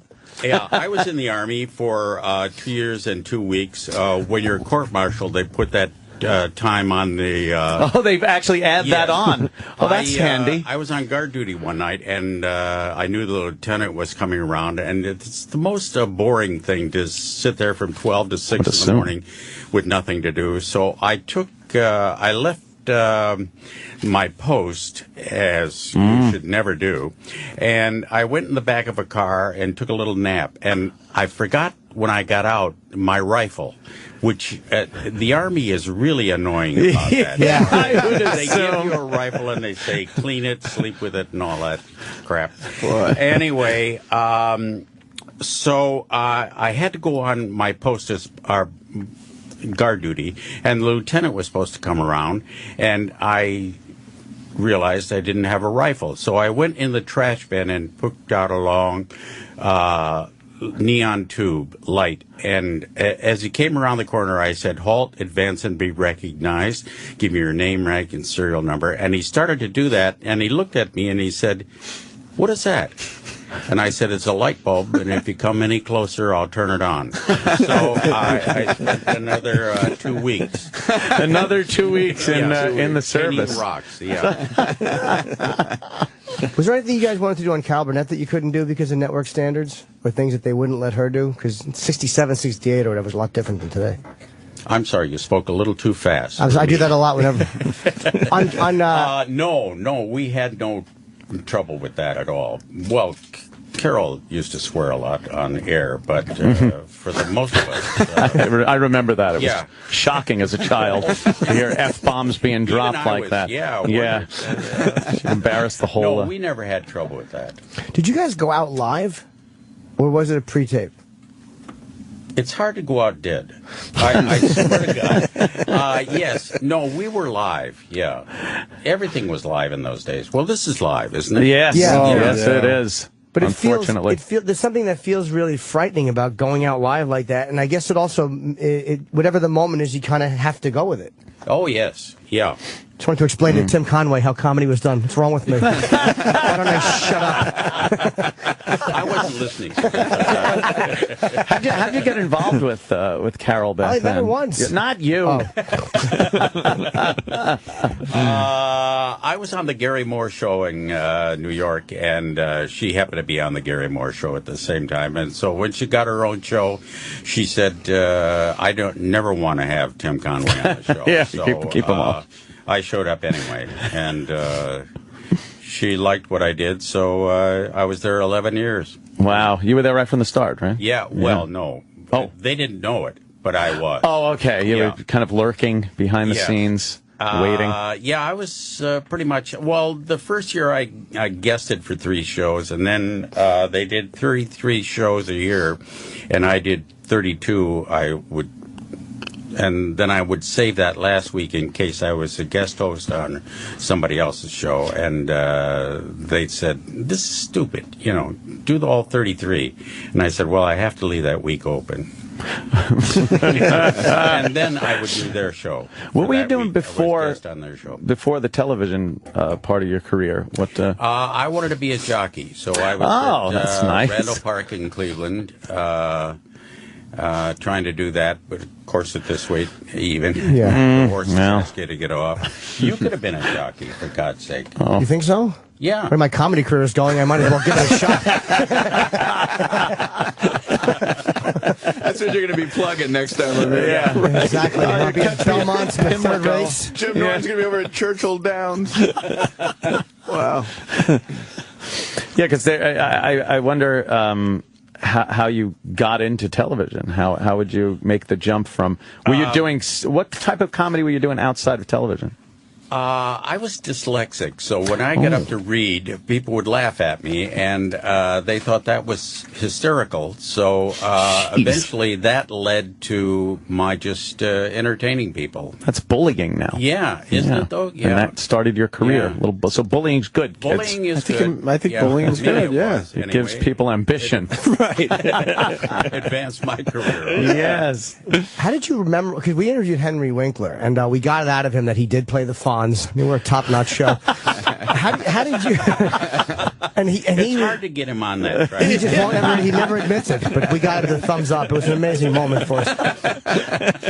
But he said for dialogue that he would just get the gist of it, and because he had the problem memorizing dialogue because of dyslexia. So what did you do when you had to go after... How would you memorize dialogue? He used to go, yeah! He said, no, Fonz. Start with the original line, and he went, hey, and they're like, all right, we'll go with it. Screw it, right? Yeah, the Zonf was his original name. So hard to get him to talk about that. Yeah, get him out of his shell. I'm sorry, I forgot the question. But How would you memorize dialogue, or what would you do if would you just read it and slowly, or what would your thing be to memorize? I have a photographic. What the heck? Camera?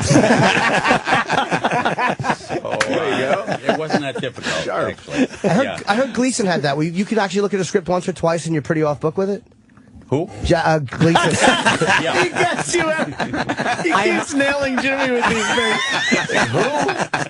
Say what? I love it. It's fine. My God. Yeah. I'm sorry, I forgot the question. And you. I'm very forgettable. I really am. I fade like invisible ink as you look at me. No, what was the... I forgot it, Take too. your time. Oh, do you really have a photographic memory? No. No. It was kind of a joke. Oh, I didn't. Yeah. You're very pretty deadpan. sharp, I'll tell you. Did you really want to be a jockey? Yes, I did. See, I never know when you're kidding. That's you brought this on yourself. That's part of the. This weight, even the horses ask you to get off. Did I say that already? You certainly did, but it's all right. Well, not quite like that. It was delivered differently. As you did, you know. Yes, I did, and I only weighed 105 pounds, so that was no problem at the time. And my dad was training horses while he was cleaning up crap. So yes, that was my goal in life. But falling off as much as I did, people get annoyed when they bet on your horse and you come across the finish line and you're not on the horse. The jockey falls off the horse. Yeah. That's pretty much your bet's done. At that point, you lose. Yeah. So when you would did you? And I know this is such a dumb question, but the greatest fear is you're going to forget a line, and on going out on live television, it's very frightening that you're going to forget something and blow the scene for everybody, right? Yes, it is. Good. No. We'll be right back after this, ladies and gentlemen. Tim Conway is breaking down and crying. A deep question. Now, is this your first day? It isn't your first day, is it? It is actually. Yes. I won a contest. They said interview somebody you know nothing about. Very well. You really are. He's doing amazing. What a good job. Yeah. I wouldn't worry about it. And it was an ensemble cast, of course. Was there any, because you hear about like SNL and the people are very competitive there and stuff. Was there any competition between you guys on Carol Burnett as far as who got to go out? We're going to ignore you now. I don't blame you. I mean, after that crack question, you're an ensemble cast. How come you don't jump all over him for his awful observations? Wow, you noticed that Carol and Harvey were there with Tim? Don't blow my candle out to try to make yours brighter. What's brighter? I don't have one lit. A pile of wax. Last day. Again, I forgot the question. Oh, jeez. Here's the answer. Yeah. No, there wasn't. No competition. No competition. Just love. I was a much better performer than her. Well, of course. Of course. There's no question about that. Yeah, Harvey, of course. Did they all start at the same time? Because I guess they brought Vicki Lawrence on a little later. Vicki was on the original foursome, whatever it was. Oh, well then, screw me running. Yeah. Again, another... You really don't know the time frame. You don't have any of the facts correct. Well, that's why I'm going to read Tim Conway's What's So Funny. It's all in here. Which is the book. It's right here in this very book. What's So Funny by Tim Conway. Put that thing away. And this... what is this? But is this your entire career? Because it's a little thin. I don't know. I haven't read it.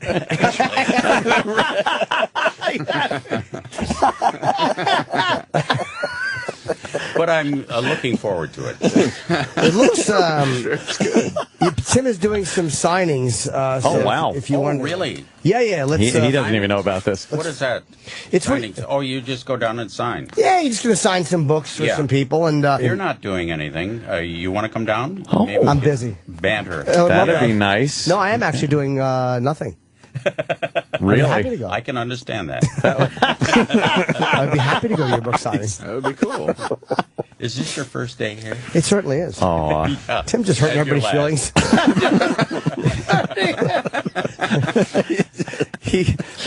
He makes people laugh on television and then just insults people and makes them feel bad about themselves in real life. Uh-huh. Yeah. That's right. Oh, Jimmy, you okay? You okay? Yeah, I can't believe you're 79. You're going to be 80 this year, Tim. I'm 80 this year. Wow. In December. That follows 79. 80. Yeah. Well, he's still sharp, too. Yeah. Well, yeah. Yeah, that's an illustrious career. Got it. You know, of course. Important thing. What are you working on these days? Nothing. Aside from that, nothing. No, it's over for me. No. This is my last show. Sorry to hear that. I wanted to close with this. Yeah, with this. That whole career just culminates Well, on this very program. Hold on. Good question coming up. Here we go. Look at this. All Look right. at this. He came around. Yeah. I was a fan of Mr. Tudball and Mrs. Wiggins. Yes. And the amazing thing about Mr. Tudball was how slowly you did everything. And were you... Is it frightening to go so slowly and not rush the laugh or rush the moment? I guess the good question is after this one? Yes, this was one to get him going. That was a shit question. And then the follow-up one is a zinger. Please, I don't tell him my method. It's an amazing method. That's, again, I forgot the question, but yes. I finally understand what Jimmy was saying, though. Yes. You want to kind of the comic timing of the whole thing. You kind of it would make you a little nervous to have to do things so slowly and pull the audience along with you like that until it gets fun. To allow that to breathe. Right. Yeah. Again, explaining comedy to the great Tim Conway. Well, I'm more asking because that's a very frightening thing to allow because I tend to just rush. Well, when you get a script like that, I mean, does it say that you're going to be moving slowly, or do you look at the script? Who is this? Timmy I wanted to participate. I wanted to be in on this. No one wants to talk in this room right now. Do you read the script and then decide that you're going to, hey, I'm going to do this guy really slowly, or was this suggested to you? I don't see this going well. No, Tim. Take some of the heat off Jim. Thanks, Brian. Back to just listening. So, Jim, what do you think? Brian dove on the grenade there and just blew his guts out. At least dispersed. That was actually my good question, so I'm happy you threw it out there. Oh, boy. Hey, during McHale's Navy, were you able to actually go out on a battleship or a destroyer like that? Actually, it was cardboard. It was cardboard. The one we, I remember the cardboard track underneath. It was. So, yeah. So it moved that way. Really, so when it pulled away from the dock, it was just going on a little railroad track. Going out into the middle But of just because you were on the show, like you never got to, like when Tom Cruise did Top Gun, they took him up in the plane to show him what it was like. Well, that was Tom Cruise. Yeah. They never took you out on a battleship or a... No. Oh, man. No, I never had anything to do with it. I was in the Army for you were, okay. much too long. Was it during the big one? Big what? A hernia. Anything like that? It was during the... Yeah. Give everybody a trust, and you march down the Main Street on Memorial Day. So I guess it was a little after WW2? Oh, yes. So you lucked out. I waited for that to cool down. Yeah. That could have been... what an understatement. To cool down. That global conflict. To cool down. Yeah. That's an understatement. So you were between wars. Yes. That's nice. Very much so. And you? I just wanted to just listen. That's good. He jumps in once in a while. I've never been in the military. That's good for radio. Yeah. We allow everything to breathe a little bit. We like silence on the radio. Wow. So, okay, you're in the military. What? Some kind of motor pool guy? I picture you in the motor pool. I was in special services, actually. That sounds very secretive. Yeah. What is special services? I don't know. I had the combination to a safe, and I would open it in the morning and shut it at night. And I was in charge of that safe. Probably big secrets about the Cold War. Oh, yes. Well, we had we assigned people in Seattle to overseas, to Japan, and there was no conflicts or anything.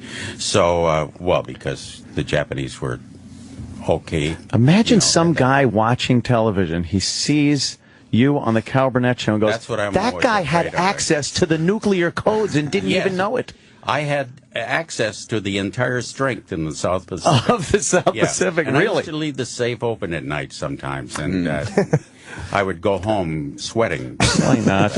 Yeah. But, doesn't matter. You knew McHale. That worked out in the end. We weren't attacked. Yeah. I met you years. I don't know why I'm doing this, but I'm going to try it again. Jimmy. I met you. You want to get close. I just really do. I just want to be friends with Tim Conway. That's not happening. Yeah, well, that isn't happening. I met you and Harvey Korman together. You were doing Vegas. I was on the Late Show with Dice. And yeah. You were on the early show. Funny guy. Yeah. Yeah, me and Florentine were on the Late Show. I'm saying Florentine. I'm just throwing him into this. And we didn't get to see you and Harvey because the tickets were sold out and we couldn't get tickets. And they wouldn't comp us. So we could see your show anytime. With plenty of seats. You could have laid down in the front row in a sleeping bag and just enjoyed it. Oh my God! Tim Conway is a mean little bastard. Oh my God! No, I do remember those days. What were it was only about 10 years ago. Yeah. What were you doing? Were you doing stand-up or were you just doing sketches? I don't think it's any of your business. What were we doing? Stand up. Well, sit down wasn't in vogue then. So you don't mind if I blow my nose? I'd prefer it. No, please. It's one time you're not being mean. Until he wipes it on you. You hold it. Yeah, you hold this. Just throw some flu at you. Oh, you dropped some dollar bills, sir. Oh, that was just a napkin. Jimmy. All right. Let's see. Later. What are all these names you have there? This is your IMDb.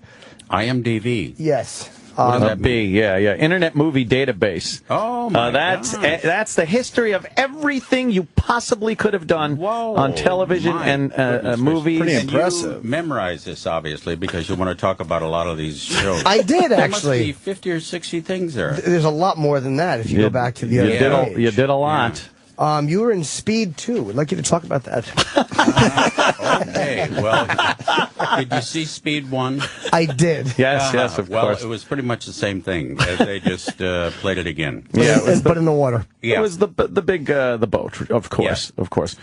There were a lot of shows back in the 50s and 60s that featured comedians. There were a lot. They started them. 60s. I think everything on television was a show, pretty much. And they featured a lot of comedians. You know, if you look at Dick Van Dyke and, of course, what do we have? Your show of shows? Things like such. No, you started it. I know, I did start that. I dropped off. I'm just wondering. You don't see much of that anymore. You see like the single comedy. You don't really see a bunch hard of. to explain. Yeah, it is very hard to explain. Yeah. Which I just presented. The exact thing of how difficult that actually is to grasp and put into a question form. Which, of course, again, didn't even come to fruition. Never came out as a question, Tim. Let us pray. Tim is impossible. Tim's book, My Life as a Horrible Person, is now on. And there are book signings tomorrow. Yes. If you want to meet Tim Conway in Huntington, New York. Tim Conway. That's exactly my point. If you want to subject yourself to this, have fun. Oh my God! Like October 29th tomorrow in Huntington, New York, he'll be signing. And November 8th at Vroman's Bookstore in Pasadena, California, and November the 13th at the Barnes & Noble in L.A. Will you be at the one in California? I'll be at all three of them. Yeah, all three of them, just snapping photos and just watching people try to be friendly to you and seeing them walk away tear-stricken. Well, I've never enjoyed a show as much as I have this one. Oh, look at that. Yeah. That is great. So much. Thank you. Definitely. I was worried this was going to be a fluff interview. No, sir. Not at all. Tim put a combat to that. Right, exactly. I know. Bitingly funny. I'm sweating. Yeah. Post-traumatic stress from an interview. Really removes all those silly illusions. Remember those things we used to say, like, Carol Burnett, that must have been a fun show to work on? No, sir. You can bet that wasn't the truth. Tim Conway, thanks so much for coming in. This has just been a pleasure. Tim's book is called What's So Funny, and a comedy legend. And I sense a wrap up here. Oh, yeah. You were wrapping up. You just said... No, I'm not going anywhere. I I wouldn't have ripped this off if I knew. I was just doing that to be theatrical. The interview was going to end with an stay out. Oh, you're on TV too. Yeah, that's great. Now we're trying to get somebody a little friendlier coming up next. So Jake LaMotta, right after. Well, we do have to take a break. So yes, we have you should. Coming in. Do you remember this picture, Tim? I took a picture. I want to see if you remember this photo. Yes. That we took He hasn't together. shown it to him yet. Yes, it was a photo of myself and you. And do you remember I said to you, I walked up and it was Carol, Vicky, and you, and I said, I love your show, and you said thanks. Oh, wow. That's a last nice thing. Picture, man. That's me. You're kidding. I'm much thinner now. I can see that. What have you been sick or what? Oh, that's Vicky. I'm sorry. Yeah. Of course, he's going to want you to sign that. That can't be you. It is me. Did you go on a diet or something? I did. I've been just doing a lot of working out and stuff. Eating better. Eating better. Going to the gym and eating better. Going to the gym. Great. Yeah. Thank you. Okay, do you have any You look a little other, thinner yourself, I'll be honest with you. We're having a nice moment. I'm gonna share a nice moment with Tim Conway. Watch Tim, how you this look- goes. Good you luck look- with that. It's gonna get ugly very fast. Well, I, unlike you, have about a week left, so. Oh, Tim. Yeah. Oh, God Stop forbid. it. That's God more than we were forbid. hoping for.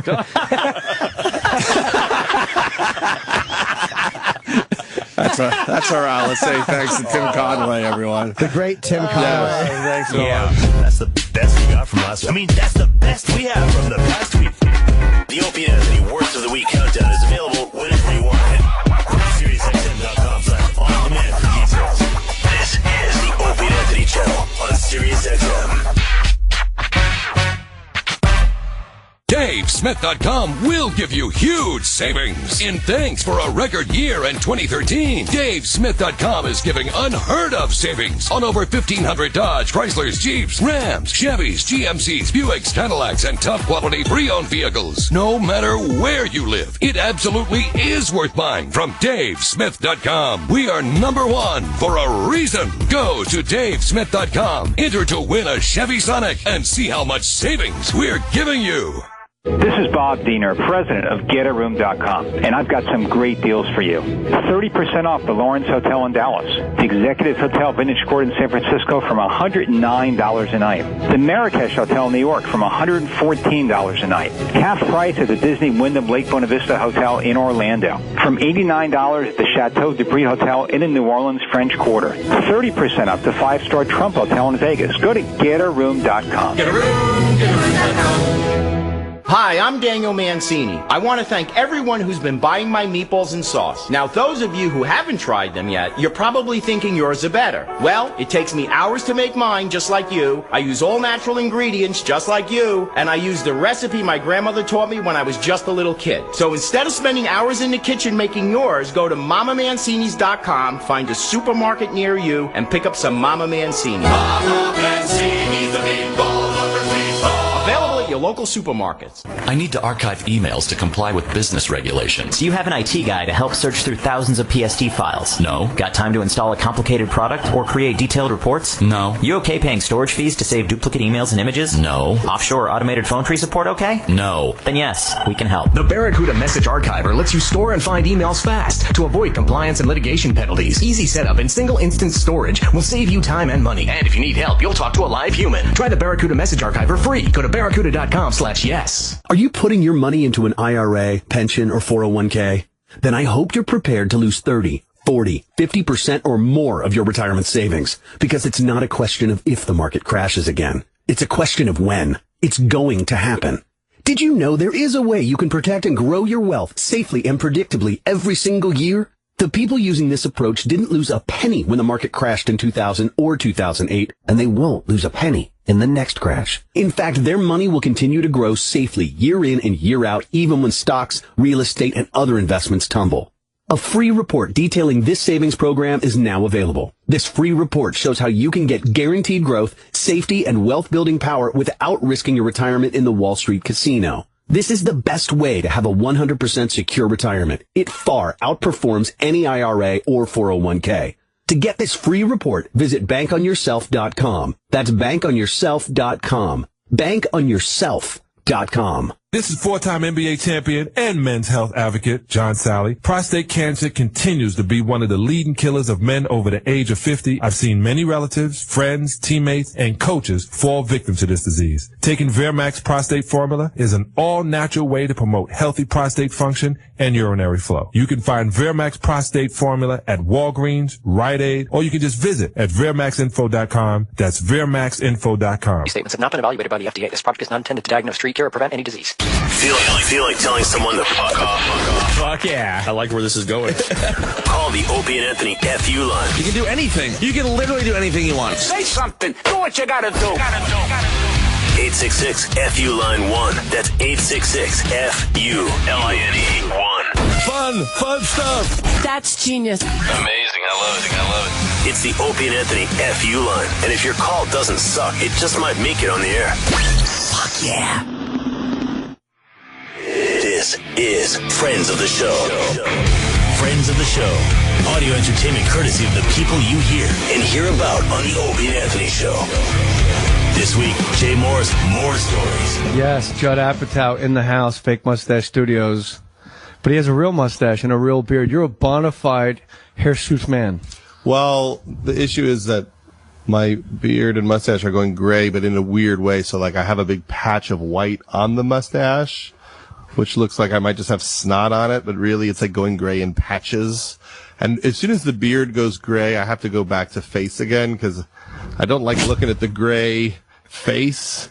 Also, gray chest hair, I'm not happy with. Like when I see like that's beginning to go gray, that's when I panic. So mine's gray now, and like I don't know why, but I love it. You do? Yeah. See, I'm panicking about it. I might literally go wax. I might do the full wax. But I think if I wax, like literally, I'm just gonna look like a woman with big boobs. I think that the hair makes it look like I don't have boobs because it fills the crevasse.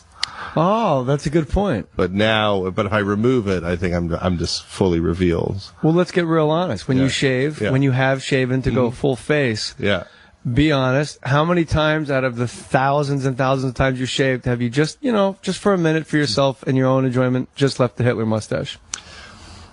Most times, I do that most of the times. Yeah, you go like porno mustache, Hitler mustache. I mean, eventually it comes off. You don't want to look like Michael Jordan in a Hanes commercial walking around with a bizarre Hitler mustache. What was that? It was Hanes. Like he was doing an underwear commercial when he was in first class in the airplane. Yeah, but why did he do that? That was just like he was doing. What was the premise of the commercial that led him to the Hitler mustache? Hitler loved underwear. That was the premise of their campaign? That's a fact. I mean, Hitler was like a stickler for... it was just him and funny mustaches, and everyone was like, that's the Chaplin. Yeah, that's the thing. Hitler really took away our right to say Chaplin mustache. Nobody has ruined anything other than him like that. Like, there's not like another thing that was ruined anything worse forever. Yeah.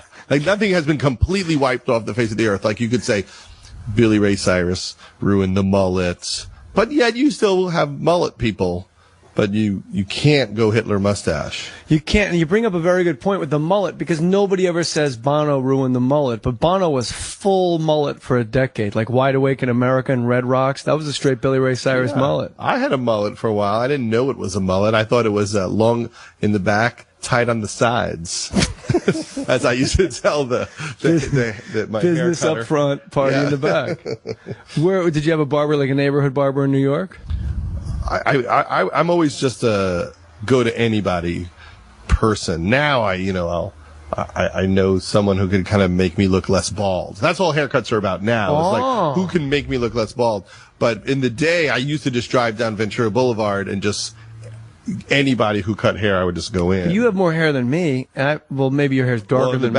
In the back. Yeah, but who cares? That's just like a flesh yarmulke. That's fine. But that's what's bad about certain TV shows. Is some shows don't have a camera behind you. But if you go on Charlie Rose or something, it's just a bald shot the whole show. You've been on Charlie Rose? I have been on Charlie Rose. Those glasses of water, no one ever takes a sip from their water. It's almost like a Fincher movie. Like David Fincher directs Charlie Rose, just a perfect glass of water in the middle of a mahogany desk. It's cocky to pick up the water and take your time there because you're in a black room. I mean, the whole room has got, like, I don't know if it's black felt drapes around it or something. So you feel like you don't know how long you're going to be in there. It's very compressed time-wise. and you don't think you can lay back because, like last time I was there, the people who made that movie about the tsunami were coming in, and they're out there waiting to come in.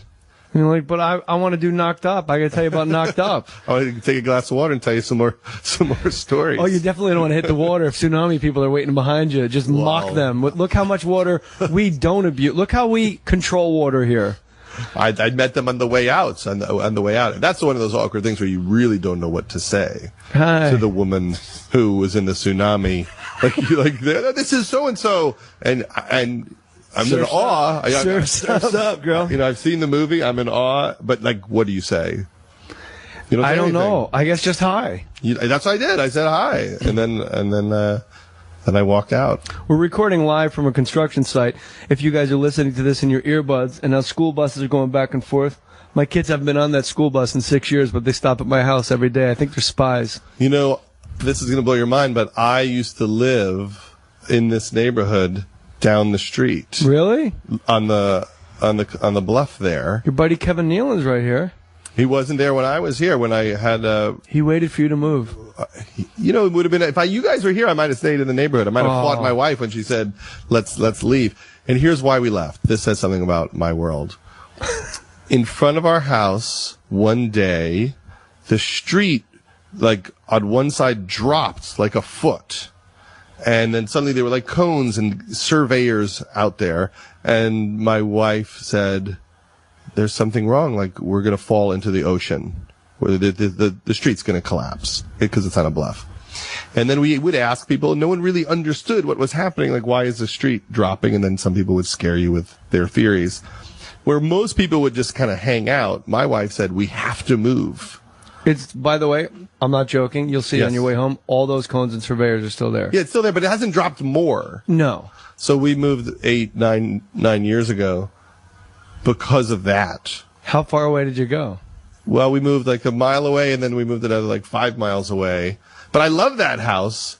And so you got to show me what house, because that's if I ever did move, I would just move to where you were. I would just move 400 yards west of here. Well, it's a beautiful spot because it's all ocean. It's crazy ocean view, which sounds great. But what you don't realize is that it's just like a giant reflector for the sun that just boils your house, and that you literally can't look out the window because it's so bright all day long, and your view ruins your life. That's the difference between directing, writing, and producing movies and trying to get in movies. You live looking at the ocean. I live looking at lunch trucks. Exactly. That's across nice, the though. street. You see the children pass by? Yeah, Kiki's lunch truck. And now there's Kiki's number 2. There's he's doubling up his business. But you mentioned TV, so I guess we can go sort of linearly. Freaks and Geeks needs to be spoken about. Okay. Because pretty much everybody that was involved with it went on to be not stars, but superstars, yourself included.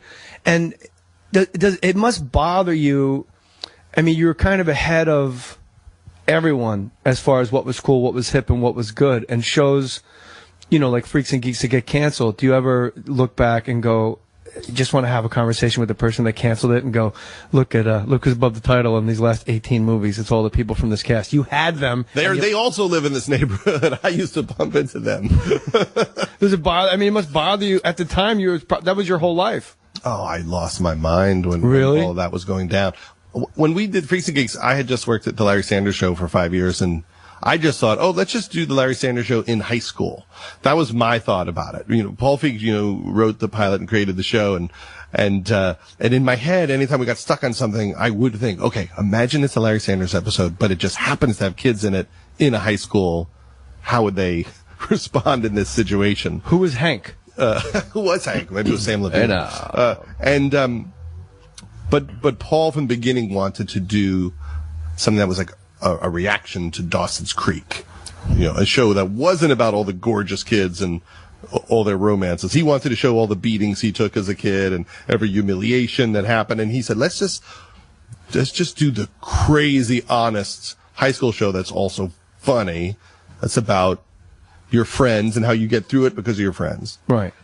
And the network the whole time didn't know what the hell we were talking about. Is that its demise, that it's so real? Because that's the success of Girls, which is yours, is because it's so real. And finally we see average, everyday-looking people having sex in ugly ways, and the real way, like when you have sweaty New York City apartment sex over the sink, and like your pants aren't even all the way down, you just pull them down past your balls just to get it done. Like now that's the antithesis of everything else, and now that's what's working. So it is weird that the pushback didn't work then, and the pushback now is being celebrated. I think it was because it was kids. You know, you could get away with it if it was Dennis Franz in he would have looked NYPD weird. Blue. Yeah, well, he had some sex. School. I mean, he. No, I mean in the high school on Freaks and Geeks. Yes, he would have. Hey, kid, how you doing? For the Chicago, I don't know if I told you I'm from Chicago. Yeah, you've told me 40 times. And so there were things on TV that I loved, but I think children's suffering was difficult for people. I mean, there was an episode that we did where Jason Segel wanted to be a drummer, and the whole episode was about him auditioning to be in a local band, like a cool local band that needed a new drummer. And it led to his audition for the band. And all we did was show that he's just not good. And you weren't sure about that. You didn't really know he wasn't that good, but then when you saw him with real musicians, it was very painful as the musicians started looking at each other like, this guy's awful. And then the show ends, and that's just the end of the episode. Like, he's not going to make it. Right. And that, for television, was something that you didn't see a lot of, especially with kids. Like, oh, their dreams are not going to come true. And that's most when the of them. suits descend on you and go, maybe he can make the band. Maybe why can't we have more victories? Yeah. Well, maybe they can get the girl. They were mad at us because he got the girl and then decided he didn't like her. Yeah. So he got the cheerleader and then decided that she was awful. And he broke up with her, so they didn't like that. Or Martin Starr caught the ball in the big baseball game, but then didn't realize that people were tagging up and scoring. Right. He didn't know what to do. So that was how most of those episodes worked. And then I was crazy, and I had a herniated disc at the time and was on Vicodin and yelling at everybody and crying. Go on. It was about as bad as at Freaks as and you Geeks. can So get. you did it early, though. You got it all out of your system, and now you can just live life high on the hog. Exactly. Yes, I had my pain at the time, and but there was also a sense of, well, what else can we do with all these people? They're clearly great. What do you do with all of these people? So we did Undeclared about college and used as many people as we could, and then made movies with a lot of the writers, actors, and directors from the show. But it's, I've said this before, but it is a little bit of a manic choice to set out to prove everyone wrong, person by person. But I loved everybody, and I thought, I want to see a Jason Segel movie. That comes from your stand-up days. You gotta prove everybody wrong, each member individually. You gotta. I mean, that's probably just in your blood. You were born a comic. I guess so. It is like seeing that one person in the crowd not laughing, and you're just obsessed on that person, but that person becomes show business. Right. Hi, I'm show business. Table of one. What So I didn't know this about you until I just did like a cursory wiki. I knew what I wanted to ask you, but then when I did the cursory wiki search of you that you wrote for the Grammys early, right. Like that's got to be the strangest gig in the world. Are you doing Punch Up for like when Stevie Wonder goes out? Like Stevie, be really funny. Well, if you walked in the wrong direction. This was the first big gig I had, was writing the Grammys with Gary Shandling when he was hosting. So at the time I was doing stand-up, I was writing jokes for Tom Arnold and maybe Roseanne. I wrote for Tom for a while, and then that led to getting the job writing jokes for Roseanne. Right. Which was the biggest move up in my whole life. Was suddenly I was on retainer. I had a yearly salary just to write jokes for She wasn't going to Roseanne. let you out of her sight. Oh, it was the best Was thing it for that a ever stand-up happened. or for the show? It was for a stand-up. It was just her stand-up. I couldn't get onto the show. I was just writing nightclub material for her. So I'm writing jokes for Roseanne and Tom, and then I remember this clearly. I met Gary Shandling at the Comedy Magic Club in Hermosa Beach, and my manager, Jimmy Miller, said, "You should let Judd write jokes for you. I hear you need jokes for the Grammys." And Gary nodded, and then I never heard from him. And then 3 months later, I get a call that Gary needs jokes for the Grammys. And I'm opening up for Kevin Rooney at the Dallas Improv, and the Gulf War just started like yesterday. And I'm such a bad comic that I don't even work it into my act. The war just started, and I'm doing the same hunk. I'm not even adjusting my material. And so I thought to myself, I'm going to write so many jokes for him that I will be indispensable. I'm just, if he needs 10 jokes, I'm going to sit here, I'm going to write 120 jokes. Be undeniable, man. And I remember staying up all night writing him so many jokes. And Gary... But were they music jokes? They were all monologue jokes about music. Now, this is how long ago it was. Yeah. One of my jokes was about Kiss as a reference of a band that used to be popular because back then they were in a fallow period. Yeah. And I think they've had 3 comebacks. Yeah. And have been huge since then. Gene Simmons is Colonel Parker to everybody else. Exactly. But back then, like, Kiss was not happening at all. I remember one joke I wrote, which was, a lot of people ask why I'm hosting the Grammys. What's my connection to music? Well, my girlfriend used to do the guy in Uriah Heep. So I wrote him hundreds of jokes, and then Gary, who didn't know much about popular music at that time, he would just rewrite everything, and by the end of it, they were all his jokes. I didn't have that many that survived. But I got to go to the Grammys. I remember when he told me he was going to take me to the Grammys to be there when they did it in New York, which was one of the great moments. What was like the big performance at the end? Whitney? Okay, this is the Grammys where Jack Nicholson introduces Bob Dylan playing Masters of War, and the Gulf War just started, and Bob Dylan does a punk version of Masters of War, and no one knows what song it was.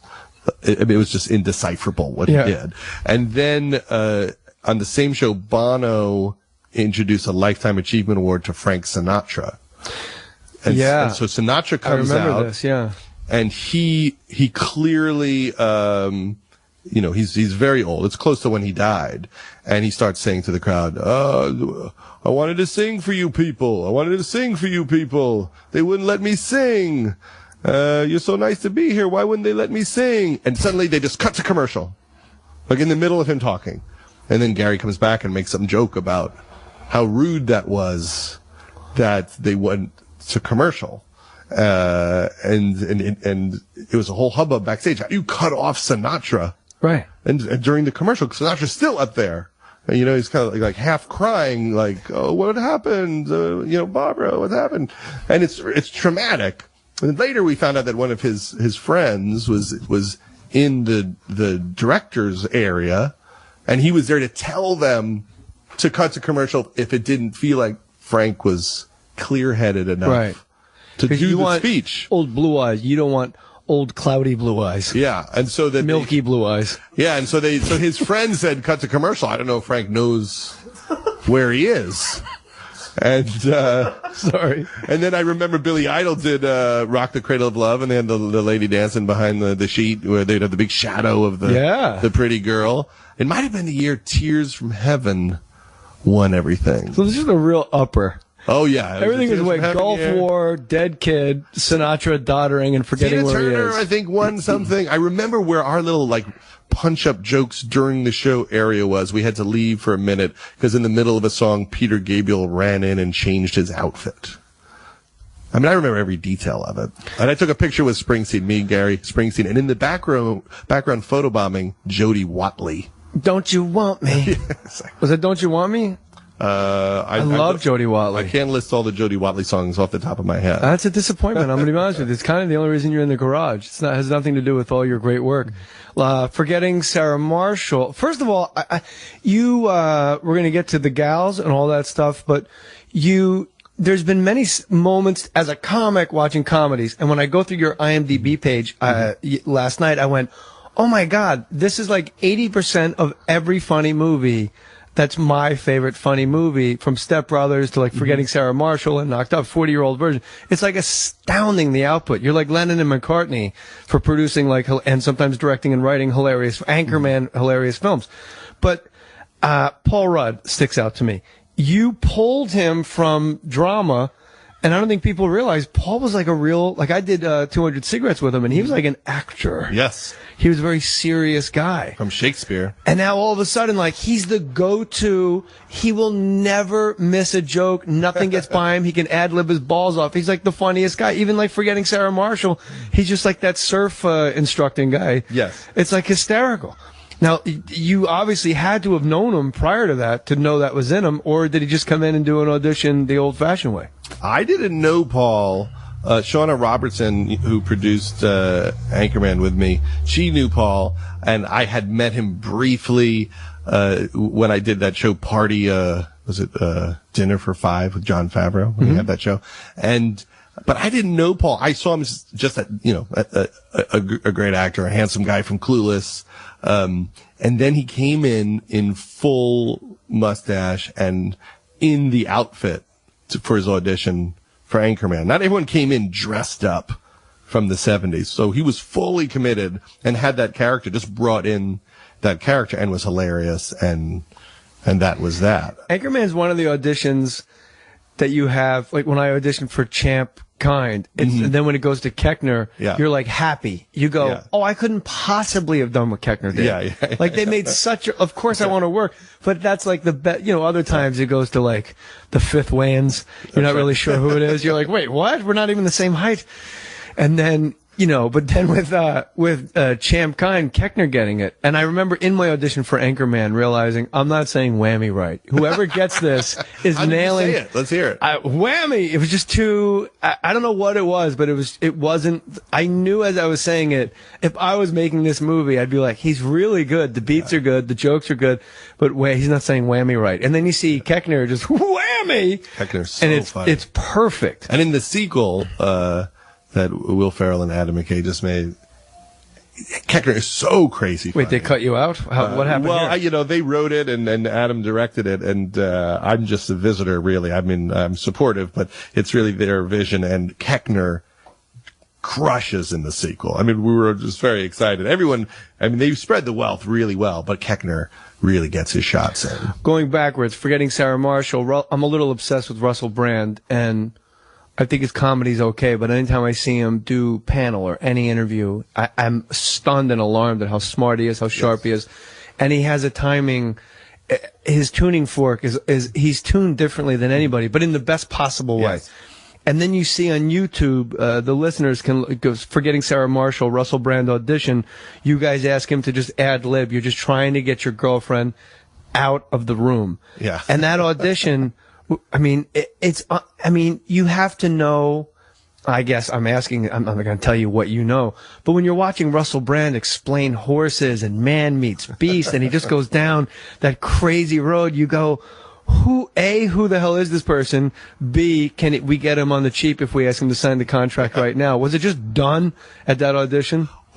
Well, to play Aldous? Well, his agent called me up. His agent is Adam Sandler's agent. He's a friend of mine, and he said, will you meet this guy, Russell Brand, who's coming to town? Sent me some tape on him.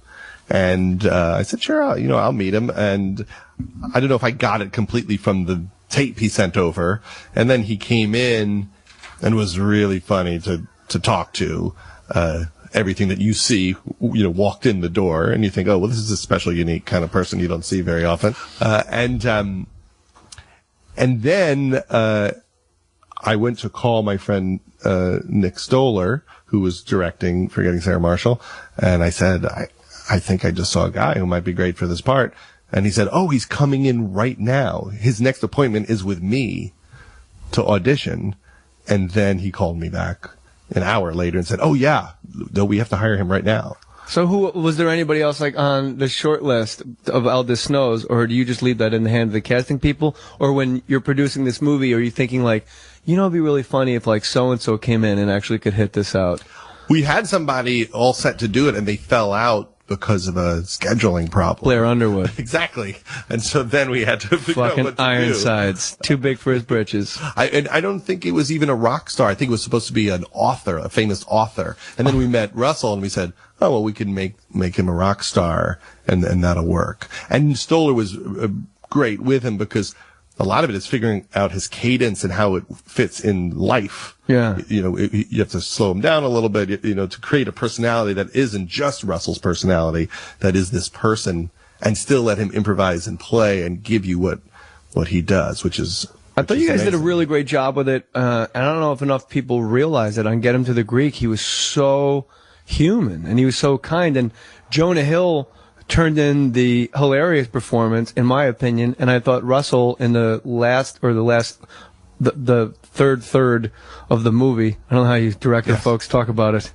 In the last quarter of the movie was turned in like this incredibly heartfelt, dramatic thing that was out of nowhere. Like, I was impressed with it. Well, he's a serious actor, and what the movie's about is partially about a guy who's a drug addict, which Russell was. And so he was willing to go there. And I think, when Nick would direct those scenes, Russell really came ready to play and was brave about showing how he felt in those types of moments. But that movie, what we talked about a lot when we made it was, it was about, what do you do if you're in a rock band and your lead singer becomes a crazy drug addict? Do you end the tour and put him in rehab? Do you ride him out for the entire tour? Velvet Revolver. I mean, that was kind of the idea is, who's the person that says, let's stop and get this guy healthy? Right. Or do you just finish the tour? And Jonah's job was to make him deliver, even though he clearly needed to just go to the hospital. Jonah drinking everything in that limo and smoking and when he finally shows up at the Today Show, like that was the scene of all scenes where I was like, okay, Jonah Hill, check. Like I'm never ever gonna doubt a word this fucking kid says. That shit was so fucking funny. I'm getting my smoke on. Don't be a bitch. It seems, I don't know why suddenly you become, I don't know if divisive, just like you celebrate women so much in comedy and you really go out of your way to make, to showcase how funny women are, very deservedly so, like with Bridesmaids and with Girls. And then when you go back and read, and going backwards is treacherous on the internet, I know, but then you read like about Knocked Up, and then you kind of take heat from Katherine Heigl saying it was like a sexist set. And I really dug what you said, like, no, we're like idiots, we're children. Yeah. Like that's how we behave when we're not prepared to be grown-ups or to have children. Do you feel vindicated with Girls and with, Bridesmaids and stuff like that? Or is that always, do you talk to Katherine Heigl and ask her, like, why would you say that about me? Well, I always thought it was silly. I can't say that when people talk about that stuff, it isn't annoying. But, I always looked at it like, the first main job I had was writing jokes for Roseanne. So I felt like I was always writing, for women, and I thought that the work that Paul Feig and I did at Freaks and Geeks writing for Linda Cardellini and all the women on that show was strong. So I never thought, oh yeah, I don't know how to write for women. I mean, that's what I felt like some of our best work was. Yeah, writing these characters like Busy Phillips's character or Becky Ann Baker, who played the mom on Freaks and Geeks. So it did surprise me because what I was writing about was immaturity. And, what do you do, if you get someone pregnant and you can't hang out with your buddies anymore and you thought you had about 5 years to party and lose your mind and suddenly it's just over. It's over. And your friends can't hang with you anymore. Cause that's what happened when, Leslie and I, were, expecting our first child. I remember Owen Wilson calling me at 2 PM saying, hey buddy, you want to go karting? I thought, no, those days are over. Judd doesn't go-karting anymore. Go-karting. I can't go to the airport to go-kart. Now Owen has a kid. He's not going go-karting, I don't think. It makes me so happy. If it was golf, I'm like, whatever. But the fact that it's go-karting makes me so happy. And that's what the movie was about. Like, having to instantly grow up. And so, as a result, you're trying to make Seth and his friends the worst people in the world and Seth the worst person to get you pregnant. And so, inherently, in the premise, the woman is more solid and, she's career driven. So the pregnancy might mess up her career and the pregnancy is messing up his life of mischief. So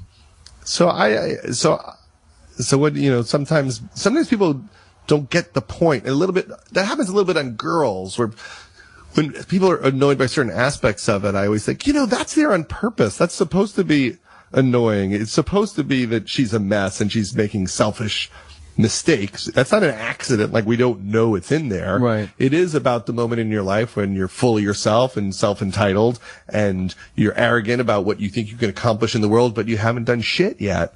And that's how we all were in that period in our early 20s. And in Knocked Up, when I watched it, I never thought that the girl characters were shrill, her word. But I thought that the guy characters were abhorrent. Yeah, well, she's the one who is doing the right thing. Yeah, she's there's trying only to figure one out way if he can handle it or not. And you kind of, I thought, wrote it in a way, it was teed up in a way where, you like, if you ever get lost on how to play the scene, this is who you are, this is how they are, this is the only way you would react to these guys ripping bong hits next to a crib. Like you, and then it made me, when I overanalyze it, go, I think just she's shrill in real life. I think the role was someone that has to deal with an immature person, so she has to be the stronger one. But you know, but then to complain that the script is it got immature. It's like when you got the script and told your agent, "Yes, I will be the starring woman in a Judd Apatow movie," because you agree. This is what you agreed to do. It didn't change. It wasn't like on day 14 you're like, you know what, we're going to go another direction. You're going to be like a nutty cunt, and these guys are going to be like the everyman, and we just can't figure you out, lady. Like, no, it's exactly the same as when you handed in the draft, right? Well, it was very collaborative, and she was really easy to deal with and hilarious the entire time. So where that came from, I still don't know. I haven't talked to her about it. I hope she likes the movie, and I got a surprise for you, Judd. Catherine, she's behind that. But because I think she did an amazing job, and that's why the people like the movie. And who knows? You know, we all do a lot of interviews, and things get taken out of context or emphasized, you know, and in any given day you can emphasize a concern you have. Especially on the internet, people just pull one sentence and go, "Oh, look, there's drama over here," and but what I'm getting from you is this is completely wasn't a rip on your pond at all. We haven't had a bad word about it, but also, you know, I all that matters to me is like I would hope as the years have passed that she likes what she did, because she did kick ass, and it would be sad if she didn't have a lot of pride about what she accomplished in it. It seems like in all of your movies, every time I watch a Judd Apatow movie, whether it's directed, produced, written, or all three, there's always one person, I don't know where they came from, I don't know where, but it's like this new human just gets delivered to me like Russell Brand, like, here you go, America, you're welcome, I'm Judd Apatow, there's the guy. Yeah. And like Melissa McCarthy in Bridesmaids, it's just like, are you kidding? Your wife in Funny People, and that's, all right, I'll go back to that. In Funny People, is that a weird sell to a studio to say, oh yeah, my wife's going to play the lead? Do you go in knowing people are going to, is there a built-in bristle? Like, oh, now Judd's putting his wife in movies. Or because your wife did a great job. Well, because her career was going much better than mine when I met her. So we met in the mid-90s, and she was the lead in George of the Jungle, and she was, you know, doing movies with Bruce Willis, and then she was, you know, one of the leads in The Cable Guy. So that's never been a question, because the studios have always loved her work, and we're happy about it. You know, there's certainly a danger in working with the person you care about most in the world, because we're putting ourselves out there. Yeah. You know, that's and how do you give them notes in front of other people? Well, that's not hard. I would like you to play it this way, and she goes, well, I would like you to stop gambling. But we don't have to, you know, we don't argue too much in front of people about what we're doing. We will, you know, we'll debate it in the house. So, you know, I'm not waiting to the moment we shoot to have the first chat about the scene. We've talked about it for 2 years by the time we're in front of other people, and there's plenty of opportunities for her to say, why would the guy do that? That's not truthful. Here's what it would really be. And then we bang it around. I mean, luckily she's hilarious, but she's very brave. And as far as I want to push things, she wants to push things farther. So we never have any of those issues. But I am terrified of just making her look bad, or making my kids look bad, because what if I make an awful movie and it's just a humiliation to the whole family? That's where it gets weird. All right, let's say your wife's let's say your wife's the one shitting in the middle of the street in Bridesmaids. Is that something you'd go like, you know what, I'm going to let somebody else do the shitting in the middle of the street, because I don't want my kids to see their mom shitting in the middle of the street in Bridesmaids? Oh, no, she does. She loves jokes like that. Oh, all right. She has no... But I'm just talking about, you talking about your family watching the movie. I don't think that's a humiliation if it's funny. Yeah. You know, if you shit in the street and it's not funny, then I've done something terrible. I shit on the beach this morning, I'm not going to lie to you. I really did. You have to. You have to. So, you know, if the work's good, everything's fine. But no, we're not precious about any kind of weird, you know, dirty things. I've had her do all sorts of terrible things. It doesn't seem that way at all. It's just, but going back to the point, like Eric Bana, like that's a guy no one ever would have thought Eric Bana was going to show up in Funny People and be that funny, that knuckleheaded, and that like like punch people, like he's punching people in the face, but he's kind of kind. It's like, and that's, when I'm watching it, I'm thinking, that's like kind of hard to play. Like he's knocking people out, he's protecting his home, and then all of a sudden it's like, hey, you want to go hang out? Like it's like the weirdest thing in the world. And but he loves his wife, and he cheats on his wife. I mean, you know. But somehow he's likable. He's likable because Eric Bana is likable, and that's where I start with all the casting. You know, if somebody's likable, they can get away with anything. W.C. Fields was likable, so he could want to hit a child, and it was okay. You know, Bill Murray can get away with anything because we like him so much, so he can play all sorts of awful. He hits children all the time. I don't know. That's on his wiki page. Is it on his wiki page? Yeah, that's why he couldn't run for governor of Iowa. Stop hitting children. So. I don't know what Eric Bana. So Bana, I knew Bana from that movie where he played the criminal, Chopper. He's in this incredible movie called Chopper, and he was a comic in Australia, and then he played this. I didn't know Eric Bana was a comic. He started as a comic, and then he played this vicious criminal in this very popular movie in Australia. So I knew he could be funny, and then I loved him in Munich. You know, we weren't joking and knocked up when we were saying how much we love Eric Bana in Munich and how he's the Jew that finally gets to kick ass. And so I thought, well, it'd be funny now to have him in the next one. Yeah. And then I went and had lunch with him, and he told me about his life and his interests, and you know, I found a way to put a lot of the things that he is interested in the movie, like Australian League football, and you know, then I start writing it to him. I can never write a movie because I can never sit with an actor and have them tell me what they like, because as soon as they just got off what I like, I would just tune out. You're just selfish. I'm completely selfish. Characters. Oh, absolutely. I want, you know, I'm a number one. But yeah. Well, that's good though, because like for me, the issue is I care so little about my own feelings that I'm only servicing everybody else. You're not being a people pleaser. You have a healthy enough ego about your own greatness. I'm nervously trying to make everyone else happy. But that's the dichotomy of me, is I'm an egomaniac, but I obsessively need to keep everybody around me happy. So you're because if they're unhappy around me, then I'm not, my egomania isn't fed. I see. Like if people are like, that guy's a dick, I'm like, well, how am I a dick? Tell me, let me rectify this, let me fix it, and then you can think I'm really cool when we walk away and we shake hands and we're bros again. So you have complex egomania. I don't know if anything about me is really complex, but I definitely have egomania, and then you know, yeah, an insatiable need to be liked. When did we met for the first time? Was it at SNL when yes, Adam Sandler was over there and I was visiting? Ashku. What were the years you were there? 92, 93. So that was right in the prime time of all those guys first getting to the show. Lunch Ladyland. Dang, who did you play? I opted out because I was having panic attacks and I couldn't imagine myself dressed as a bean dancing in the background. And then in hindsight, my wife and I still have this conversation. She goes, I wish you were in like a bean suit. And I'm like, said no. I couldn't breathe. I was having a heart attack and I was going to the emergency room telling them I was dying, and they kept asking me what drugs I was on. I'm like, no, I'm not on anything. I'm dying. And they're like, okay, what drugs are you on? So, I've had panic attacks. Oh my gosh. I used to have them. I was working on a punch up of, Happy Gilmore and working really hard with Sandler and Tim Hurley, who wrote it. And Timmy. And I just put myself under a lot of pressure that shouldn't have been there. You know, I would think to myself, you know, this movie isn't good. It's all my fault. I mean, I'm just there to help, you know, polish it up and figure some things out. But in my head, like, well. But you just said you never make anything about you. But in this situation, you made the entire Happy Gilmore process about you. Yeah, I was people pleasing you by pretending it's not all about me. Oh, you read my mind. I doubled back on you. Before we got there. And then I flew. He's a mastermind. Here's how my panic attack started. I flew to a wedding. I stayed up all night. I didn't sleep. I flew to a wedding, and I'm watching the wedding, and the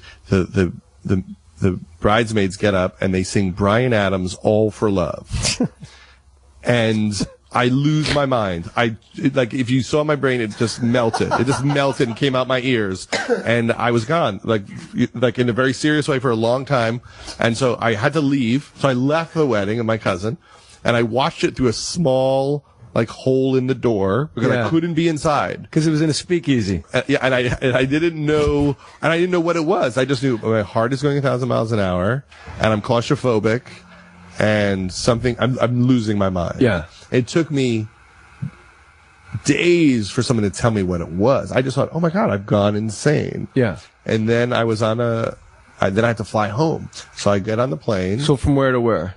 I'm flying from Boston to LA with a stop in Chicago. And I'm flying home, and on the plane, I get the craziest feeling like I have to get off the plane right now, but we have another 3 hours. Mm-hmm.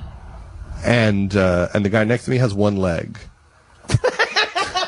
And he's singing Bryan Adams. And he's like wearing like workout clothes and drinking a lot of beer. And I'm like, how's he gonna get to the bathroom?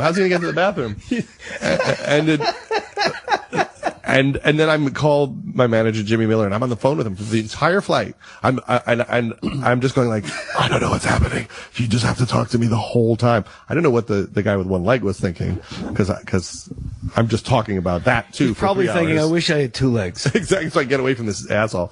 And then we land, and I don't know what's going on. I just think I'm tired. I might just be tired. I'm exhausted. So I fall asleep, I wake up, and then I say to the stewardess as I'm about to board the plane, I'm kind of nervous. I don't know if I can do the next flight. I don't know. And all I wanted her to do was say, you know what? It's going to be fine. And instead what she said was, on or off? And I just went off. And I literally checked into a hotel and got under the covers. In Chicago? I can't believe you're telling me this. Called my therapist, and then he explained what a panic attack was. I didn't know what it was. And I had to call a friend of mine and tell him to fly to Chicago to take me home. I couldn't leave. And I would have claustrophobia walking outside in Chicago while listening to Alanis Morissette's first record. So I would listen to You Ought to Know while having a panic attack walking around Chicago. But I didn't know it was a panic attack. I thought I was just insane. And then as soon as I saw my friend, it went away. And then I had it on and off. I mean, to this day, I can't sit in the middle of a row at a play or something where I think, oh, if I get up, the actors are going to yell. Brian Dennehy's going to go, what are you doing? Yeah. I don't want Bill Nighy to point me out in the middle of... That happened to me at Batman Forever. I was at the premiere. I'm in the middle of the row, and I'm surrounded by everyone in show business. Mike Ovitz and Michael Eisner and Nicole Kidman, and I'm in Jim Carrey's row, and I'm sitting next to Gary Shandling, and I just say, I don't think I can sit here and watch this movie. I don't feel good. And so as the credits start, I get up, and I'm walking past everybody, bumping into all their knees, and as I pass Jim Carrey, he goes, sit down, you're ruining the movie! Like joking, but I'm actually having a nervous breakdown. And then for years, as soon as I would start a meeting with someone, all I would think was, if I need to leave, how am I going to leave? Okay, I'll say I have to go to the bathroom, that'll give me a break, and then if I come back and then I really need to leave, I'll just tell them I had some bad Pollo Loco, and I think I have food poisoning. Poor Pollo Loco. And I would run that. Pollo Loco does get a bad rap. It is the go-to. So good. It's good. It's good. But it is the go-to, like, sorry, we had Pollo Loco on the drive up. Every time. Yeah, I mean, your house in Stone Canyon's nice, but we had Pollo Loco before we came here. I used to come home drunk at like 16. My parents would go, what's wrong with you guys? I have bad Pollo Loco. This is bad. That was a Kennison excuse at one point, wasn't it? Yeah, that's what he said. Bad Pollo Loco. You're right. But here's the thing my therapist told me, Judd Apatow, and that is, you are a grown-up, and you can leave whenever you want. You don't need anybody's permission to get up out of a movie. People leave movie. How many times have you been in a movie and somebody hasn't left? Yes. Or in a play when someone's not getting up and leaving? And my big thing was flying. Yeah. And she says, what is it about your panic attacks? And I said, it's just I lose control. I have no structure. I need structure. And she said, there's nothing in your life that's more structured than a flight. You know months in advance when it is. You know when you get on. You know what time it's supposed to take off. You know what seat you're in. You know how long it takes. You know where you land, and you know where to go when you get off. And when she said that, it went away. See, that wasn't it for me. It wasn't about structure. It was just the randomness of me flipping out. Well, that's what it is. It's the release of life-saving levels of endorphins and adrenaline for no reason. When people go like, well, I have really bad anxiety, it's like, no, you don't even know what Judd and I are talking about. Anxiety is your boss rides your ass every day, and then when you drive to work, you get a knot in your stomach because that guy's going to ride your ass again. Yeah. Panic is you're at you're watching Bridesmaids sing Bryan Adams, and all of a sudden you go, oh my God, I'm having a stroke. I should get out of here so I don't evacuate all over myself in front of everybody I enjoy. Yeah. The thing that helped me the most was just the simple advice to not try to make it go away. That's like taking a mirror and just stepping on it and breaking it into 1,000 pieces to allow yourself to experience it and feel it and realize that it's fine. And that if you just feel it, you can tell like, oh, it's just this. But in the beginning, oh my gosh. My Dr. Noelle Taylor said no one has ever died from a panic attack. And she pointed to all of her desk PDRs, whatever they are, all those books. She goes, I got these in 18 different languages. There's not one reported death from panic attack. Yeah. So have you ever gotten one? So you used to get them at SNL as you were about to perform. Yeah, I got one right before Farley's Scared Straight sketch where he comes out as like, and yelling at us all to not go to jail. And he's like the prisoner and he's all sweaty. And at that time I was prescribed Klonopin. And you had one in your pocket all the time. Yeah, always. The little Klonopin pocket. But they gave me, the wardrobe gave me pants with no pockets, like I don't know what they were. And I remember like the panic just starts there, but it's like I'm obsessing over the pants and the wardrobe department. Like, what kind of people give someone pants with no pockets? Like, what kind of, this isn't show business. I need pockets. Like basically what the people that hold signs and yell about the government on the corner begging for change, what they say is what people like you and I are saying when we're in the middle of a panic attack. So I held them in my hands, and my hands were so sweaty because I was dying that I thought they were going to evaporate, so I had to hold them just right. Shake them around like a raisinette you don't want to melt. Exactly. That's exactly it. And then the costume people are like, Jay's turning into such an asshole. He's like wants pockets in his pants. He doesn't even need pockets. Yo, they better have pockets. But the thing was, when Farley walked in, it's just the sun came out. Yeah. The clouds go away. He was the most beautiful man in the world. Is it true the Cable Guy was written for him? Cable Guy was written for Chris, and he wasn't available in a certain time period, and I think some of those powers that be just wanted to make that movie, and they offered it to Jim. Wasn't available because he was tied up with other things, or wasn't available because it wouldn't have been right at that time for Chris to be? I think the SNL season was happening because we shot the movie in winter, and he wasn't available. Well, Jim Carrey's a pretty great consolation prize, for crying out loud. Yeah, I don't know all the backstage politics of how that decision was made. I was always trying to make a movie with Chris Farley. Ben Stiller and I wrote this Revolutionary War comedy that starred Ben and Chris Farley in the mid-'90s, and we did a table read with Danny DeVito and Charles Dutton, and it murdered. And we were so excited, and we wanted Farley to agree to do it. He had to do it for us to get it made, and he just said no. Wasn't into it? He said no. But then he did like that Lewis and Clark movie with Matthew Perry, and you're like, wait, that's the shitty version of what Judd had. Oh yeah, I worked on a whole bunch of different ideas for Farley. I could never get him to do anything, and I did. Do you think he thought it was territorial, like you were Sandler's guy? I don't know. I don't know why I couldn't crack the code of it. It was a little more complicated back then, I think, to book people into projects. There was more politics with the different agencies and management companies and what everyone's plans were for these people. And I was a nobody. I hadn't done anything that would make you think I would screw it up. You wrote for the Grammys, bro. I wrote for the Grammys. You wrote Roseanne jokes. I wrote 3 Tom Arnold specials at that point. That's right. Good man, Tommy. But Farley was, I think, the funniest person in person that I've ever been around. Ever. And I don't think anyone comes close. And the energy he had, I don't think there's no way to even describe to people what it was like to sit in a restaurant with Chris Farley while he talked to the waitress. The only way I could ever explain it, and I always go back to it, is it's the sun. It's the sun. And it burns bright, and it can only end one way.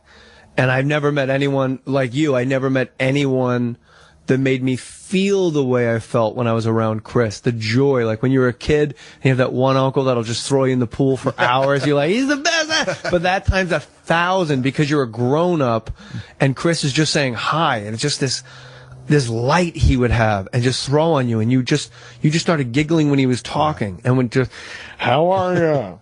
Well, my favorite Chris thing, well, there's no one favorite thing, but in any sketch where there's small talk, like a courtroom right before the gavel goes down, and people have to go like peas and carrots, hubbub, hubbub, Farley would go, murmur, murmur, Spade's gay, murmur.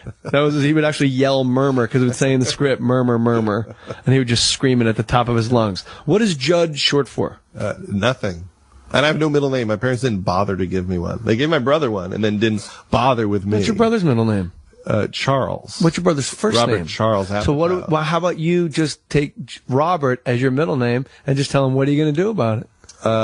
Come meet me in the Palisades. Let's throw. That is possible. Although I think my middle name now is that when I got married, my middle name is Mann. I think it's legally Judd Mann Apatow. My middle name is my wife's maiden name. Yeah, so I think that's what it is now. But you would know. You did the paperwork, no? I did, but I never see it land in other paperwork. Like I filled it out, but I've never seen anyone send me something that said Judd Mann Apatow. You do a voiceover for Fruit of the Loom, and it just says Judd Apatow. You're not going to correct them. Yeah, I thought it'd be nice if it got out.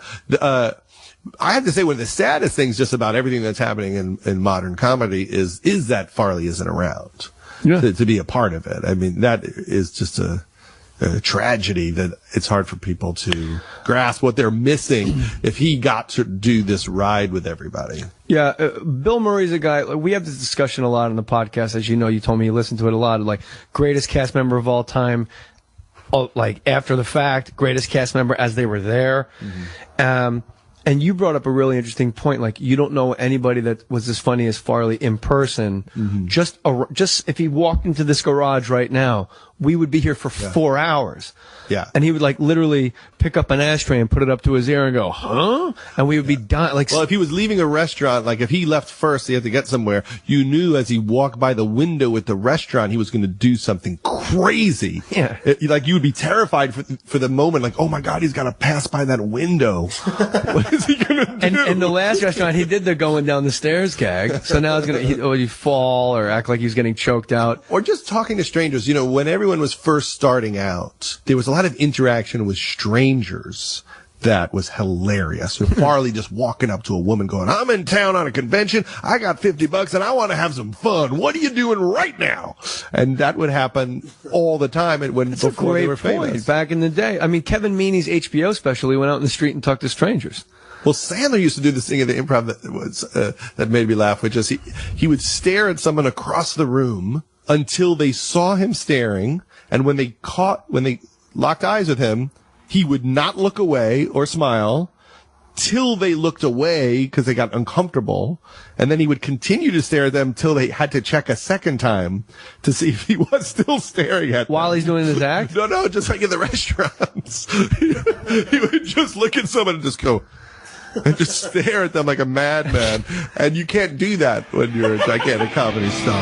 Friends of the show, this has been Jay Moore's podcast, More Stories. For more info, go to jaymore.com. That's JAYMOHR.com.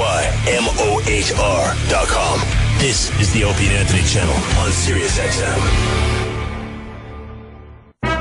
It was 1981. Harrison Ford started his archaeological adventures, and a music video channel was born. Sirius XM presents the Big 40 Countdown, hosted by the original DJs. Listen as Mark, Nina, Alan, and Martha count down the biggest hits from the week of November 1st, 1981. Go to SiriusXM.com/Big80s for replay times, exclusively on the Big 80s on 8. Available anytime on demand and on the Sirius XM app. Hey, it's Joe Rogan. The Joe Rogan Experience is probably the least professional podcast in all the known universe, but somehow we make that shit work. My strengths are my weaknesses. I'm like water. When you take it all into consideration, even if you don't agree with it, gives you a broader perspective of the point of view you're actually putting out, or the vibe people are actually receiving when they listen to the podcast. This weekend, listen to the Joe Rogan Experience. Check it out today at noon Eastern, 9 a.m. Pacific on the Opie and Anthony channel. If you're losing your hair, or you notice that it's getting thinner, please pay attention. You can do something about it. And I'm not talking about drugs like minoxidil. I'm talking about the Hair Max Laser Comb. It uses the energy of laser light to stimulate hair growth right at the roots. No drugs, no side effects. It's FDA cleared, scientifically backed, and listen to this. It's proven 93% successful with both men and women. Use it 3 times a week and you can achieve new hair growth, increased density, and healthier, thicker, more attractive hair. The Hair Max Laser Comb comes with a 5-month money-back guarantee, so you've got nothing to lose and a whole lot to gain. Stop flushing hair and money down the drain. Restore, revitalize, and rejuvenate your hair with Hair Max. Devices starting from $295. Order today by calling 1-800-9-REGROW. That's 1 1-800-973-4769 or order online at hairmax.com. Again, that's 1-800-9REGROW. Why wake up like this when you can wake up like this?